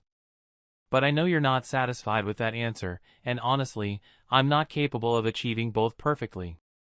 You know me well enough to see that I've sometimes prioritized the mission over people and at other times taken risks to protect my comrades. For me, your question doesn't have a clear answer. At least for me, that's the case. When faced with a choice, I consider the consequences of both options and choose the one I can bear. If I can bear both or neither, I will choose the one I most want to do. Even if it leads to my death, I'd rather die decisively than live miserably or lose myself amid blame and regret. I see. Sakumo took a sip of tea before continuing. Perhaps I've been too rigid, believing one must choose a single path for life. In terms of understanding situations, I am not as perceptive as you. There are many things I fail to see clearly. However, I believe I have a good eye for people. You and Minato are both individuals I hold in high regard. Apart from you two, are you familiar with that boy named Guy? My Guy? Yes, I happened to meet him yesterday. He's a child who carries on his father's ninja way and will. I believe his future achievements won't be any less than Kakashi's. Kakashi can be a bit solitary and arrogant, and at times, he even seems insecure. I feel I've been an inadequate father, not being there for him during the crucial times of his character development. He lacks companionship and attention, but he has also learned too early that he cannot rely on these. That's why I'm concerned that when he enters the academy, he might rush to become the top student, to graduate quickly, or even to become the youngest Chunin or Jonin. He feels too proud to associate with others, yet insecure enough to seek everyone's attention. Sakumo sighed and said, as his father, I don't know how to make up for the shortcomings I've caused in Kakashi. Family and education are complex issues that Tatsuma couldn't fully address, so he offered comfort, saying, Sakumo-sama, perhaps what Kakashi needs most right now is your presence. You think he seeks everyone's attention, but it might be that he just wants your recognition and approval. Maybe you don't need to worry so much, treat him simply as a child. Don't focus on his future or his career as a ninja. Just be there as a father, and that might ease your worries and give him the pure attention he needs, don't you think? You'll be a good father, Sakumo remarked. It's hard to say, Tatsuma replied, talking about it is always easier than doing it. It's like how I often give Minato advice on how to pursue Kushina. Ha ha ha. Hearing his father's hearty laughter, which he had never heard before, Kakashi, who was washing dishes inside, gripped the dishcloth a little tighter. His father had never been so joyful in front of him. Was it because he wasn't as good as Tatsuma-san? Kakashi made a silent resolution to train even harder, to graduate sooner than Tatsuma-san, to become a ninja, and to advance to Chunin and even Jonin before Tatsuma-san. That should make his father proud and happy, right? Chapter 260, Clarification of Rumors. For the next 2 days, Tatsuma visited various places. From the moment he heard the outrageous rumor on the road, Tatsuma realized that the impact of his injury was more significant than he had imagined. After a brief investigation into the source of the information, Tatsuma couldn't help but feel both amused and helpless. His first thought was that he had become a tool in Danzo's hands. However, Danzo's seemingly genuine concern couldn't be faked, so Tatsuma could only conclude that two things coincidentally overlapped. Danzo's inexplicable concern was real, and so was his opportunistic attack on Sakumo Hatake. However, in the past 2 days, Tatsuma also heard some clarifications regarding the rumors. Tatsuma thought that perhaps Danzo had stopped, or maybe Sarutobi Hiruzen had intervened. Regardless, it didn't matter anymore. Tatsuma just needed to correct the misconceptions of those truly affected. He spoke with Danzo, Sakumo Hatake, members of the Senju clan, and his classmates, repeating the same clarifications over and over. The saying a lie can travel halfway around the world before the truth has a chance to put its shoes on held true. A rumor requires only a single point to rapidly spread through the social circles of those who believe it, expanding from a point to a surface. Each point on this surface, through its own networks, further propagates the rumor, transforming it from a single point to a complete, self-sustaining narrative. Fortunately, the rumors hadn't reached that level yet. With some additional time and effort, the situation could still be corrected. Minato and Jiraiya were the last people Tatsuma visited, as neither of them were easily swayed by rumors, and one of them was directly involved in the matter. It only needed to be explained clearly. Tatsuma also took the opportunity to ask Jiraiya if he could learn Shikigami Jutsu. Jiraiya, upon hearing this, didn't show any reluctance. Instead, he smiled and said, Konan also learned Shikigami Jutsu. You know Conan, right? One of those 3 children back then. In the back mountains of Konoha, Jiraiya was training Minato when Tatsuma came to speak with them. Upon hearing Tatsuma indeed remembered, Jiraiya nodded with a smile and said, yes, her chakra has a natural affinity with paper. If she had been born hundreds of years ago, she would probably be renowned as an onmyoji or a shrine maiden. The old man put my plan to travel the ninja world on hold, and Minato also asked me to guide him for a while longer. So, you can come and learn Shikigami Jutsu with me during this time. But you understand what I mean, right?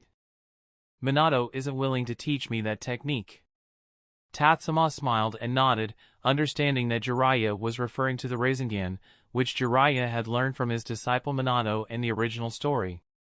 This was something that set Jiraiya apart from others. He never hesitated to ask questions, and his easygoing nature made him approachable. Tatsuma wouldn't refuse Jiraiya's request to learn the Rasengan either, as Jiraiya had significantly contributed to its development, including techniques like the Big Ball Rasengan and Great Flame Rasengan. However, the intellectual property of the Rasengan belonged to Tatsuma. Even though Minato was close to him, he wouldn't overstep by deciding to teach this technique to others without Tatsuma's consent. No problem, Minato has the complete training method for the Rasengan. After his training sessions, there should be plenty of leftover materials. You can talk to him about how to get them, Tatsuma said, raising his left hand. He continued, I probably can't teach you myself at the moment. As chakra flowed from his palm and spun around, it struggled to take form. Jiraiya's smile faded, and he asked seriously, is there some lingering effect from your injury? Is that why you want to learn Shikigami Jutsu? Seeing Jiraiya's sudden seriousness and concern, Tatsuma shook his head and replied casually, my chakra now is more than double what it was before I was injured. This has caused my chakra control to drop by more than a level. The Rasengan requires an extremely precise chakra control. Without adequate control, it's impossible to use it. The sudden increase in chakra brought some challenges, such as the need to adapt to finer chakra control. It's like pouring water from a teapot. It's easy to pour a smooth, even, and slow stream of water. But if you switch to a wide-mouthed container, it becomes much harder. Hearing Tatsuma's nonchalant yet subtly boastful tone, Jiraiya's fist tightened. He thought back to how much he preferred the younger Tatsuma, who had very little chakra and had to be meticulous with each jutsu. Then why do you want to learn Shikigami Jutsu? This technique isn't very practical in combat unless you have a natural affinity between your chakra and paper. If that were the case, you would have discovered it long ago, Jiraiya said, puzzled. He continued, I originally learned this technique to send letters to the ladies in the entertainment district, as I couldn't enter at the time. You wouldn't be planning to. Seeing Jiraiya so openly talk about such past exploits, Tatsuma couldn't help but admire his boldness. However, he clarified, I don't have the same kind of mischievous interests as you. I'm preparing for another technique. What technique? Jiraiya asked. Mutually multiplying explosive tags jutsu, Tatsuma replied. Upon hearing this, Jiraiya's silver hair shook slightly as he said, that's not a technique a living person can safely use.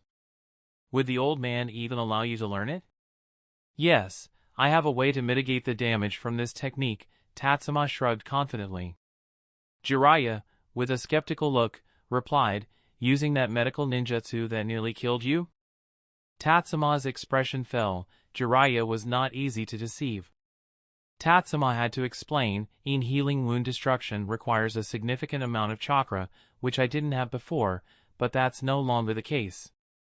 I have quite a bit of chakra myself, Jiraiya said thoughtfully, then stared at Tatsuma.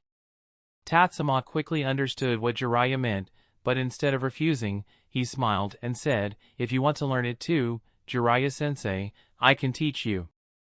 However, this involves a lot of knowledge about cursed seals.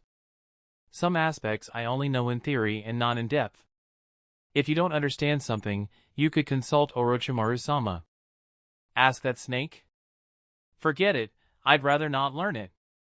Jiraiya immediately rejected the idea after imagining the scenario. He'd rather face serious injury than seek advice from Orochimaru, knowing that Orochimaru would likely respond with sarcasm and mockery. Jiraiya then suddenly thought of something and glanced at Minato, who was still training, ensuring he wasn't paying attention. He leaned closer to Tatsuma and whispered, "Tatsuma, with your current chakra control issues, it must be hard to guarantee success in medical procedures, right? If you were to accidentally remove Dankato's spare kidney, it would be understandable, wouldn't it?" Tatsuma responded, "I think if that happened, Sensei would likely come after me. And if she knew you suggested it, she'd probably come after you too." What do you mean suggested?" "I was just expressing concern." Jiraiya laughed awkwardly. Jiraiya stepped back from Tatsuma, and seeing his reaction, Tatsuma grinned mischievously and said, "Jiraiya-sensei, have you mastered Sage Mode?" "How do you know about that?" Jiraiya was surprised, then shook his head and said, "It must have been that snake who told you." "No, I haven't. I still can't enter Sage Mode. Sage Fukasaku always says I can't calm my mind enough." "Let me tell you a secret. I've already entered Sage Mode," Tatsuma said, raising his eyebrows with a knowing look, like someone boasting to a friend about an adventure in the entertainment district. Jiraiya's eyes widened as he instinctively responded, "Impossible. Absolutely impossible. I've been training for years and still haven't mastered it." "You've only been to the Shikatsu forest once, how could you have mastered it?" "If you don't believe me, you can ask Sensei. She witnessed it herself." Tatsuma's confident tone caused Jiraiya's expression to change. He grabbed Tatsuma's collar and exclaimed, "Is the Shikatsu Forest Sage Mode easier? Can I still become a disciple of the Shikatsu Forest Sage?" "Maybe. Given how close we are, I definitely want to help you master Sage Mode quickly. If you're really interested in learning the Shikatsu Forest Sage Mode," Tatsuma said, pushing aside Jiraiya's now loosened grip, "you can become my first disciple. I could even have your name inscribed on the Shikatsu Forest summoning scroll." "You." Jiraiya was about to get angry, but something in Tatsuma's offer made him seriously consider it. Tatsuma suddenly panicked a bit, thinking about what he would do if Jiraiya actually accepted the offer. Would he really take Jiraiya as a disciple? After pondering seriously for a while, Jiraiya sighed and said, "Forget it. If I actually did that, Fukasaku and Shima would probably come from Mount Maiboku and beat me to death." Tatsuma breathed a sigh of relief. Jiraiya then looked at Minato, who was training earnestly, and said, "It seems I really need to work harder. I still want to guide Minato in Sage Mode training as his sensei in the future." Tatsuma, seizing the moment, said, "Jiraiya-sensei, your inability to calm your mind might be due to certain substances in your body, like androgens, dopamine, or hormones. This condition could be resolved by removing the source of these distractions, like the testes. Without the root of these troubles, you might naturally find peace of mind." "Where did you learn about this?" Jiraiya asked, looking downward skeptically. Tatsuma quickly improvised, "I heard it from Orochimaru-sama." "Him? Could it be?" Jiraiya's eyes widened as the thought took hold, causing him to shudder as if he had suddenly become a bristling cat, his skin crawling with goosebumps, and his silver hair standing on end.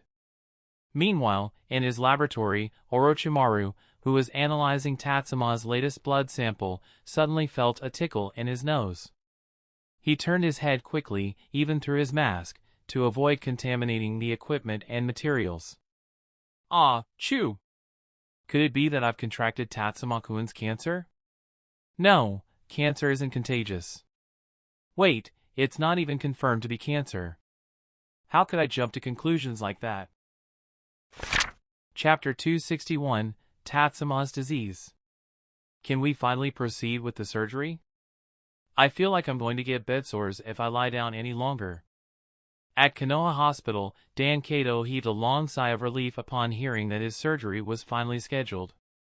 He looked at the petri dish beside him, knowing that this kidney would soon be transplanted into his body. Initially, Dankato was somewhat fearful of the surgery, even though Tatsuma had assured him that the new kidney was cultivated from his own kidney cells. Despite this, it still felt a bit odd. After the kidney was prepared for transplantation, 3 weeks had passed, 3 whole weeks of mostly lying in bed, being extremely careful even when turning over, and needing to maneuver around a large petri dish just to go to the bathroom. Continuing to live like this, Dan Cato felt like he was on the verge of going crazy. Even the strongest willpower couldn't withstand such a life. Tatsuma and Tsunade had been back for over a week. Originally, Dan thought he would have to wait longer until Tatsuma fully recovered from his injuries. Hearing that he could have surgery so soon, Dan Cato was moved to the point of tears. Tatsuma was such a kind young man. Despite being seriously injured, he thought of Dan instead of focusing on his own recovery. "Don't worry, the tests show that your body has almost no rejection reaction to the kidney. Any slight inflammation is due to the insertion channel, not the kidney itself. The upcoming surgery is quite simple. You know how an appendectomy works, right? That's where they make a small incision to remove the appendix. In your case, they'll make a small incision to place the kidney inside. It's a minor surgery." Tatsuma spoke reassuringly, and Dan Cato smiled cooperatively, though he didn't believe it was that simple. Over the past 20 days, he had been used as a case study countless times. Doctors and medical interns from the hospital, along with Tsunade and the medical ninjas in training, had all observed his condition. Even the editors of some renowned medical journals had personally inquired about the details, their serious expressions making Dan Cato realize just how unique his case was. If it were just a minor surgery, why would so many people be interested in studying it?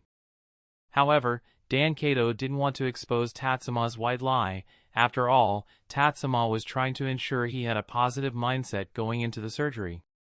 Tsunade was also busy in the room when suddenly all 3 of them turned their attention to the doorway. Orochimaru stood there holding a stack of papers. "Orochimaru-sama, are you here to visit Dan Cato as well?" Tatsuma asked. Since Dan Cato was the first human subject of their research, Tatsuma assumed Orochimaru wanted to follow up promptly. Orochimaru shook his head and said, "I am fully aware of Dan's condition. This surgery is destined to succeed. What I want to discuss now is a matter concerning you, Tatsuma." "Concerning me?" Tatsuma frowned, looking puzzled. Orochimaru nodded and then turned to Dan Cato, saying, "Dan, do you mind resting alone for a moment?" Dan Cato quickly realized that the discussion might be related to Tatsuma's previous injuries. He hastily said, "Tatsuma, Tsunade, you both go ahead. I could use some rest to prepare for tomorrow's surgery." "All right," Tsunade nodded and left the room with the equally puzzled Tatsuma. In recent times, Orochimaru had become quite familiar with Konoha Hospital, and he easily found an available consultation room. He entered, followed by Tatsuma and Tsunade, and then locked the door behind them. Seeing Orochimaru's serious expression, Tsunade grew anxious. Although she had examined Tatsuma several times and found nothing wrong, indeed, he seemed healthier every day, she knew that Orochimaru and Tatsuma had developed many medical devices together. Orochimaru might have discovered something she had missed. Orochimaru placed the documents he was holding on the table and pushed them towards Tsunade and Tatsuma. He said, "Tatsuma, you now have the opportunity to name a cancer after yourself." "Cancer?" Tatsuma exclaimed in shock. Tsunade, initially planning to let Tatsuma review the documents first due to his expertise in analyzing data and images, quickly grabbed the documents herself upon hearing the mention of cancer. Normally, Tatsuma would take the lead in reviewing such technical materials, but Tsunade couldn't wait. As she went through the documents, Tsunade found the content within her understanding, not involving cutting-edge technologies. Despite her agitation, she could easily comprehend the material. As she continued reading, her expression darkened. The data and images indicated that Tatsuma had cells with properties similar to cancer cells which were rapidly proliferating in his body. Unlike typical cancer cells that concentrate in specific areas, these cancer cells in Tatsuma's body were widespread, present in his blood, muscles, skin, and even hair. Sitting next to Tsunade, Tatsuma also reviewed the documents as she did. However, his expression remained calm, even showing some impatience at Tsunade's slower pace in reading. Tsunade was reading through the documents slowly, focusing intently on the key points on each page, which took her some time. Finally, she finished reading but remained silent with a serious expression. Orochimaru then looked at the still calm Tatsuma and asked, "Tatsuma, do you have any thoughts?" Tatsuma responded, "No particular thoughts.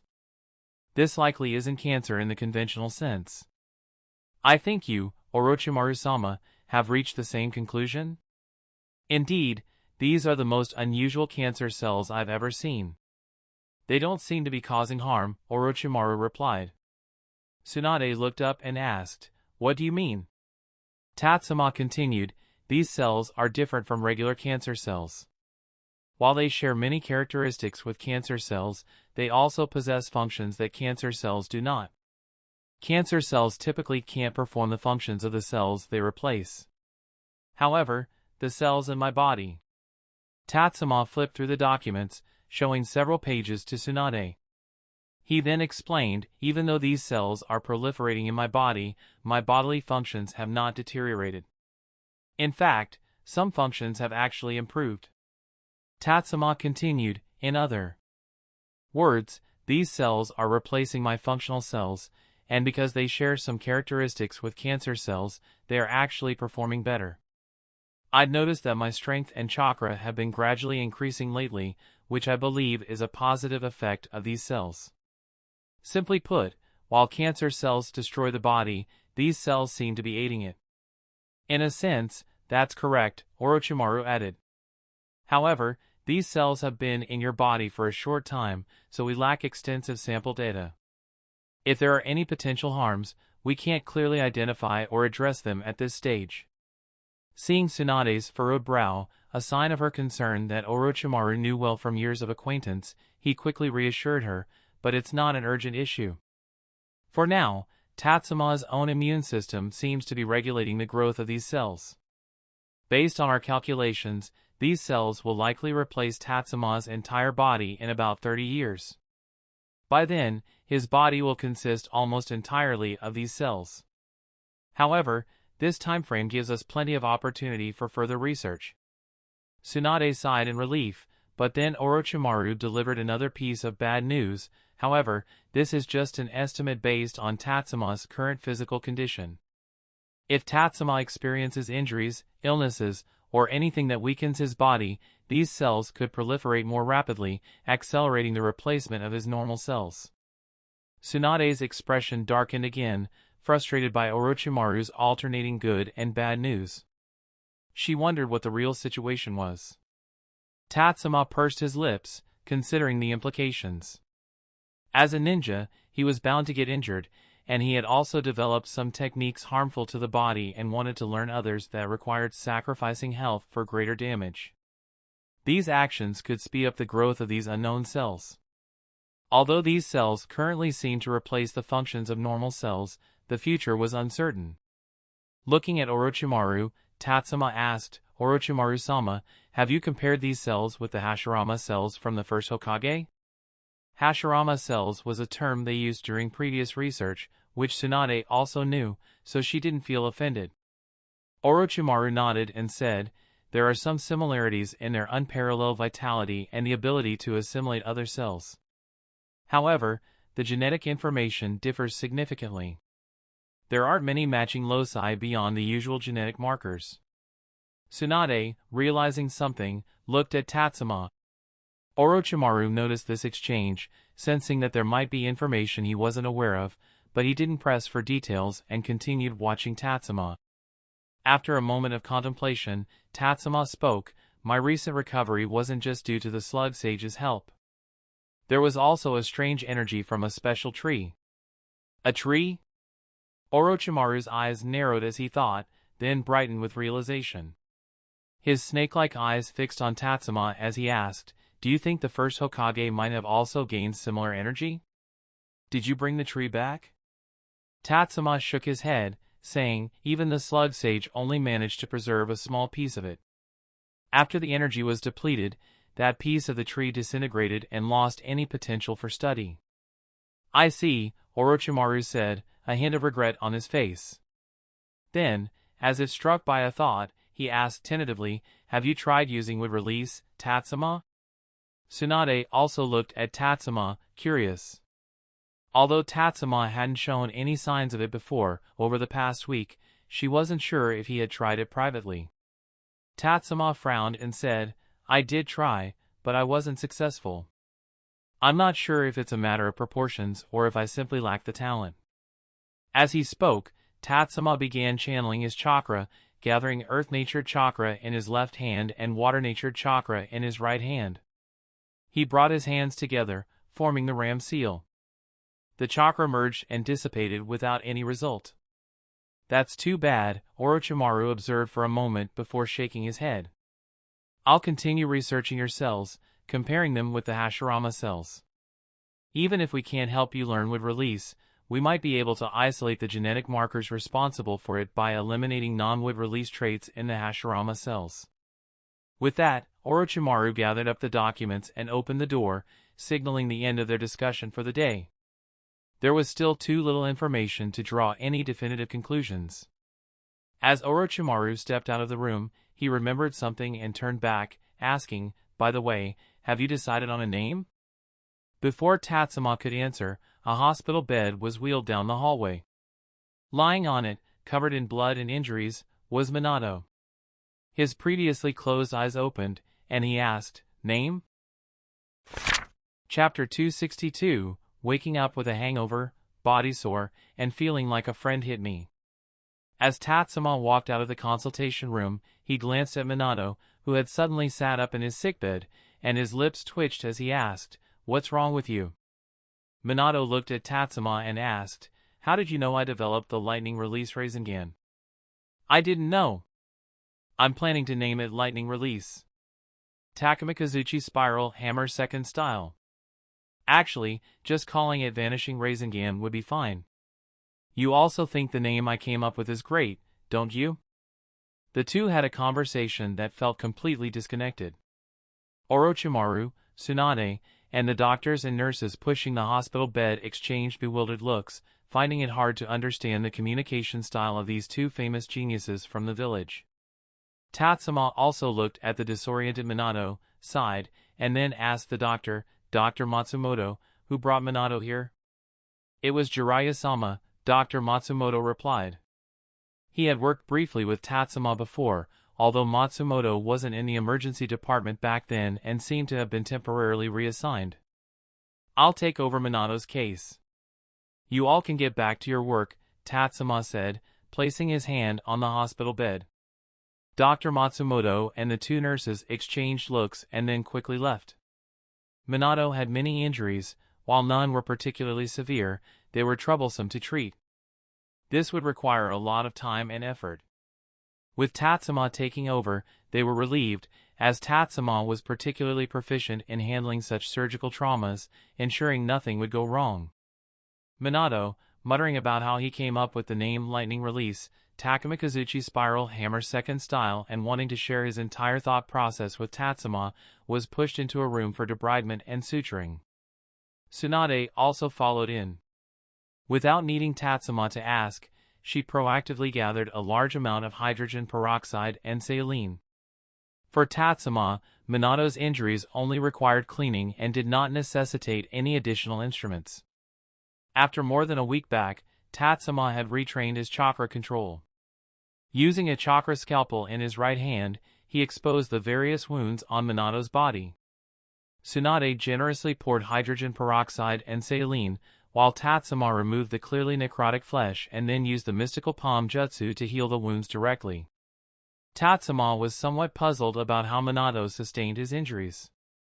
Given Minato's speed and mastery of the Flying Thunder God technique, it shouldn't have been easy to injure him so badly. Tatsuma couldn't think of an effective method himself, other than directly inflicting severe damage on Minato. After a while, Tatsuma and Tsunade stopped, having finished treating him. Perhaps due to the decreasing pain, Minato fell asleep during the procedure.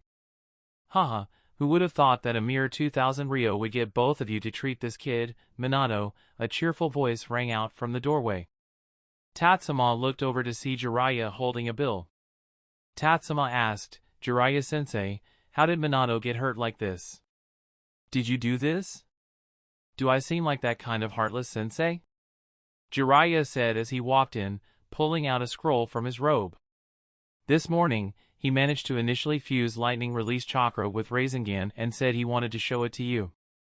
Since he heard you were preparing for surgery these past few days, he didn't come to find you and instead went to see Kushina.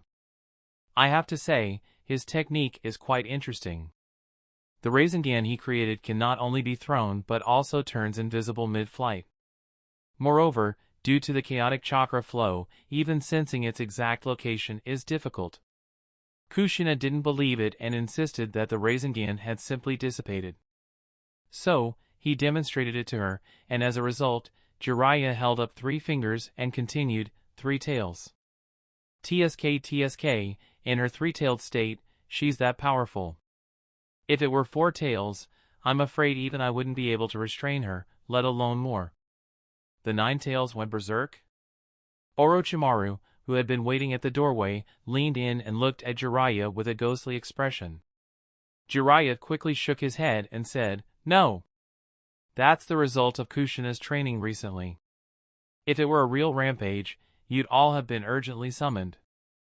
It was just Kushina losing a bit of her composure due to anger, Jiraiya clarified. Oh, Orochimaru withdrew his head, while Tatsuma and Tsunade exchanged surprised looks. They hadn't known that Kushina, who had been living in the Senju clan's territory, had gained such control over the Nine Tails' power. After a moment, Tatsuma smirked and said, if Hidden Cloud Village knew about this, they might regret sending only a few people back then. Blue Bee has been trying to coexist with the Eight Tails for 3 years, yet in just a few months, Kushina has already trained to the point of utilizing 3 tails of the Nine Tails' power. Perhaps the Uzumaki clan truly is the best vessel for tailed beasts, especially when paired with the Uzumaki clan's sealing jutsu. Haha, if Hidden Cloud dares to send anyone else, they might not need help from others. Kushina could handle it herself, Jiraiya joked as he unsealed a scroll in his hand, revealing a somewhat unconventional outfit.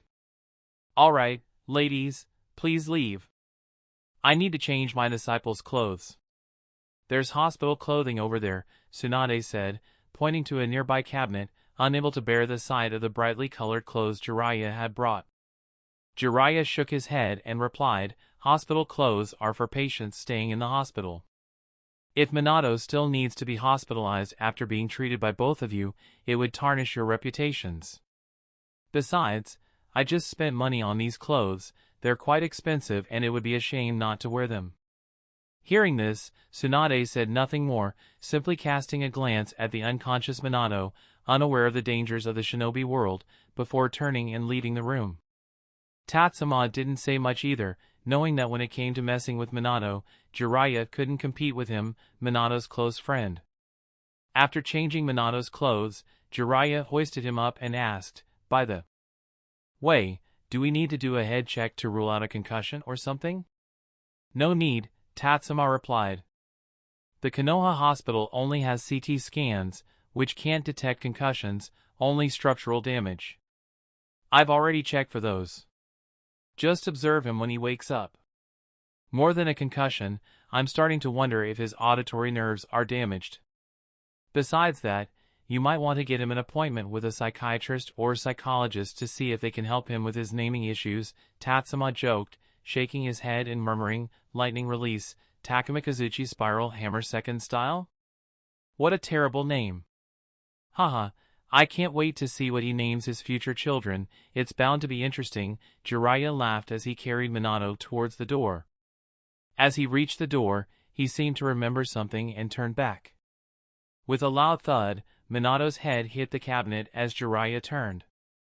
Quickly, Jiraiya swung him the other way, causing another thud as Minato's head hit the wall. Tatsuma winced and remarked, Jiraiya-sensei, Minato probably didn't have a concussion before, but now I'm not so sure. It's fine.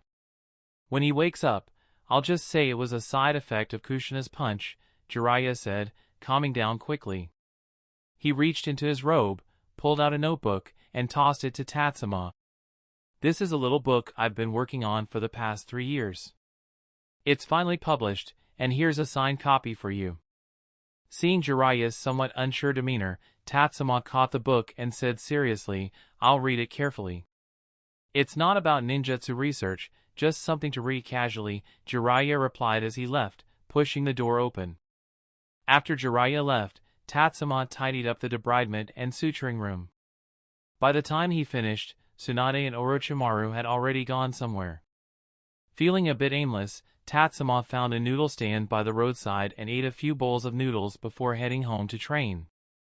He could cook for himself, he did in his past life, and even more so in this one, but he found himself cooking less and less due to the increasing value of his time and energy. Although he could use ninjutsu like Shadow Clone to save time, the energy expenditure couldn't be avoided. So, besides occasionally getting a meal cooked by someone else, Tatsuma now preferred dining out. Ordering takeout often meant waiting longer and having to clean up afterward. While good food can indeed bring joy, most people, as they age, learn to control their cravings.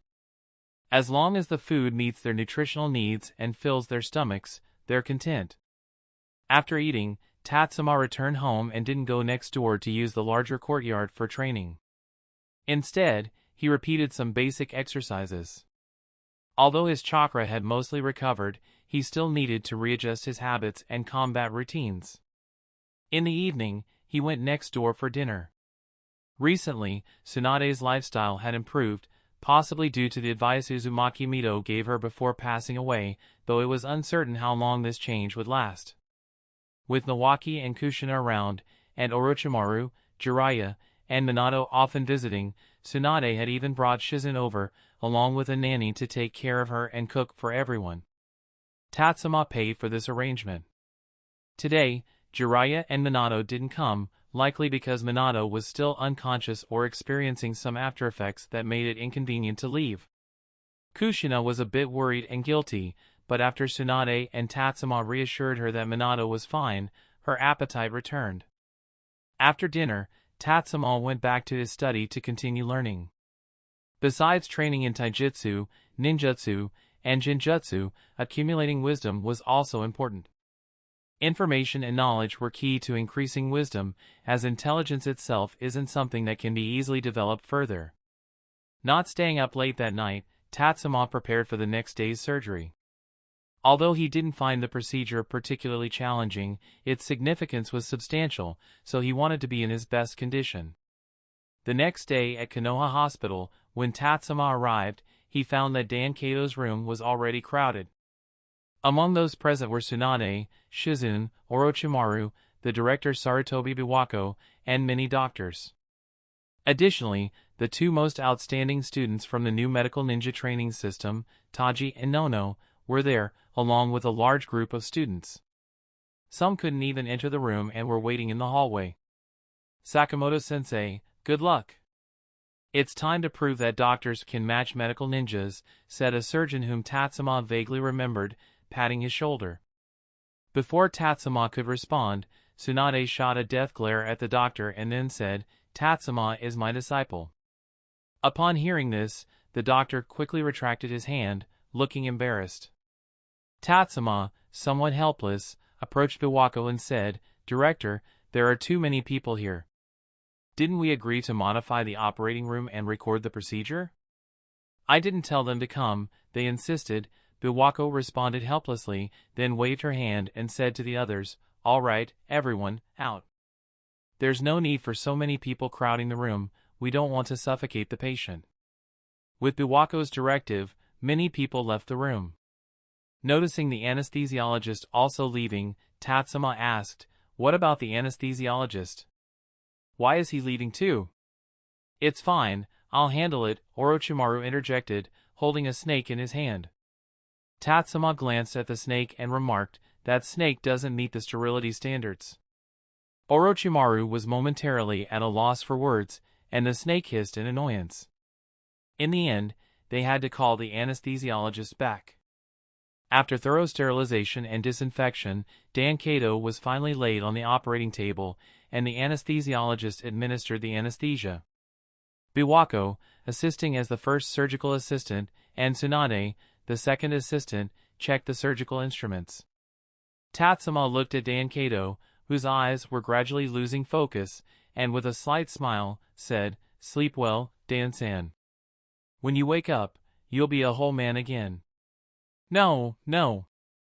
If that happens, Tsunade won't take care of me anymore," Dankado murmured, his words becoming indistinguishable and resembling the babbling of an infant. Shortly after, he fell asleep completely. While checking the surgical knives, Tsunade picked one up and exclaimed, "That idiot! Let me handle this. I might as well cut out his ungrateful heart and lungs too." Chapter 263, Inviting a Love Rival to the Wedding Banquet, both thrilling and annoying. The standard for judging an anesthesiologist's excellence is how precisely they control the timing of anesthesia. Clearly, the anesthesiologist involved in this surgery is extremely skilled. Almost immediately after Tatsuma finished stitching the wound, Dankado began to wake up. He hadn't even been moved out of the operating room yet, as Tatsuma was still explaining the key points of the kidney transplant surgery to the camera recording the procedure. Just as he turned off the camera and started packing up the equipment, Tatsuma, the lead surgeon, wasn't particularly busy. He looked at the piece of muscle cut from Dankado, which was used to fill the void left by the kidney transplant, and said, "Sensei, you could sort of be considered Dankado's family. What do you plan to do with this piece of meat?" "Half fried, half grilled," Tsunade said with a hint of menace. Tatsuma gently pressed the piece of meat and said, "This meat was created using medical ninjutsu. The muscle fibers and their orientation are very uniform, so it would definitely taste good if cooked. Can I eat now?" Having fasted for 12 hours before the surgery, the still groggy Dankado overheard them talking about food and instinctively asked. Tsunade, still angry, picked up the piece of muscle that looked very similar to a kidney and said, "This is your dinner. How do you want to eat it?" "You like grilled meat, so let's grill it," Dankado said, gazing lovingly at Tsunade, completely unaware of the actual topic of conversation. "Humph." Tsunade was caught off guard by his words, leaving her unsure how to continue being angry. She could only place the piece of meat back on the tray and silently pack up the equipment. Biwako, standing nearby, had a noticeable smile in her eyes despite wearing a mask, which looked somewhat eerie. However, it was clear that these two had feelings for each other, and as an elder, how could she not be pleased?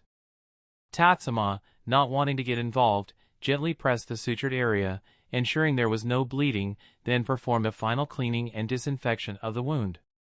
He then gently placed a bandage over it and announced the end of the surgery. In the observation room, Dankado quickly regained full consciousness. Despite not specializing in taijutsu, his Jonin-level physical condition was much stronger than that of an average person. Tatsuma asked Dankado how he wanted to handle the excess tissue. Dankado chose a method most beneficial for learning medical ninjutsu, preserving the tissue in formalin, then embedding it in wax for sectioning, so that Tsunade's students could observe and study it. Regenerative healing jutsu is an extremely difficult medical ninjutsu, with one of the challenges being the necessity of understanding various human tissue structures. Tatsuma's quick comprehension through books, images, and Tsunade's guidance did not mean others could do the same, so having physical samples to study was the most effective method. However, obtaining a complete and sufficiently large sample of regenerated muscle, bone, or tendons is quite difficult. It's not practical to extract a large piece of tissue from someone, then use regenerative healing jutsu to repair it, only to remove the regenerated tissue again. This makes Dankado's case highly valuable for research from pre-surgery to intraoperative and postoperative stages. However, the entire process can be quite difficult for most people to accept. Fortunately, Dankado, having experienced a near-death situation, has a strong capacity for acceptance and doesn't mind helping the medical community in this way.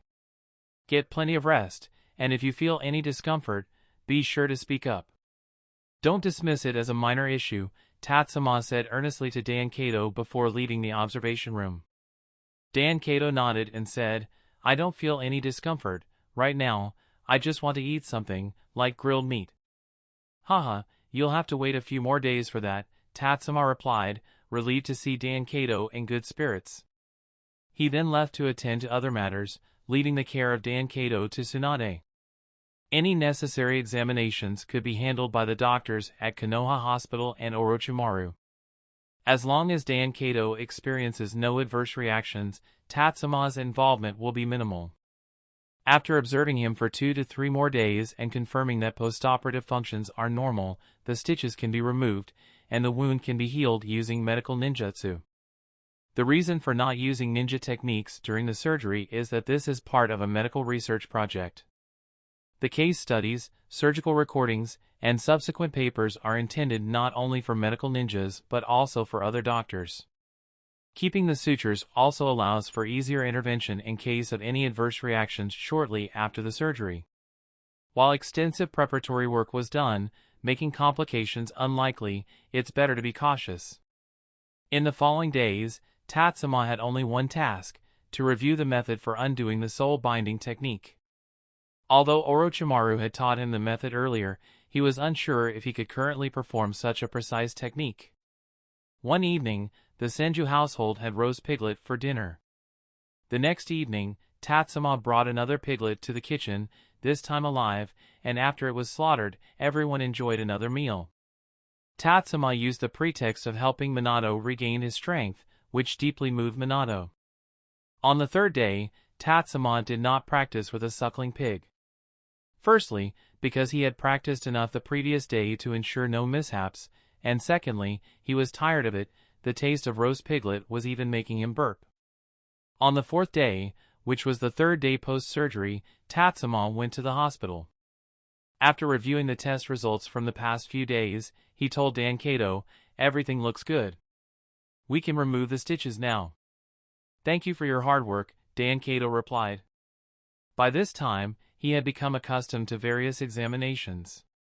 Without needing further instructions from Tatsuma, he raised his left hand and placed it behind his head, turning slightly to give Tatsuma the best view and space to work. Such cooperative patients are rare, much like the ideal clients Tony-sensei hoped for, those who would turn their heads during a shampoo and tilt their heads down or up during a haircut. Tatsuma unwrapped the bandage, inspected the wound, and, finding no issues, focused chakra into his right hand to form a chakra scalpel. He gently cut along the suture line and then carefully removed the stitches. The sutures and the incision method had been specially designed for easy removal, so the process was smooth and straightforward. After removing the sutures, the wound did not split open, indicating that it had already begun to heal. For such a minor issue, Tatsuma didn't bother with sterile procedures. Using chakra sensing and some techniques from delicate illness extraction jutsu to ensure everything was fine, he directly performed the mystical palm jutsu to heal the wound. Tisk, Dankado made a sound and then said, "I feel like the wound is already healed, but there's still some pain. Is that normal?" "That's normal," Tatsuma replied lightly. "Your brain hasn't fully adjusted yet. It still thinks the wound should hurt, so you feel pain." He had seen this happen many times, especially on the battlefield, where many people continue to feel pain even after being healed. The brain is an excellent detective, capable of revealing many hidden things, but it's also the greatest deceiver, employing tricks that are hard for people to resist. In his previous life, Tatsuma had heard a theory that if you fully immerse yourself in watching sports videos, your brain might be tricked into thinking your body is exercising. As a result, even while lying still, the body could enter a state similar to high-intensity training, effectively simulating the effects of exercise. Alright, for the next week, you need to have a urine test and a blood test every 2 days. After a week, do it once a week, and after a month, do it once a month. It's best to continue this for 2 to 3 years to ensure that your kidney function has not declined. As Tatsuma withdrew his hands, Dankado cautiously sat up, touched the area where the incision had been, and said with a sense of wonder, "These past 6 months have probably been the hardest for me to understand. I died and came back to life, I lost a kidney, and now it's all restored. It's truly amazing." Dankado was reflecting on this when he suddenly felt a tingle on his scalp. He realized Tatsuma's hand had somehow ended up on his head. Before he could ask, Tatsuma withdrew his hand and said, "All right, in a few days, once your body and mind have fully adjusted and you no longer experience phantom pain, you can try using spirit transformation jutsu. Theoretically, there should be no problem, but if any issues arise, make sure to contact me." "Okay," Dan Kato nodded, feeling even more moved. During this time, he truly felt as if he were in a dream. When he closed his eyes in the rainforest, he had thought Tsunade was merely comforting him when she cried and said he still had hope. After being revived by Tatsuma, saying that the kidney could recover was a way of comforting himself, and believing that his spirit transformation jutsu had only temporarily lost some time was also a form of self-comfort. But now, it seemed that these things had come true. For a moment, Dan Kato felt somewhat lost. He had become accustomed to being somewhat disabled over the past 6 months and now didn't know what to do with himself. Tatsuma, however, understood. Prolonged treatment can feel like being in prison, and after getting out, people often experience anxiety and confusion. This is even more pronounced when a terminal illness suddenly cures or when a prison sentence is suddenly reduced and release is imminent. Smiling, Tatsuma asked, "What is it that you most want to do now?" "Me?" Dan Kato opened his mouth and said, "I want to eat grilled meat, something flavorful." "You're really persistent," Tatsuma said, unsure how to respond. He understood, though, having had only one kidney before, Dan Kato's detoxification function was compromised, and he needed to eat healthy food. During this period, for the sake of the surgery, his diet had been very bland.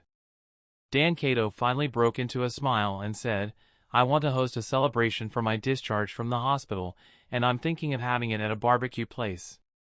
Is that okay?" "No problem. Your body has fully recovered. Occasional overeating might only cause some gastrointestinal and blood sugar issues, but with your current condition, you can handle it," Tatsuma replied. In fact, occasional unhealthy eating or overeating isn't solely harmful.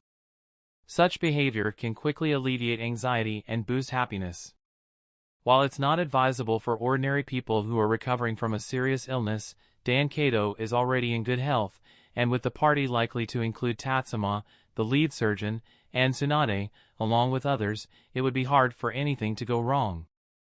Upon hearing Tatsuma's agreement, Dan Kato nodded and said, "I want to invite everyone I've met since returning to Konoha, Tsunade, you, Nawaki, and Jiraiya."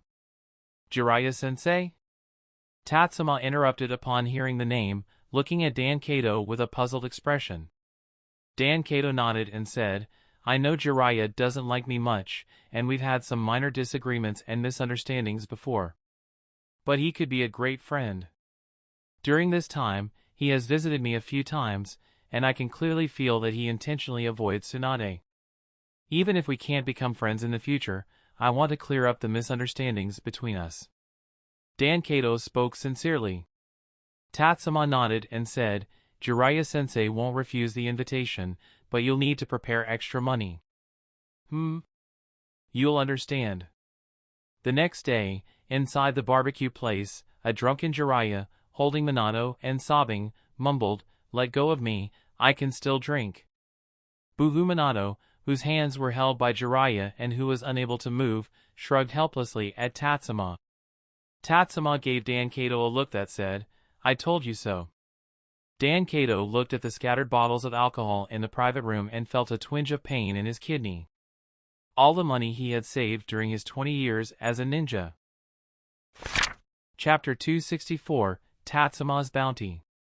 Tatsuma, if you entered a paper folding contest, you'd definitely win something, at least the speed award.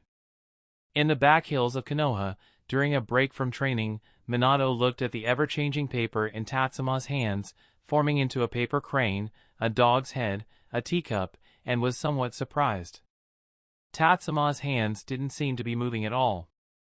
Only after learning Shikigami Jutsu did I realize that the legendary Shikigami are somewhat childish. As Tatsuma spoke, the paper in his hand transformed into a small square man. With a light toss, the paper figure landed, and Tatsuma used the seal of confrontation for subtle control. The paper man walked up to a rock the size of a basketball. Using both hands, it lifted the heavy stone, astonishingly supported by the paper figure. How is this done? Can paper support such heavy weight? Minato, like a neighbor's child discovering a fun toy, wanted to play but was somewhat reserved.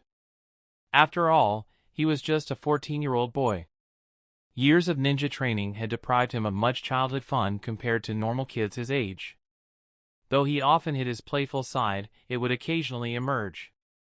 Especially in the presence of his close friend Tatsuma, there was no need to pretend. Tatsuma's hand released the seals, and in an instant, the rock flattened the paper.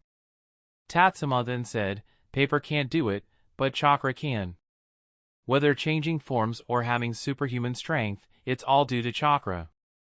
The principle of Shikigami Jutsu is to use chakra to create a framework on the paper.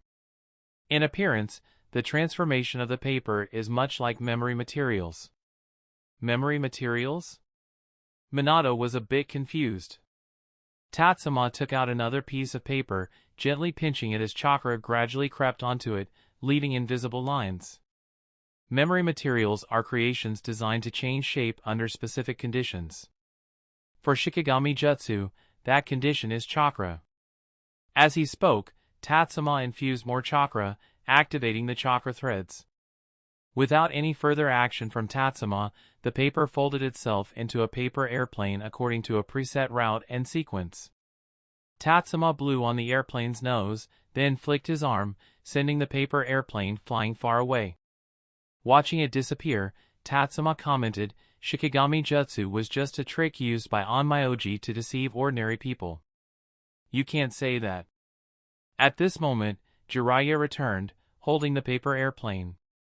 He said, "You have a talent for learning ninjutsu, but your chakra doesn't bond well with paper. If you've seen Konan's Shikigami Jutsu, you'd truly understand its power. Her chakra can even change the physical properties of paper, making it as strong as steel. Maybe most Onmyoji were frauds, otherwise, they wouldn't have been gradually eliminated by history. But we can't rule out the existence of geniuses who could truly elevate Shikigami Jutsu to a divine skill." As Jiraiya spoke, he tossed the paper airplane toward Tatsuma, but it fell to the ground after just 2 meters. Scratching his head, Jiraiya asked, "How did you make it fly so far?" "Blow on the nose," Tatsuma said. He picked up another piece of paper, instantly folded it into a paper airplane, blew on its nose, and threw it. The paper airplane traced a delicate, uncontrollable arc, flying farther and farther away. "What's the principle behind this?" Both Jiraiya and Minato's eyes lit up. Jiraiya eagerly picked up the fallen paper airplane and asked, though he hesitated to blow on the dirty nose.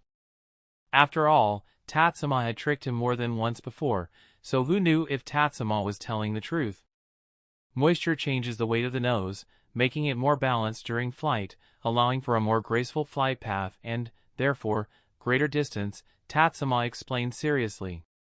Jiraiya nodded, blew on the dirty airplane nose, and threw it. However, it flew even less far than before. In an instant, Jiraiya looked at Tatsuma with a resentful gaze. Tatsuma pointed to the ground and said, "The ground is wet." The nose already picked up some moist dirt, which seriously disrupted the balance. "Let me try again." Jiraiya walked over to Tatsuma, holding out his hand. Although Tatsuma's Shikigami Jutsu was taught by Jiraiya, this kid had surpassed him within a month. Reluctantly, Tatsuma folded another airplane for Jiraiya. Seeing Minato with his big eyes, sensibly not asking but clearly wanting one, Tatsuma kindly made one for him too. The two began blowing on their airplanes and throwing them. Watching the paper planes fly high and far, they jumped up and down in excitement. "Minato, try using paper airplanes to train your ninja tool throwing skills," Tatsuma suggested.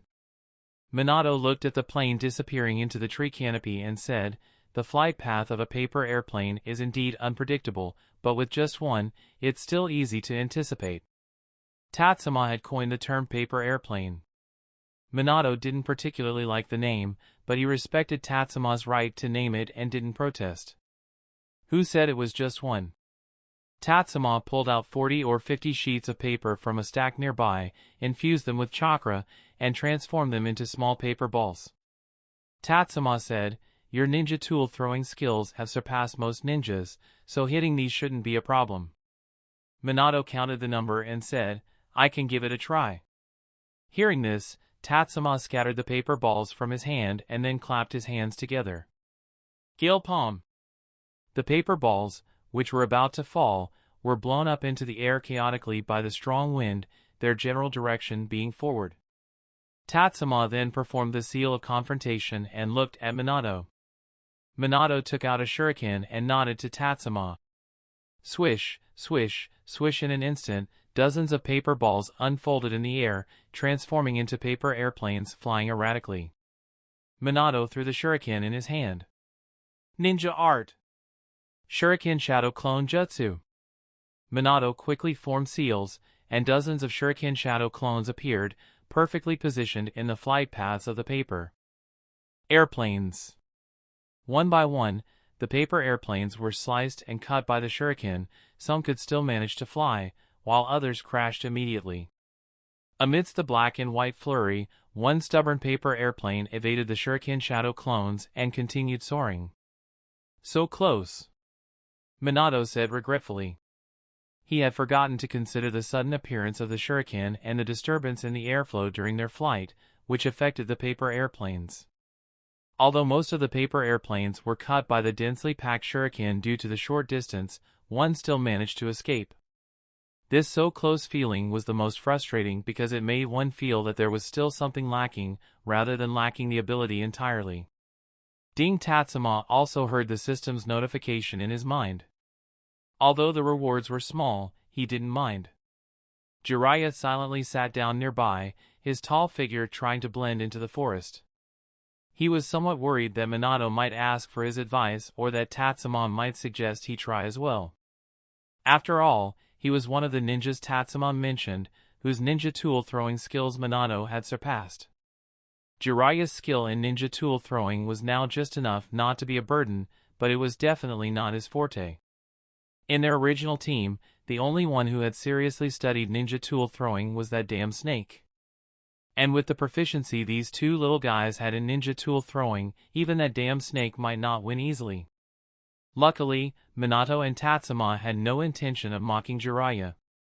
Instead, they continued chatting and trying again and again. The number of paper airplanes Tatsuma threw increased, but Minato's accuracy did not decrease. After 2 or 3 rounds, no paper airplane could escape Minato's shuriken. Eventually, they started showing off their skills. Tatsuma used ninjutsu to change the flight paths of the paper airplanes, while Minato used manipulated shuriken jutsu to make the shuriken collide and change directions, attempting high-difficulty maneuvers. The session ended when Tatsuma ran out of all the paper he had brought for training. As Minato entered puberty, his body was rapidly growing, and his chakra reserves were no longer a major limitation. Although he still needed to manage his chakra carefully in intense battles, he no longer experienced interruptions during training. Tatsuma had no intention of cleaning up the paper scraps scattered throughout the forest. After all, the paper was made from bamboo and wood, and returning to the forest might even serve as fertilizer. Jiraiya-sensei, do you have any secret skills left to teach Minato? As today's training ended and Minato was collecting his ninja tools scattered throughout the forest, Tatsuma asked Jiraiya. Jiraiya's expression turned serious as he understood Tatsuma's implication. He said, "At this stage, I've taught Minato everything he can learn. The rest either I haven't mastered myself, or Minato isn't ready for yet. We both need a period of practical experience before continuing his training. My plan to wander the ninja world has been postponed for too long. Although it's late spring, there are still many places where cherry blossoms are in full bloom. But have you really fully recovered? The old man shouldn't be rushing you like this, right?" Jiraiya looked at Tatsuma with some concern. Although Tatsuma claimed he had fully recovered, it had only been less than 2 months since his rest and recovery. Was he truly all right? Jiraiya had consulted Orochimaru and knew that Tatsuma wasn't without lingering issues. Even though that damn snake didn't explicitly say so, he had indicated that any injury Tatsuma sustained, no matter how minor, could potentially worsen his condition. Jiraiya knew Tatsuma all too well, aware that in battle, he wouldn't concern himself with injuries. He had never seen Tatsuma come out of a fight unscathed on the battlefield. Tatsuma shrugged and said, "Of course, I would prefer a longer period for recovery training. But if I rest, the whole team has to rest with me. Besides, there are still things I need to obtain from the third Hokage." Try to avoid dangerous missions. Jiraiya hesitated before adding, "During the previous war, Hidden Sand Village put a bounty on you.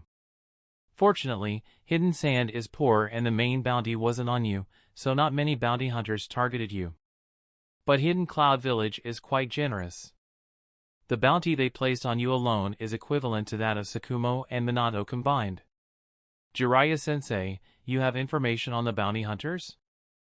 "I can gather some intelligence," Jiraiya replied. Tatsuma asked curiously, "Can the 5 great nations openly place bounties on ninjas from other countries?" Jiraiya nodded. "To some extent, yes. It's a shadowy aspect of our world, but it happens. The bounty system is a way to indirectly weaken rival nations by targeting their key ninjas. Of course, it's not done openly, but tracing such large sums of money isn't difficult. However, this kind of behavior is something all 5 great nations engage in, so it's nothing unusual." After Jiraiya finished speaking, he noticed that Tatsuma wasn't afraid but rather even more curious.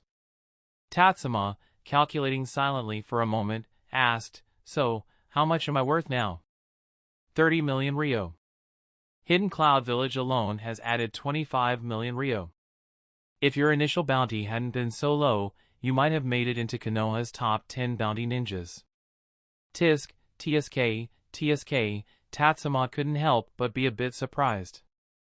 In the original series, Sarutobi Asuma, the third Hokage's son, a Konoha Jonin, and one of the 12 guardian ninja of the Land of Fire, had a bounty of only 35 million Ryo. These bounties certainly didn't come from a single person or faction but from multiple sources. Tatsuma, having his bounty updated just once, was now close to Asuma's. He found it hard to believe and said, "I never thought I'd be worth so much." Mastering the second Hokage's Flying Thunder God technique, combined with your expertise in sealing jutsu capable of breaking tailed beast Jinchuriki seals, and your ability to escape from the third Raikage, you should be thankful that the other 3 nations haven't fully believed the accusations from the Land of Lightning yet. Otherwise, your bounty would skyrocket, attracting countless rogue ninjas. Given your age, many greedy rogues would underestimate your danger and swarm toward you. Don't forget, your ANBU identity has also been exposed. Whether you walk openly or travel as ANBU, they'll recognize you." Tatsuma pressed his lips together, showing no fear, and then smiled. "Let's hope these rogue ninjas are all on the ANBU mission list." Chapter 265, No one speaks for you if you don't speak for others. Inside the Hokage's office, Tatsuma entered through the window this time without breaking the window frame, which left Hiruzen with a bit of regret. After all, Tatsuma's performance was too perfect, an occasional mistake would make him seem more like a youth, a somewhat imperfect young person.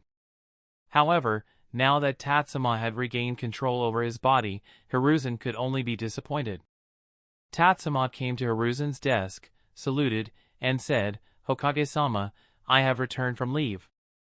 Although Hiruzen had previously hinted that Tatsuma should return as soon as possible, he still asked, "Do you not need to rest for a while longer?" Tatsuma shook his head and said, "My body has long since recovered, and I have completed my adaptive training. During this time, I also learned Shikigami Jutsu from Jiraiya-sensei. There's nothing else urgent." Upon hearing this, Hiruzen nodded. He could tell that Tatsuma was indirectly referring to the vacation, but his words subtly hinted at the mutually multiplying explosive tags jutsu. Since Tatsuma understood this, naturally, Hiruzen did too. He maintained his expression as if he hadn't understood a thing and asked, "I heard Danzo also taught you some skills?" Tatsuma, with his head lowered, pursed his lips. Hiruzen's question could be interpreted in many ways, and a wrong answer could lead to unnecessary misunderstandings. After thinking for a moment, he chose the safest response, saying, Danzo-sama valued me and taught me some exclusive wind release techniques. I have a basic grasp, but I'm not yet proficient. On the surface, he was talking about techniques, but implicitly, he was referring to people. Hiruzen remained expressionless, but in the shadows, Shikaku, who had recently taken up his post, narrowed his eyes. No wonder this classmate received so much praise. This level of conversation doesn't offend anyone. If Hiruzen approved and appreciated Danzo's actions, then Tatsuma's gratitude would be perfectly appropriate, especially since Tatsuma is so closely aligned with Hiruzen's faction. On the other hand, if Hiruzen was previously unaware of the situation and later disapproved of it, Tatsuma's statement of not familiar would quickly distance himself from any association. While such words may not bring Tatsuma closer to either Hiruzen or Danzo, they also wouldn't push him further away. In the absence of knowing Hiruzen's stance, this is an excellent approach. Having been the Hokage's guard for half a month, Shikaku had seen many ninjas coming and going in the Hokage's office, but few could be as cautious as Tatsuma, responding in a way that wouldn't displease Hiruzen. Seeing that Tatsuma neither acted arrogant due to favor nor hurried to distance himself, Hiruzen nodded and continued, Danzo has had this intention for a long time. I had you visit Danzo with this in mind. Upon hearing this, Tatsuma immediately responded, Thank you, Hokage-sama, for your guidance. Only then did Hiruzen smile. Tatsuma, this kid, really knows how to behave. In the shadows, Shikaku almost rolled his eyes as far back as a Hyuga clan member. So, Danzo's intentions and the ninjutsu he taught ultimately turned into Hiruzen's credit? Okay then. Hiruzen said, Danzo's expertise in wind release is something even I may not fully match. Since you have learned his techniques, you must study them well, they will greatly benefit you. Tatsuma also wanted to roll his eyes, but Hiruzen was right in front of him. Even with his head lowered, Hiruzen would easily notice such a gesture. In the end, it was all about not wanting to give the mutually multiplying explosive tags jutsu. Next time Tatsuma wants to ask for it, he must first prove he has mastered the wind release ninjutsu that Danzo taught him. Moreover, Tatsuma couldn't demonstrate it too soon. After all, he just said he wasn't proficient, showing mastery right away would be deceiving Hiruzen, the Hokage. Hiruzen also knew that Tatsuma couldn't possibly be happy at this moment. After all, Tatsuma had done a lot of preliminary work for the mutually multiplying explosive tags jutsu. As the Hokage, he had promised it, but now it was being delayed repeatedly. It would be strange if Tatsuma were happy. So, he spoke to change the subject. By the way, your ANBU code name has been exposed by the Hidden Cloud Village. Do you need to change your ANBU code name to operate more effectively? ANBU ninjas use code names for confidentiality. The high level of secrecy within ANBU results in minimal information leaks.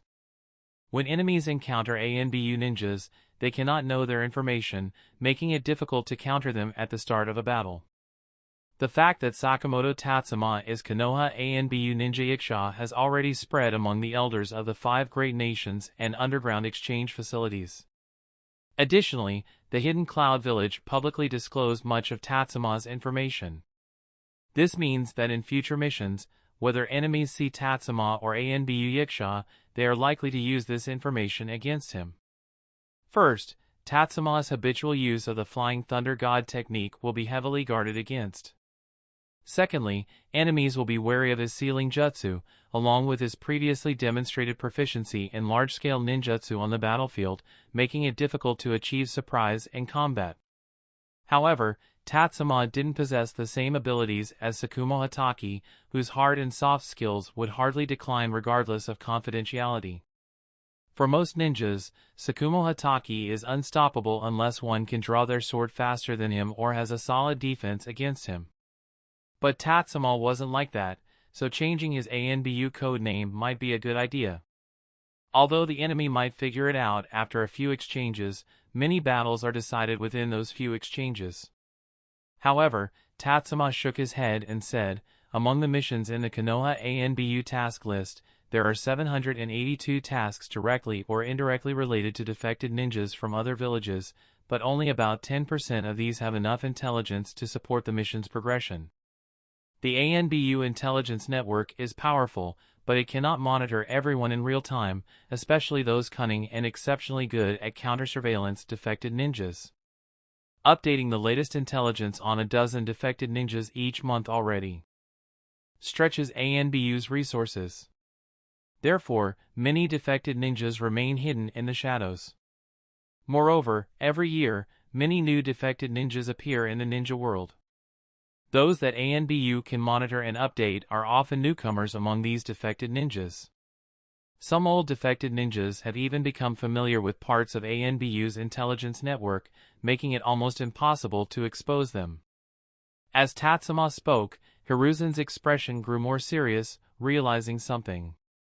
Tatsuma continued, "If I use myself as bait to attract these hidden defected ninjas, it wouldn't necessarily be a bad thing."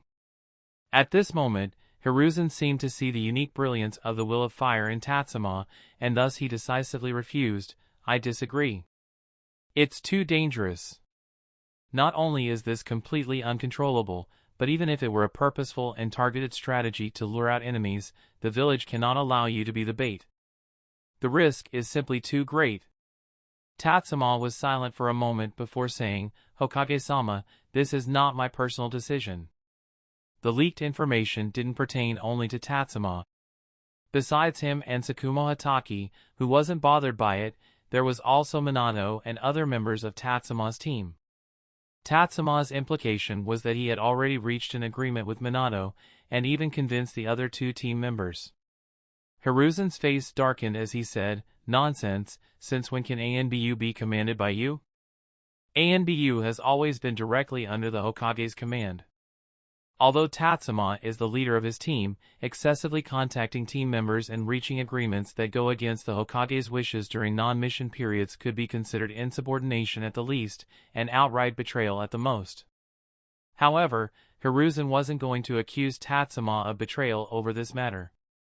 He only wanted Tatsuma to understand the seriousness of the situation and abandon his original idea.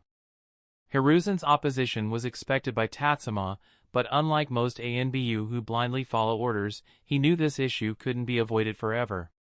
Tatsuma wouldn't stay in ANBU for his entire life, nor could any ninja. Thus, the issue of leaked information was something he would have to face sooner or later. If he waited to address it later, his growing strength, increasing age, and the accumulation of exposed information over the years would eventually provoke the deeply hidden defected ninjas at the exchange facilities to make a move. Those old defected ninjas aren't stupid. They wouldn't rush to attack a young person whose intelligence and background are incomplete for 30 million ryo.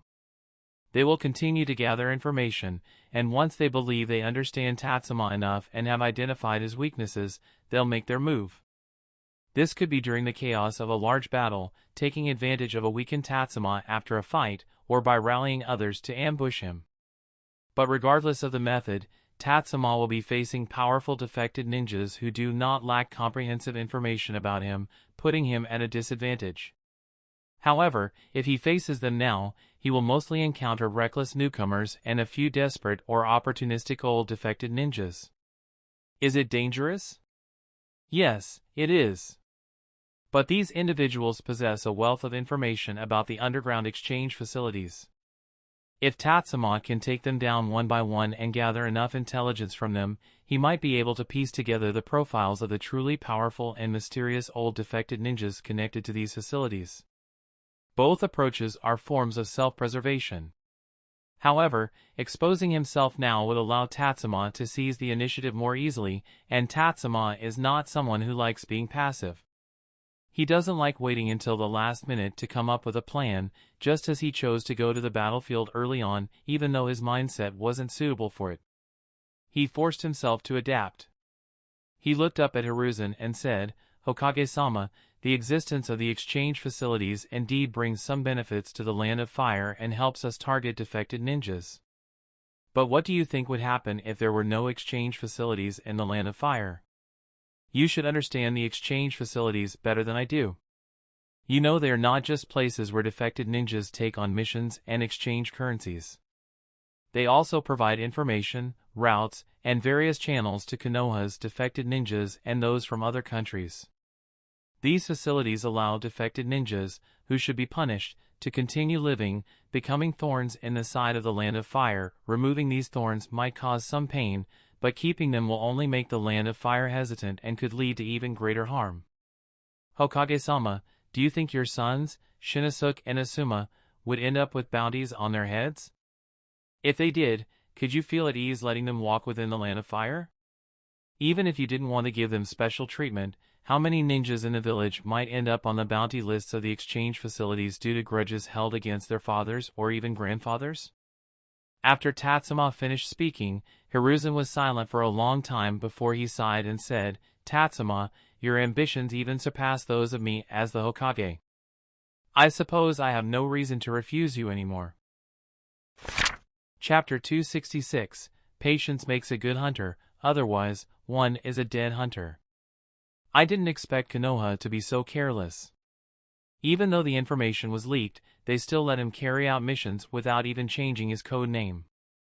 Heh, I've heard that this Sakamoto Tatsuma has a grudge against Tsukumo Hatake. Sakamoto Tatsuma was almost killed by Tsukumo Hatake before. Tsukumo Hatake is the Konoha ANBU chief. Could it be that he disagreed with Sakamoto Tatsuma changing his code name? It's possible. Sakamoto Tatsuma is only about 14 or 15 years old and has already shown such powerful abilities. In a couple of years, Tsukumo Hatake's position as ANBU chief might really be in jeopardy. But Sakamoto Tatsuma is Princess Tsunade's disciple. No matter how foolish Tsukumo Hatake is, he wouldn't openly target him. Look at the kind of mission Tsukumo Hatake has been carrying out over the past few years. It's been a matter of life and death for him. Think about it, if the second Mizukage had given you such missions, would you continue to serve him? Oh, wait, you wouldn't even need a life and death mission. You, coward, would run away at the mere mention of danger. In a dark, damp, and slightly smelly bounty exchange point, a group of rogue ninjas were discussing the latest information. This was one of the few social venues for rogue ninjas. Bounty exchange points are scattered throughout the 5 great nations and many smaller countries. Here, not only can you exchange currencies from various countries, but there are also numerous bounty missions posted, targeting both active ninjas and rogue ninjas. The rogue ninja brothers chatting today might become each other's bounty targets by midnight. The recent bounty of 50 million Ryo on Tsukumo Hatake and his 2 companions was undoubtedly the focus of discussion. After all, it's rare to see such a large bounty posted at once. Among the 3, the one attracting the most attention is naturally Tatsuma, who has the highest bounty. After all, compared to the nearly unbeatable Tsukumo Hatake, Tatsuma's bounty seems more attainable. Tatsuma's age is highly deceptive, no one believes he can be that powerful. Even the god of ninja didn't have as much fame in his youth as Tatsuma does now. As for the information disclosed by the Land of Lightning, a 14-year-old ninja capable of fighting Reincarnated, successfully escaping, and even causing us some injuries? Few people believe this. From the information revealed by the Land of Lightning, only 2 points are widely noted. First, Sakamoto Tatsuma and Minato Namikaze, codenamed Yakusha and Owl, are suspected of mastering the Flying Thunder God technique. Second, Sakamoto Tatsuma has profound expertise in sealing jutsu, to the extent that he could threaten the seal on the tailed beast Jinchuriki. Considering Tatsuma's background, he would have had the opportunity to master these. The first point is because Tatsuma's earliest nickname was Little Tobarama, though the exact origin is unknown, it was already in use at the beginning of the war. For several years, Konoha has not only refrained from clarifying this but has also confirmed the rumor. This includes Tatsuma residing in the Senju clan's territory and becoming the heir to the second Hokage Tobarama's legacy. These things are not secrets within Konoha. With such a background, it's not impossible for Tatsuma to have learned and mastered the second Hokage Senju Tobarama's Flying Thunder God Jutsu.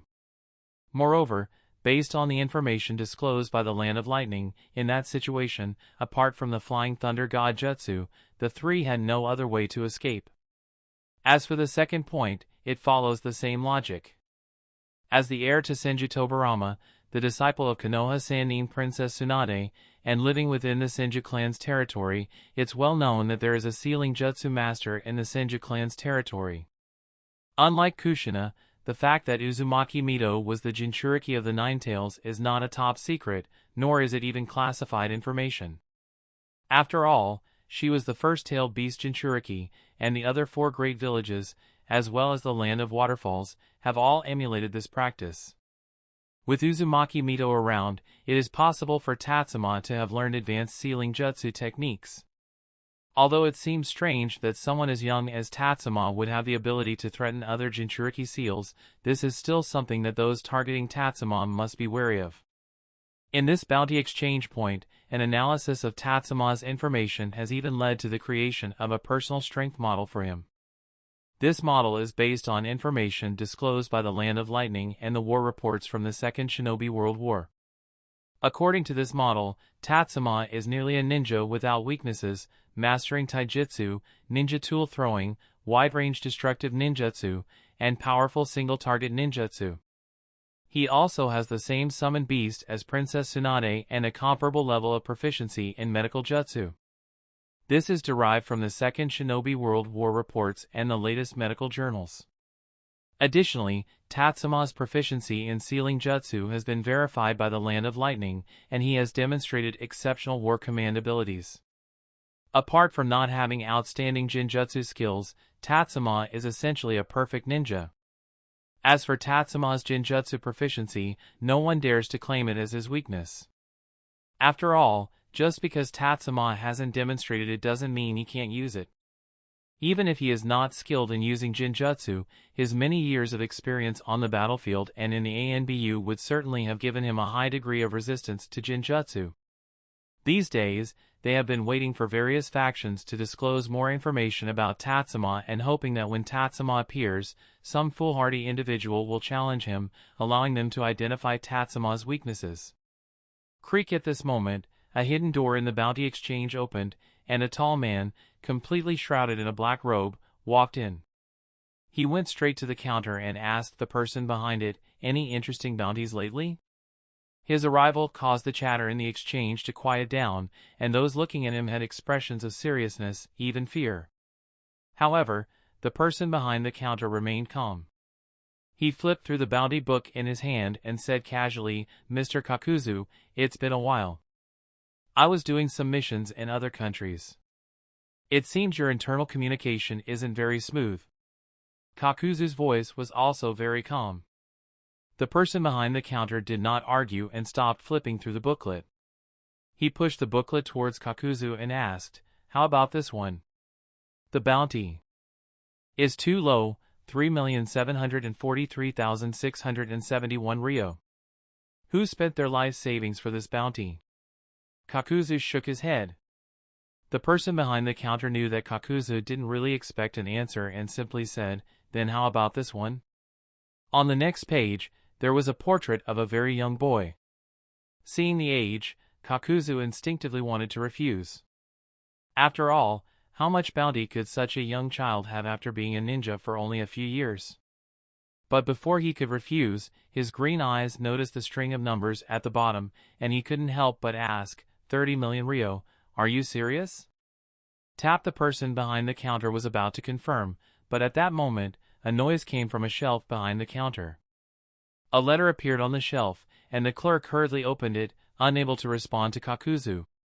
Watching the clerk read the letter, Kakuzu impatiently repeated, 30 million ryo, is this child's bounty real? No. The clerk denied it, and Kakuzu felt a bit disappointed. Looking at the string of numbers, he thought perhaps an extra zero had been added by mistake.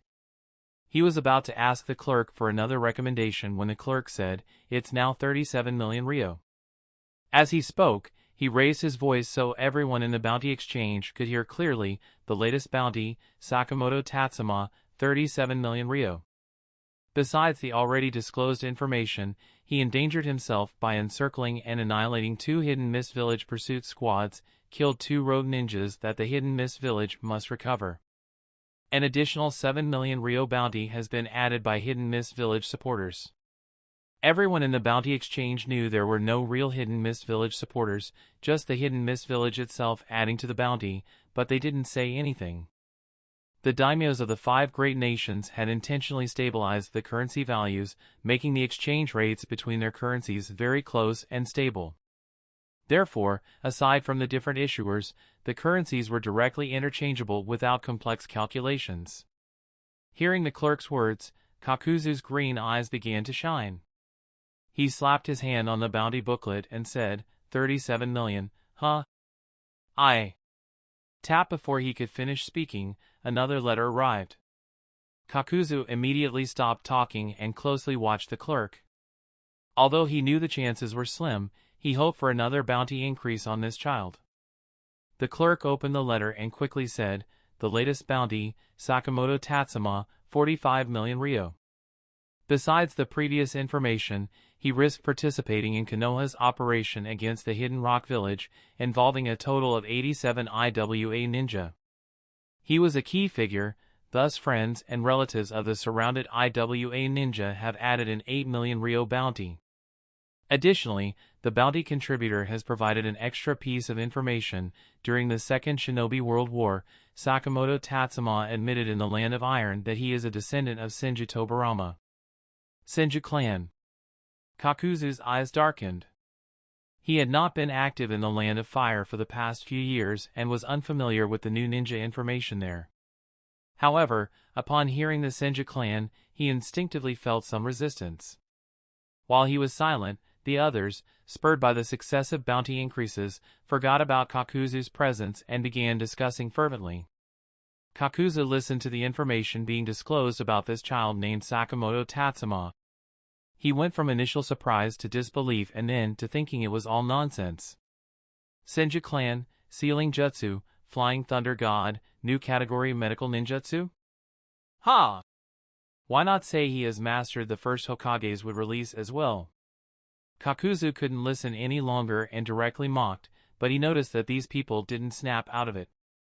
Instead, they looked at him with an extremely peculiar expression.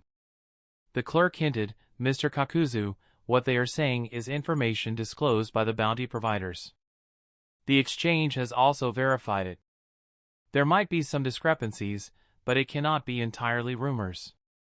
Although the clerk's words were reserved, Kakuzu knew the information-gathering capabilities of the exchange. If this information had been reviewed and released by the exchange, it was likely to be mostly accurate.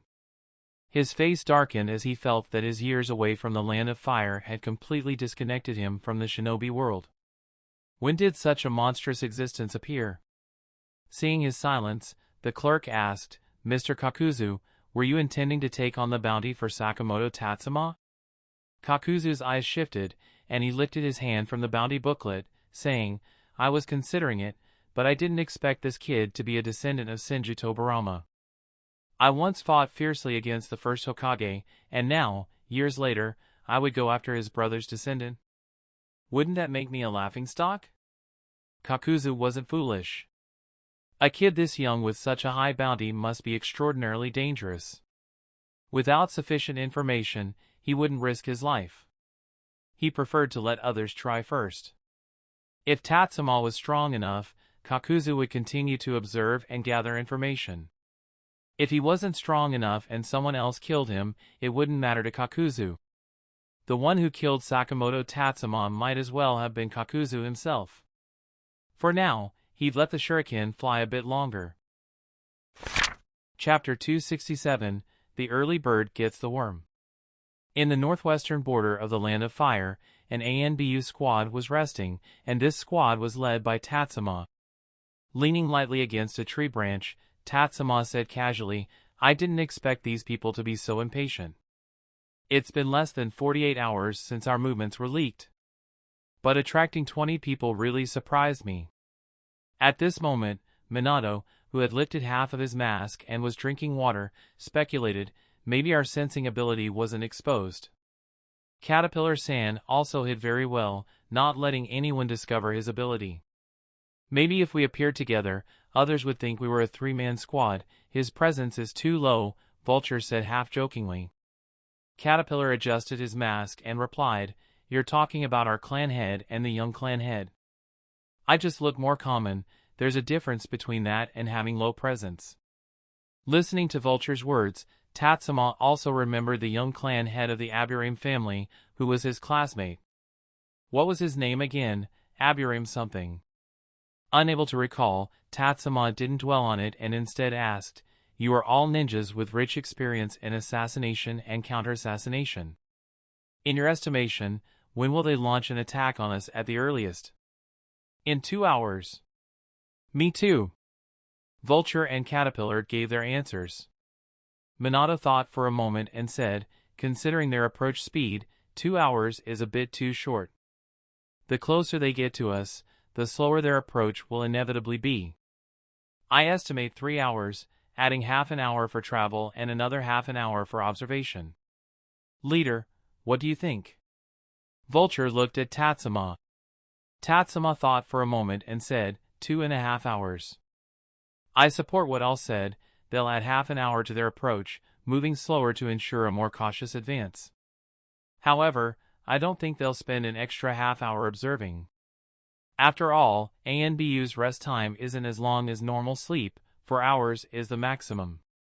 We've already rested in place for half an hour, so in 2.5 hours, it will be 3 hours total, which is the latter part of our rest period when our attention is at its lowest, perfect for them to launch an attack.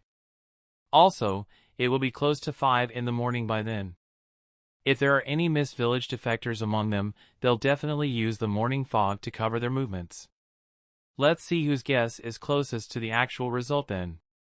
Vulture nodded with a smile and then stretched, saying, "By the way, leader, Caterpillar, Owl, I'll leave the night watch to you. After all, I'm not good at sensing, so I'll rest more to prepare for the battle." Though he spoke with a smile, his tone was somewhat serious. Being surrounded by numerous defectors, he couldn't really relax. In fact, Tatsuma had explained everything to him long ago, analyzing the pros and cons. Tatsuma, as the leader, even clearly stated that if Vulture didn't want to participate in the operation, Tatsuma could find someone to expedite his retirement application.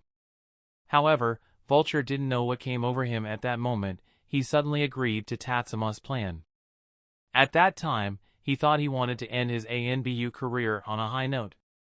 Vulture knew that his combat talent was actually not great, otherwise, he wouldn't have been assigned to a team that specialized in handling corpses. Unlike Caterpillar, who was assigned to corpse handling because of his talent and abilities suited for the job, Vulture's limited abilities meant he could only join some non-combat teams. Vulture's retirement application had been submitted even before Tatsuma officially took over the team. However, retiring from ANBU has never been a simple matter. Except for special approvals, other ANBU ninjas must go through a series of rigorous reviews and undergo a series of confidentiality training before they can officially leave. Vulture originally planned to just quietly get through his remaining time. When he previously went on missions with Tatsuma, he acted the same way, not seeking merit, but just trying to avoid mistakes. Recently, Vulture's retirement application had made progress. His background check was approved, and after completing some more procedures, he would be able to arrange for the confidentiality training required for retirement. At this stage, Vulture could actually request for his ANBU files to be sealed and enter a non-mandatory duty status. However, facing a leader less than half his age, Vulture still agreed to participate. Perhaps Tatsuma's plan had stirred a heart that had stopped beating fervently ever since Vulture accepted his own mediocrity. Yet, this resurgence of youthful spirit, like a last burst of life, couldn't last long.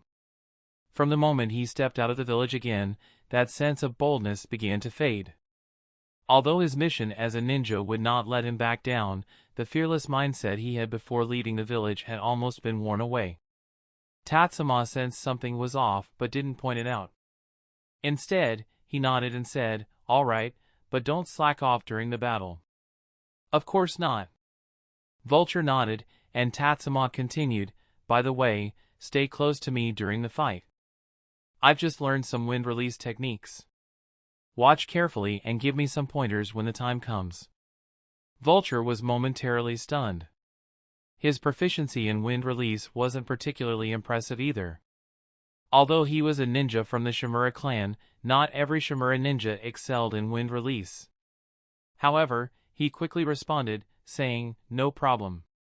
After I retire, it won't be convenient for us to interact much. During this time, I'll share more with you." Their conversation was so natural that even Caterpillar didn't notice anything unusual. He was just puzzled that Vulture's wind release proficiency could actually instruct their genius leader.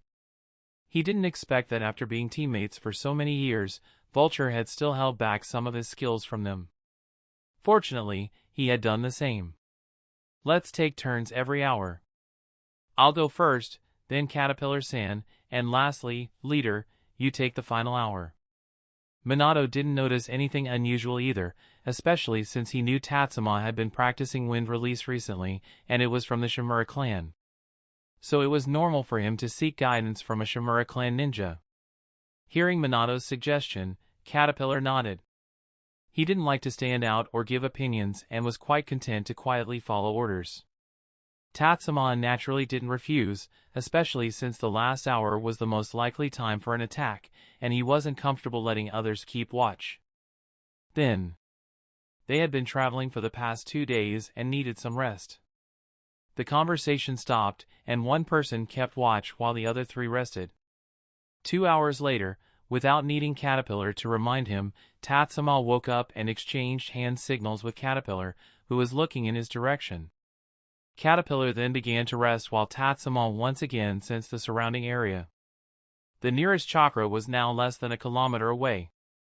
At this distance, it was already within ambush range for ninjas.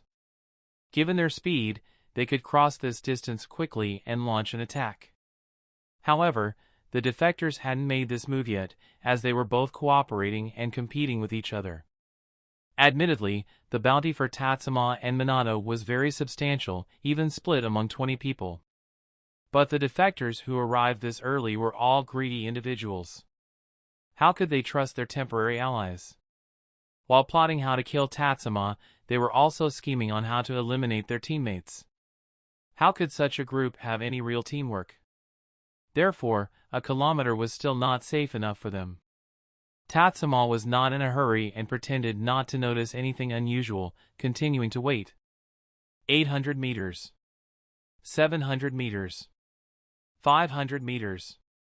Sensing those chakra clusters, Tatsuma didn't wake the others because the situation was still under control. However, fog began to form, natural mist mixed with mist that clearly had chakra reactions. As expected, there were defectors from the hidden mist among them.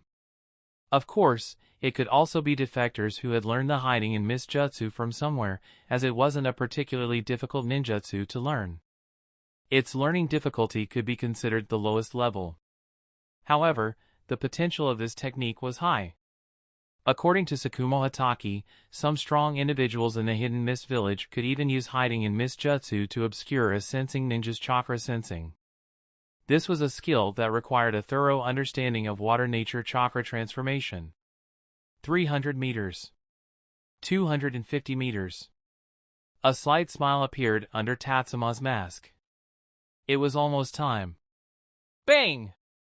Boom, boom, boom. Suddenly, a series of explosions erupted. The 3 who were only resting and not truly asleep immediately sprang to their feet and entered combat mode. Under Tatsuma's sensing, he realized that this wave of explosions only caused minor injuries to 2 of the defectors. These people, who lived underground, knew how to survive better than most ninjas. Perhaps deterred by the explosions or due to injuries, Tatsuma noticed that 6 of the 20 defectors had fallen behind, with some even turning around to leave. As for the remaining 14, they accelerated toward their position. Soon, shadows emerged from the forest, surrounding Tatsuma and his team. Tatsuma quickly observed the 14 individuals. Although the dense fog obscured their appearances, he could still identify several of them based on certain characteristics. Even though the rest were hard to recognize, Tatsuma had already made some estimations about their strength. The value of a sensing-type ninja, especially one like Tatsuma who relied solely on chakra sensing, extended far beyond just detecting hidden enemies. The Inuzuka and Aburame clans have many sensing ninjas and each has their own secret jutsu advantages, but they also have shortcomings. For instance, they cannot estimate an enemy's strength based on their chakra levels. Although chakra levels don't equate directly to strength, most ninjas follow this pattern. After all, besides the nature of the jutsu, the most significant factor affecting a jutsu's power is the amount of chakra. The more chakra one has, the more ninjutsu they can cast, and they can also increase the coverage and destructiveness of a single jutsu. Those with less chakra are always limited in this regard. After easily assessing the strength of these individuals, Tatsuma found some of them to be troublesome, but not excessively so. As an appetizer, he was quite satisfied. Ding, at that moment, a notification sound rang in Tatsuma's mind. It was from the battle 2.5 hours ago. After receiving it, Tatsuma immediately initiated another match. I thought only active ninjas would diligently carry out missions, but it seems even defectors like you are so driven. I've long heard that Sakamoto Tatsuma is sharp-tongued, and it seems to be true. But we have our reasons for coming early. After all, the early bird catches the worm. Upon hearing this, Tatsuma let out a low laugh, making his already somewhat comical Yiksha mask appear even more amusing.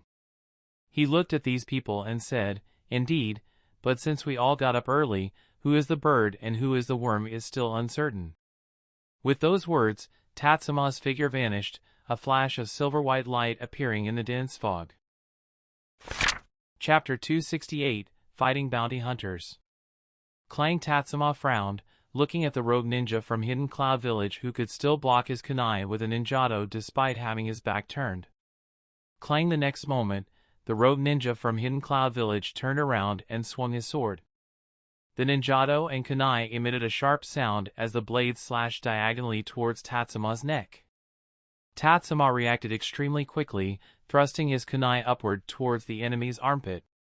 His upward thrust was almost concealed by the enemy's sword swing, and the enemy only realized it half a beat later. This is another variation of the technique where one moves their sleeve against the wind. Tatsuma is so proficient that he can do it instinctively without thinking. This time, he didn't hold back, unleashing his full enhanced strength. This rogue ninja from Hidden Cloud Village had one of the highest amounts of chakra among the group, almost comparable to Tatsuma's current level, making him a formidable opponent that Tatsuma wanted to deal with quickly. Half of the surrounding rogue ninjas hadn't even reacted before the two began their second round of combat. The Hidden Cloud rogue ninja, seeing Tatsuma's unwavering attitude, gritted his teeth and continued to swing his sword. He rarely encountered someone like Tatsuma, who was even more proficient in trading injuries than he was. Just as the short sword touched Tatsuma's winding hair, a golden light appeared. Rasengan! Minato suddenly appeared, one hand supporting Tatsuma's back, while the Rasengan in his other hand pressed against the side of the ninjato. In an instant, the chaotic, turbulent chakra disrupted the ninjato, altering its trajectory. Poof! However, Tatsuma's kunai did not deviate in the slightest, directly stabbing into the armpit of the Cloud Ninja. Minato, using the hand on Tatsuma's back for leverage, spun like a top and delivered a whip kick to the enemy's lower jaw. Bang! Although Minato didn't have enhanced strength, years of training and rapid development during puberty had significantly increased his power, sending the enemy flying. As others realized what was happening, they launched attacks at Tatsuma and Minato. However, Minato remained calm, even as Tatsuma disappeared in an instant. When the shuriken reached Minato's eyes, he too vanished suddenly. The others hurriedly searched, only to find that the two had reappeared beside the corpse of the Hidden Cloud rogue ninja. Their coordination was so seamless and fluid that it was a sight to behold. It was as if Tatsuma had known from the beginning that Minato would help him deflect the ninjato attack, and Minato was certain that Tatsuma would move to a safe location, allowing him to do so. Whether it was Minato's appearance or Tatsuma's transfer, if either had been even a fraction slower, they both could have been injured or even severely harmed. Tatsuma pulled the kunai, which had pierced the hidden cloud rogue ninja's heart, out from under his armpit. He couldn't help but feel the kunai carried a slight scent of body odor, but he still said, "This person's familiarity with the Flying Thunder God technique doesn't seem like that of a rogue ninja. I suspect he's a spy deliberately exiled by the Land of Lightning. Otherwise, he couldn't have reacted so quickly. Be cautious of the other hidden cloud rogue ninjas." "I understand," Minato nodded, his expression becoming serious under his own mask. From the moment Tatsuma used the Flying Thunder God to appear behind this person, only to have his attack blocked, Minato sensed something was off. That's why he quickly chose to support Tatsuma, and Tatsuma trusted him enough to act accordingly. Otherwise, the Cloud Ninja's heart would have been pierced, and Tatsuma's head likely would have been cut off. Tatsuma dared to make such a choice not only because he inherently disliked avoiding attacks but also because he trusted Minato. They both had extensive training experience in performing extreme maneuvers that toyed with their lives. Their conversation was not hidden, and given the short distance, it couldn't be concealed. As the rogue ninjas were just coming to terms with the death of one of the members, they heard this information. Instantly, several of them looked grim. If Tatsuma's speculation was correct, they had been completely used by this Cloud Ninja. What was clearly a retaliation action by Hidden Cloud Village had manipulated them into joining. Quickly, their dissatisfied gazes not only focused on the dead Cloud Ninja but also on the other 3 Hidden Cloud Rogue Ninjas in their group. No, calling them Rogue Ninjas might not be entirely accurate. After all, they could still be active Hidden Cloud Village ninjas with official status. Don't listen to their nonsense. Another organizer spoke up loudly. Although the Hidden Rock Village forehead protector on his head was damaged, it still made some people believe his words. After all, Hidden Rock Village and Hidden Cloud Village didn't get along. Besides rogue ninjas, it was almost impossible for these 2 villages to unite. The enmity between the 2 villages has a long history. It is said that during the rebellion of Kinkaku and Ginkaku in Hidden Cloud Village, which led to the death of the 2nd Raikage and the rise of the 3rd Raikage, Hidden Rock Village caused a lot of trouble. Seeing that the temporary team's morale seemed to be stabilizing, Tatsuma suddenly spoke, "Hidden Rock Village Rogue Ninja Chitsuchi? As a member of the former Tsuchiki's faction, it seems you were listed as a rogue ninja because of improper dealings with Hidden Cloud Village, right?" Chitsuchi's nostrils flared unevenly, and his mouth twisted. Although what Tatsuma said was true, saying it now was clearly meant to sow discord. As Tatsuma's words fell, those rogue ninjas who had begun to believe that Tatsuma was talking nonsense started to look doubtful again. "Damn it!" Chitsuchi stomped his foot in anger, then hugged a partially exposed piece of the ground beside him. With chakra flowing, he exerted force with his arms. Earth release. Earth mausoleum dumpling. A giant boulder, the size of a house, was pulled from the ground. Chitsuchi hurled it towards where Tatsuma and Minato stood. However, such an attack was far too slow. As the giant boulder descended above them, Tatsuma crouched down and grabbed the shoulder of the Hidden Cloud Rogue Ninja's corpse. With a flash of gold and silver, the 2 of them and the corpse disappeared, returning to their initial position. Tatsuma threw the Cloud Ninja's body towards Vulture and said, "Preserve it." "Got it." Vulture quickly took out a scroll and sealed the Cloud Ninja's body clumsily, possibly out of nervousness but still efficiently. Earth release. Earth flow wave. At this moment, Chitsuchi launched a second attack. The rocks on the ground combined to form a giant hand, reaching towards Tatsuma and the others. However, such a cumbersome earth release technique was of limited use against elite Konoha ANBU members. Not only Tatsuma and Minato, but even Vulture and Caterpillar could easily evade it. Tatsuma and Minato didn't even consider fleeing the range of the earth flow wave. Instead, they gathered chakra at their feet and dashed directly on the giant rock hand, heading straight for Chitsuchi. Fire release. Blazing meteors. At this moment, a rogue ninja quickly spat out consecutive fireballs towards Tatsuma and Minato. Minato was about to form hand signs when he noticed Tatsuma had already moved in front of him. He was slightly stunned, not expecting Tatsuma, who had been slower than him, to suddenly seem faster. Minato thought he must have been slacking off recently. Reflecting on how long it had been since he conducted special training to increase his speed after discovering he was faster than Tatsuma, he realized he had been too lazy. However, this thought only flashed briefly in his mind, and Minato, who could easily multitask, did not lose focus.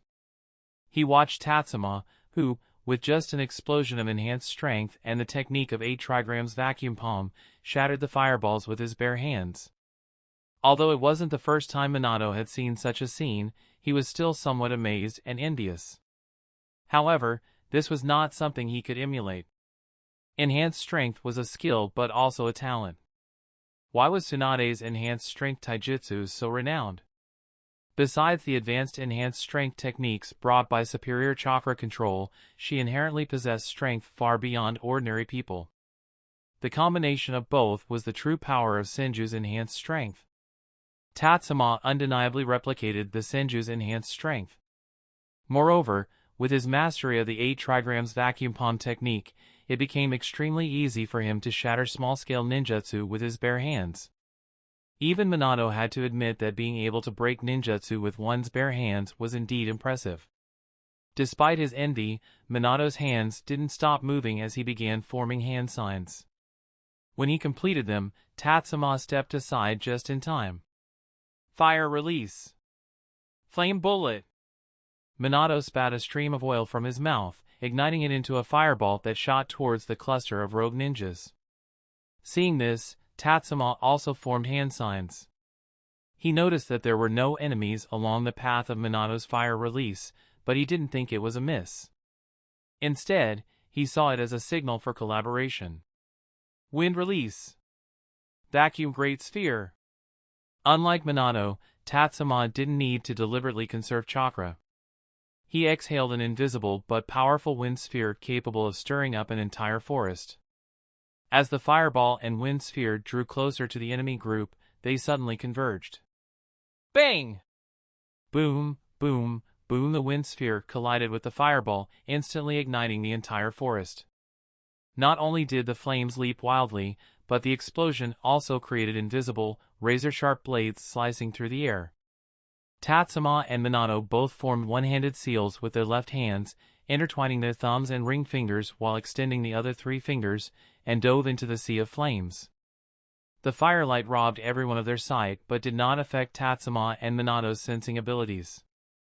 The technique for sensing within the flames was detailed in Tobirama's notes, and the Madra they used was the fire seal. Within the fire, their sensing ability replaced their vision, allowing them to quickly locate enemies for a lethal strike amidst the inferno. The blaze lasted only 2 to 3 seconds. The oil, atomized by the wind, spread widely, increasing the contact area between the oil and the fire, making the combustion more complete and quicker. When the blaze subsided, only 6 of the original 13 rogue ninjas remained. Minato discreetly signaled 3 towards Tatsuma. This wasn't a combat command gesture, but rather. Minato indicated he had killed 3 enemies, while Tatsuma silently raised 4 fingers. Although his face was hidden by a mask, Minato was sure Tatsuma was feeling quite smug at that moment. Watch out! Just then, Minato noticed an enemy falling towards Tatsuma from above. The recent blaze had evaporated part of the surrounding mist, making it harder for enemies to launch surprise attacks. Any movement was almost immediately caught by Minato's sharp eyes. Earth release. Rock fist. Earth release. Added weight rock. Chitsuchi, who was falling, heard Minato's belated warning and flashed a sinister grin as he delivered a powerful punch. Bang! Boom! The loud noise reverberated as the ground collapsed. Despite the thick rock gauntlet, the sensation of impact made Chitsuchi involuntarily smile. Chapter 269, Flying Thunder God, Second Step. Minato saw the scene and, unable to shout the name of the technique in time, gathered a chakra ball in his hand and threw it towards Chitsuchi. Chitsuchi looked at the chakra ball that appeared without needing hand signs, and was first startled. But seeing the chakra ball dissipate in the air, he suddenly felt relieved. This boy must be panicking. How could he throw out a random ball of chakra and think it could cause harm?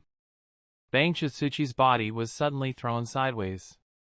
A large part of his clothing around his waist disappeared, revealing skin with black, twisted lines. Minato quickly ran to the center of the sunken ground to check on Tatsuma, only to find that Tatsuma was not embedded in the soil as he had imagined.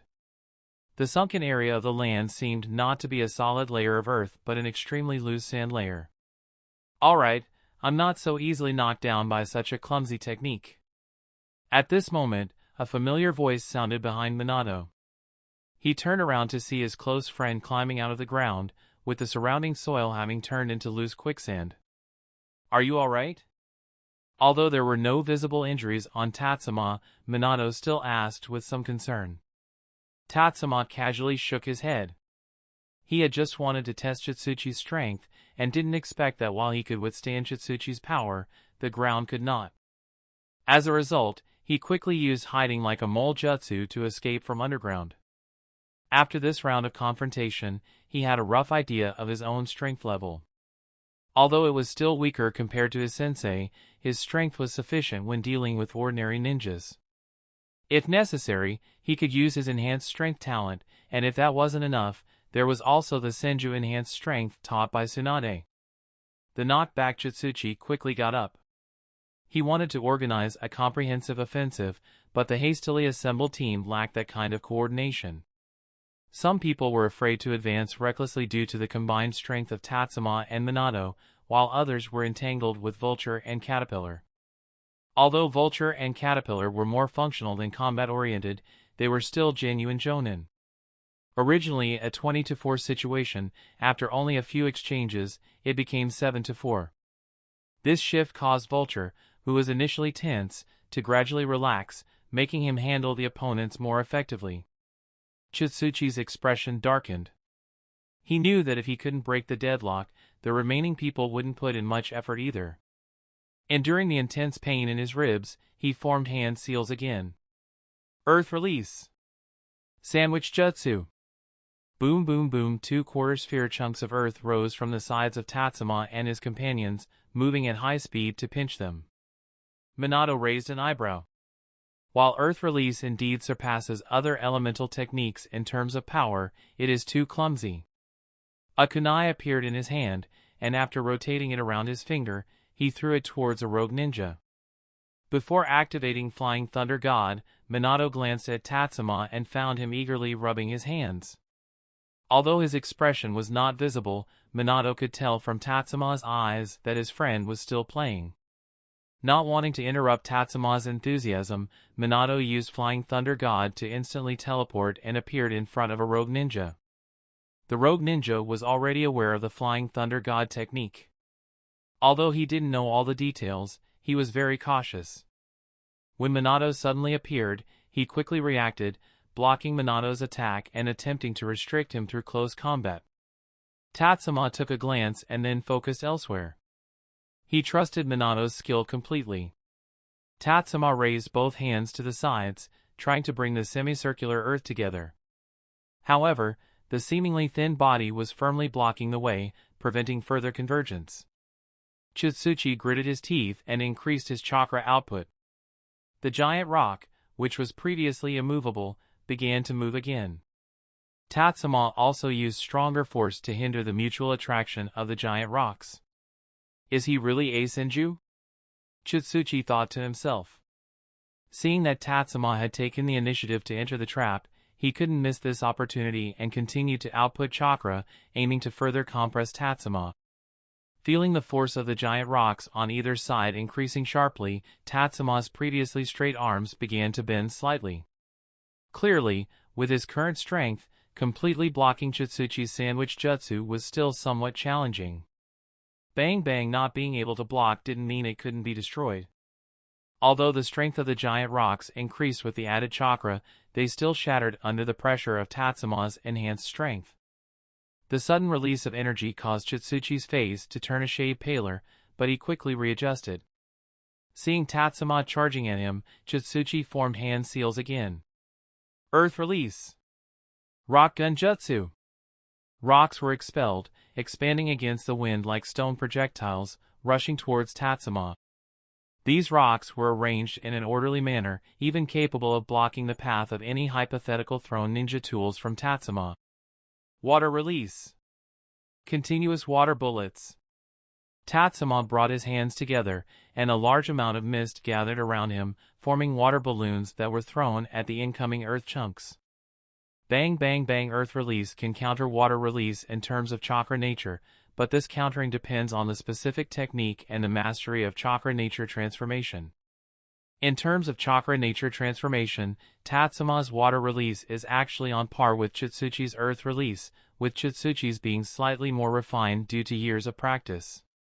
However, Tatsuma's proficiency with continuous water bullets is higher than Chitsuchi's with rock gun, and Tatsuma used more chakra. As a result, his continuous water bullets completely neutralized Chitsuchi's rock gun. Seeing this, Chitsuchi's eyebrows twitched.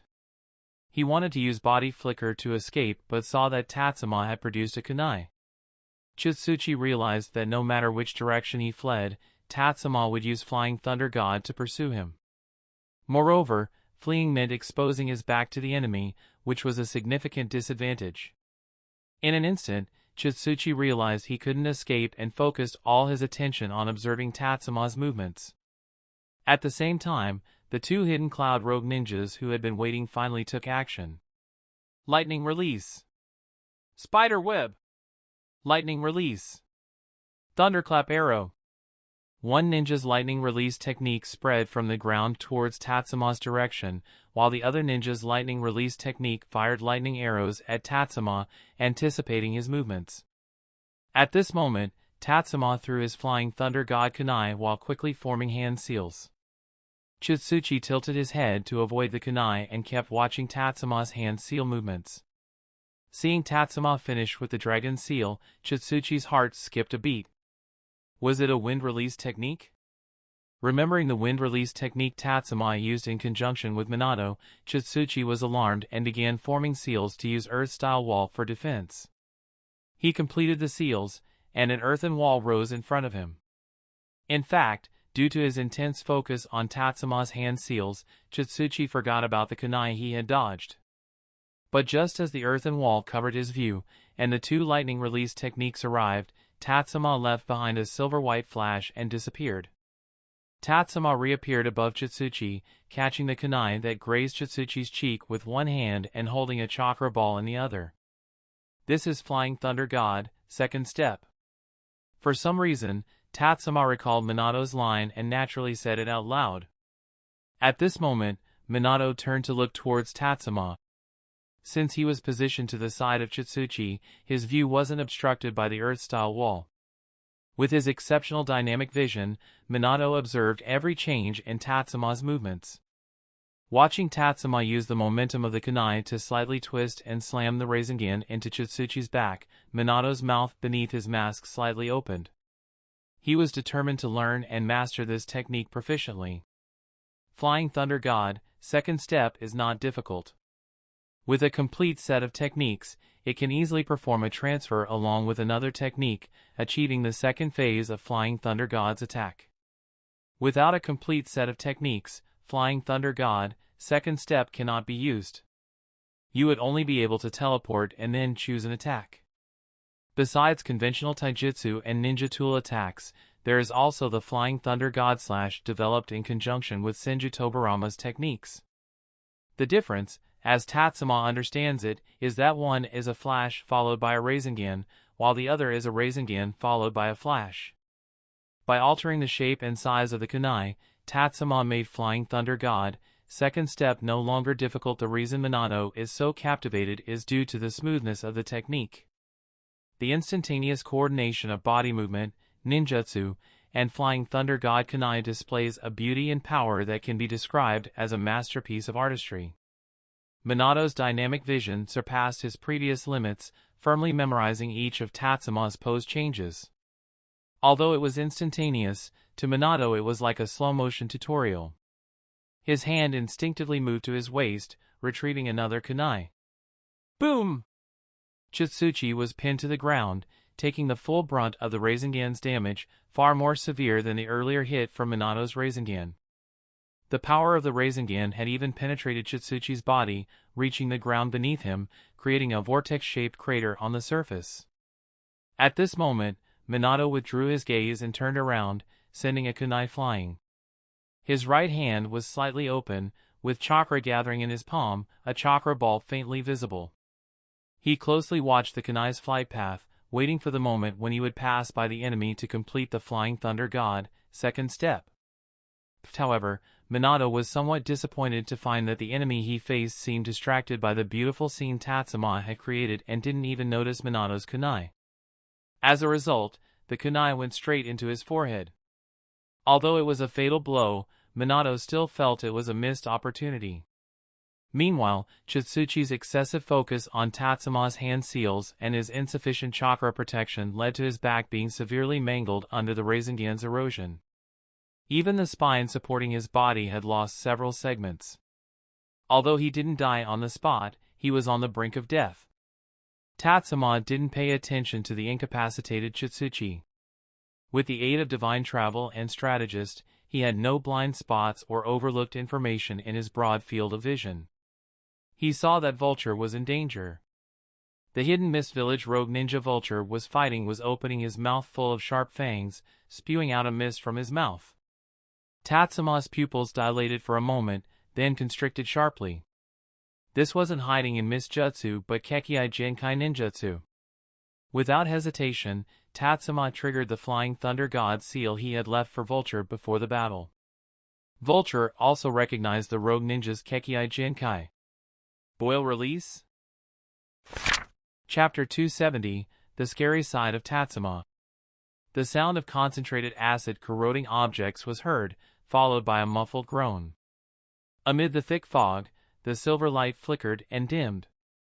Minato sensed someone approaching from behind and quickly repelled the rogue ninja in front of him, then turned to look. At this moment, Tatsuma was half-crouched on the ground. The clothes on his back and shoulders had been corroded, exposing his decaying skin. The corrosion was still ongoing, but the spilled blood and bodily fluids had diluted the corrosive liquid, significantly reducing its corrosive effect. Seeing that it wasn't a fatal wound, Minato breathed a sigh of relief. Such injuries were not severe for Tatsuma, it just required a little time for chakra to be conducted. Sure enough, the next moment, the previously decayed skin began to heal. The newly grown skin was a pale white but looked very healthy. Sorry, leader, it was my mistake for being so careless, Vulture quickly helped the rising Tatsuma and said. Tatsuma shook his head and replied, I didn't expect there would be a Kekkai Genkai ninja. The injury healed almost instantly, but Tatsuma's expression under his mask was particularly grim. It wasn't the pain from the injury, since the pain from such injuries only lasted a moment for him, but because Orochimaru had emphasized that any wounds or illnesses would accelerate the growth of those mysterious cells. This made him, who usually preferred to get injured first to trigger blood awakening and, growing through battle, extremely cautious about protecting himself during this mission. However, he didn't get injured fighting the Cloud Ninja or Chitsuchi, who both had the highest chakra amounts and seemed to have the most authority in the team. Instead, he stumbled against a hidden Mist Village rogue ninja whom he didn't even recognize. Tatsuma knew he had no one to blame but himself. He should have been prepared and made contingency plans upon encountering the Mist Village rogue ninja. Since Hidden Mist Village adopted the Bloody Mist policy, communication with the outside world has become increasingly sparse. Coupled with its overseas location, it is difficult to infiltrate, making it hard to find information about Hidden Mist Village. This is one aspect. On the other hand, since the Bloody Mist policy, the proportion of Kekkai Genkai ninjas among the defectors from Hidden Mist Village is quite high. Tatsuma only focused on whether any of the rogue ninjas could use the hiding in mist jutsu and didn't think deeply or remain vigilant against individuals related to Hidden Mist Village. This was a lapse in his duties as a leader. Therefore, Tatsuma was willing to help Vulture with this situation. However, he didn't intend to let the person who injured him get away. He looked at the Hidden Mist rogue ninja and asked, "Who are you?" The hidden mist rogue ninja also watched Tatsuma's recovery process with a grim expression. He possessed the boil-release Kekkei Jinkai, but his strength was not particularly formidable, so he hadn't planned to directly engage in combat with Tatsuma. After fighting with Vulture for so long, he felt it was not worth the risk to use boil release, but without using it, he couldn't subdue Vulture. When he used boil release and Tatsuma chose to reveal himself to block him, he was very pleased because he knew that the high temperature and corrosiveness of boil release caused significant harm to the enemy. Although Tatsuma only suffered injuries to his back and shoulders, such wounds were enough to reduce the flexibility of Tatsuma's hands, which could lead to a decline in his ability to form hand seals and use ninja tools effectively. In other words, it greatly increased the probability of defeating or killing Tatsuma. Thinking about the 45 million Ryo bounty, the hidden mist rogue ninja was extremely excited. However, he never expected that this person wasn't afraid of being injured. Tatsuma relaxed his shoulders, feeling the diluted acids slightly corroding his skin, and ignored it, leaving some wounds for better performance. The hidden mist rogue ninja looked at Tatsuma's eyes, which were completely different from how he looked during his previous fights. He couldn't help but swallow. He wanted to tell this young man his name boldly, but he couldn't bring himself to do it. Tatsuma also had no patience to wait any longer. Scanning the few remaining rogue ninjas who could still stand, and seeing that they were all too afraid to move, he snorted softly and charged straight at the hidden mist rogue ninja. He didn't use body flicker jutsu or flying thunder god. His speed was fast, but each of these rogue ninjas managed to evade him, though that was assuming they could normally utilize their abilities. At this moment, however, the hidden mist ninja felt that his chakra had stagnated, and he could only watch helplessly as Tatsuma approached. The rogue ninja fighting Minato had also stopped after being knocked away by Minato and didn't dare to act recklessly. As for the other rogue ninja fighting Caterpillar, they were already overwhelmed by countless parasitic insects during their moment of distraction. Minato looked at Tatsuma with concern. Tatsuma's current state reminded him of a time before, when he had just finished a research project and was performing a mission with ANBU for the first time, displaying a complete disregard for the enemy. After that mission, whether during the Land of Lightning mission or the recovery training over the past few months, Tatsuma had not exhibited such behavior again, which led Minato to believe that it was a rare, non-recurring situation. But now it seems that his close friend has been restraining some negative emotions, and the previous outbursts didn't seem to have a relieving effect. In fact, it seemed that the situation had become more severe and more radical, though the reasons were unclear. Boil release. Skilled mist jutsu. At this moment, the hidden mist ninja seemed unable to endure it any longer. The corrosive mist erupted from his mouth once again, spewing towards the approaching Tatsuma.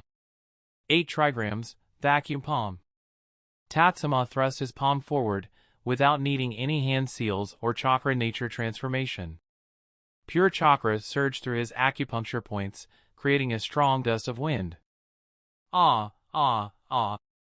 The direction of the mist changed, covering the hidden mist ninja. The intense pain made the hidden mist ninja cry out in agony, leaving others extremely confused as to how Tatsuma had been so silent earlier. Is this person really so tough?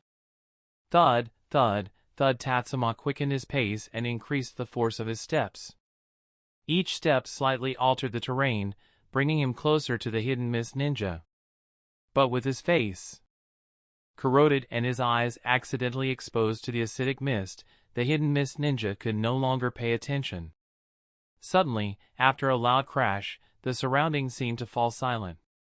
The hidden mist ninja's ears sent some information to his brain, with danger warnings, but the brain, overwhelmed by intense pain, couldn't process the auditory information. He couldn't see or hear, but others saw it differently. They watched as Tatsuma ran up to the hidden mist ninja, leaped with his legs pushing off the ground, and spun in midair, executing a spinning kick with both legs. Throughout the whole sequence, Tatsuma didn't consider any margin for error, only seeking the most powerful force output. Tatsuma's enhanced strength fully erupted at this moment, with his lower legs smashing down onto the hidden mist ninja's shoulder. Boom! Onlookers saw that the moment the hidden mist ninja was kicked, a burst of red mist exploded from his body. The red mist didn't obstruct their view. They clearly saw that the left half of the hidden mist ninja's torso had vanished, and a twisted segment of his arm, along with his shoulder, fell to the ground. The kick had split the hidden mist ninja apart like a giant axe. The imbalanced ninja fell to the ground, with a white, sticky paste oozing from his mouth and nose. Others also noticed that Tatsuma, who had landed and risen, wasn't entirely unscathed. Force always acts reciprocally. Tatsuma's weight was completely on his left foot, while his right foot was only standing weakly. A good opportunity. Or is it? The group wanted to take action against the clearly injured Tatsuma, but none of them dared to actually make a move. Step cracked before they could overcome their doubts and hesitations. Tatsuma lightly stomped his foot. After bearing the extra pressure, not only did his injured right foot not worsen, but they even heard the sound of his joints realigning. Seeing Tatsuma regain his balance, they all knew they had missed their best chance, even if it could hardly be called a real opportunity. As for Tatsuma, he felt much better. Violence isn't the best way to solve problems or vent emotions, but it is the quickest. However, in most cases, most people suppress this beastly nature within them. Everyone has had the thought of becoming an aggressor, but rationality stops them because the cost of violence is too high for most to bear. So, the violent impulses driven by this primal nature are usually compensated by exercise, crying, or shouting. There's nothing more interesting left to do. Let's end this. Tatsuma looked in Minato's direction and said. Minato seemed like he wanted to say something, but didn't at that moment.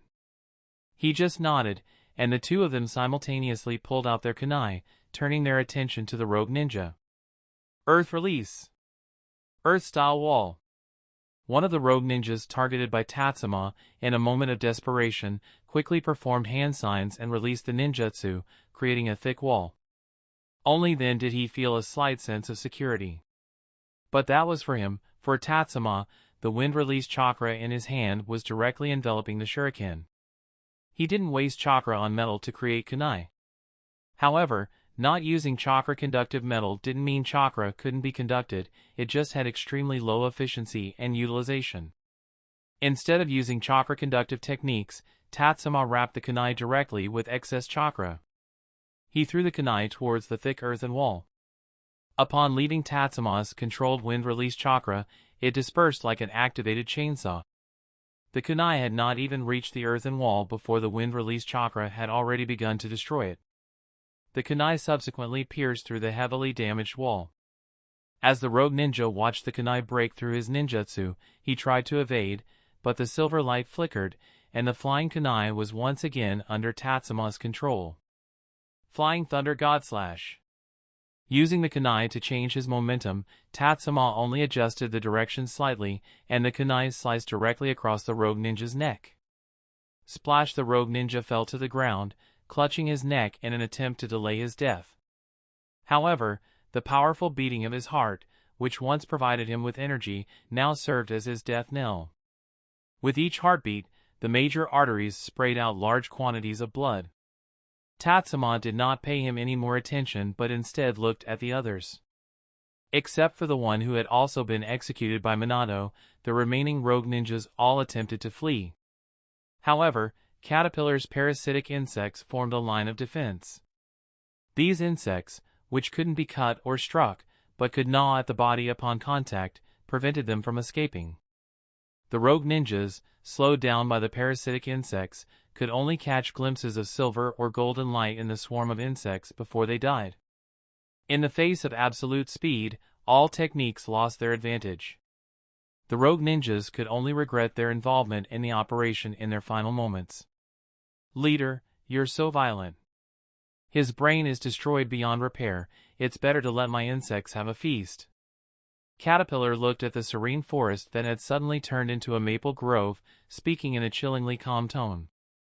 Tatsuma shrugged, then pointed to the rogue ninja who had been pinned in the forehead by a kunai and said, Minato also did it.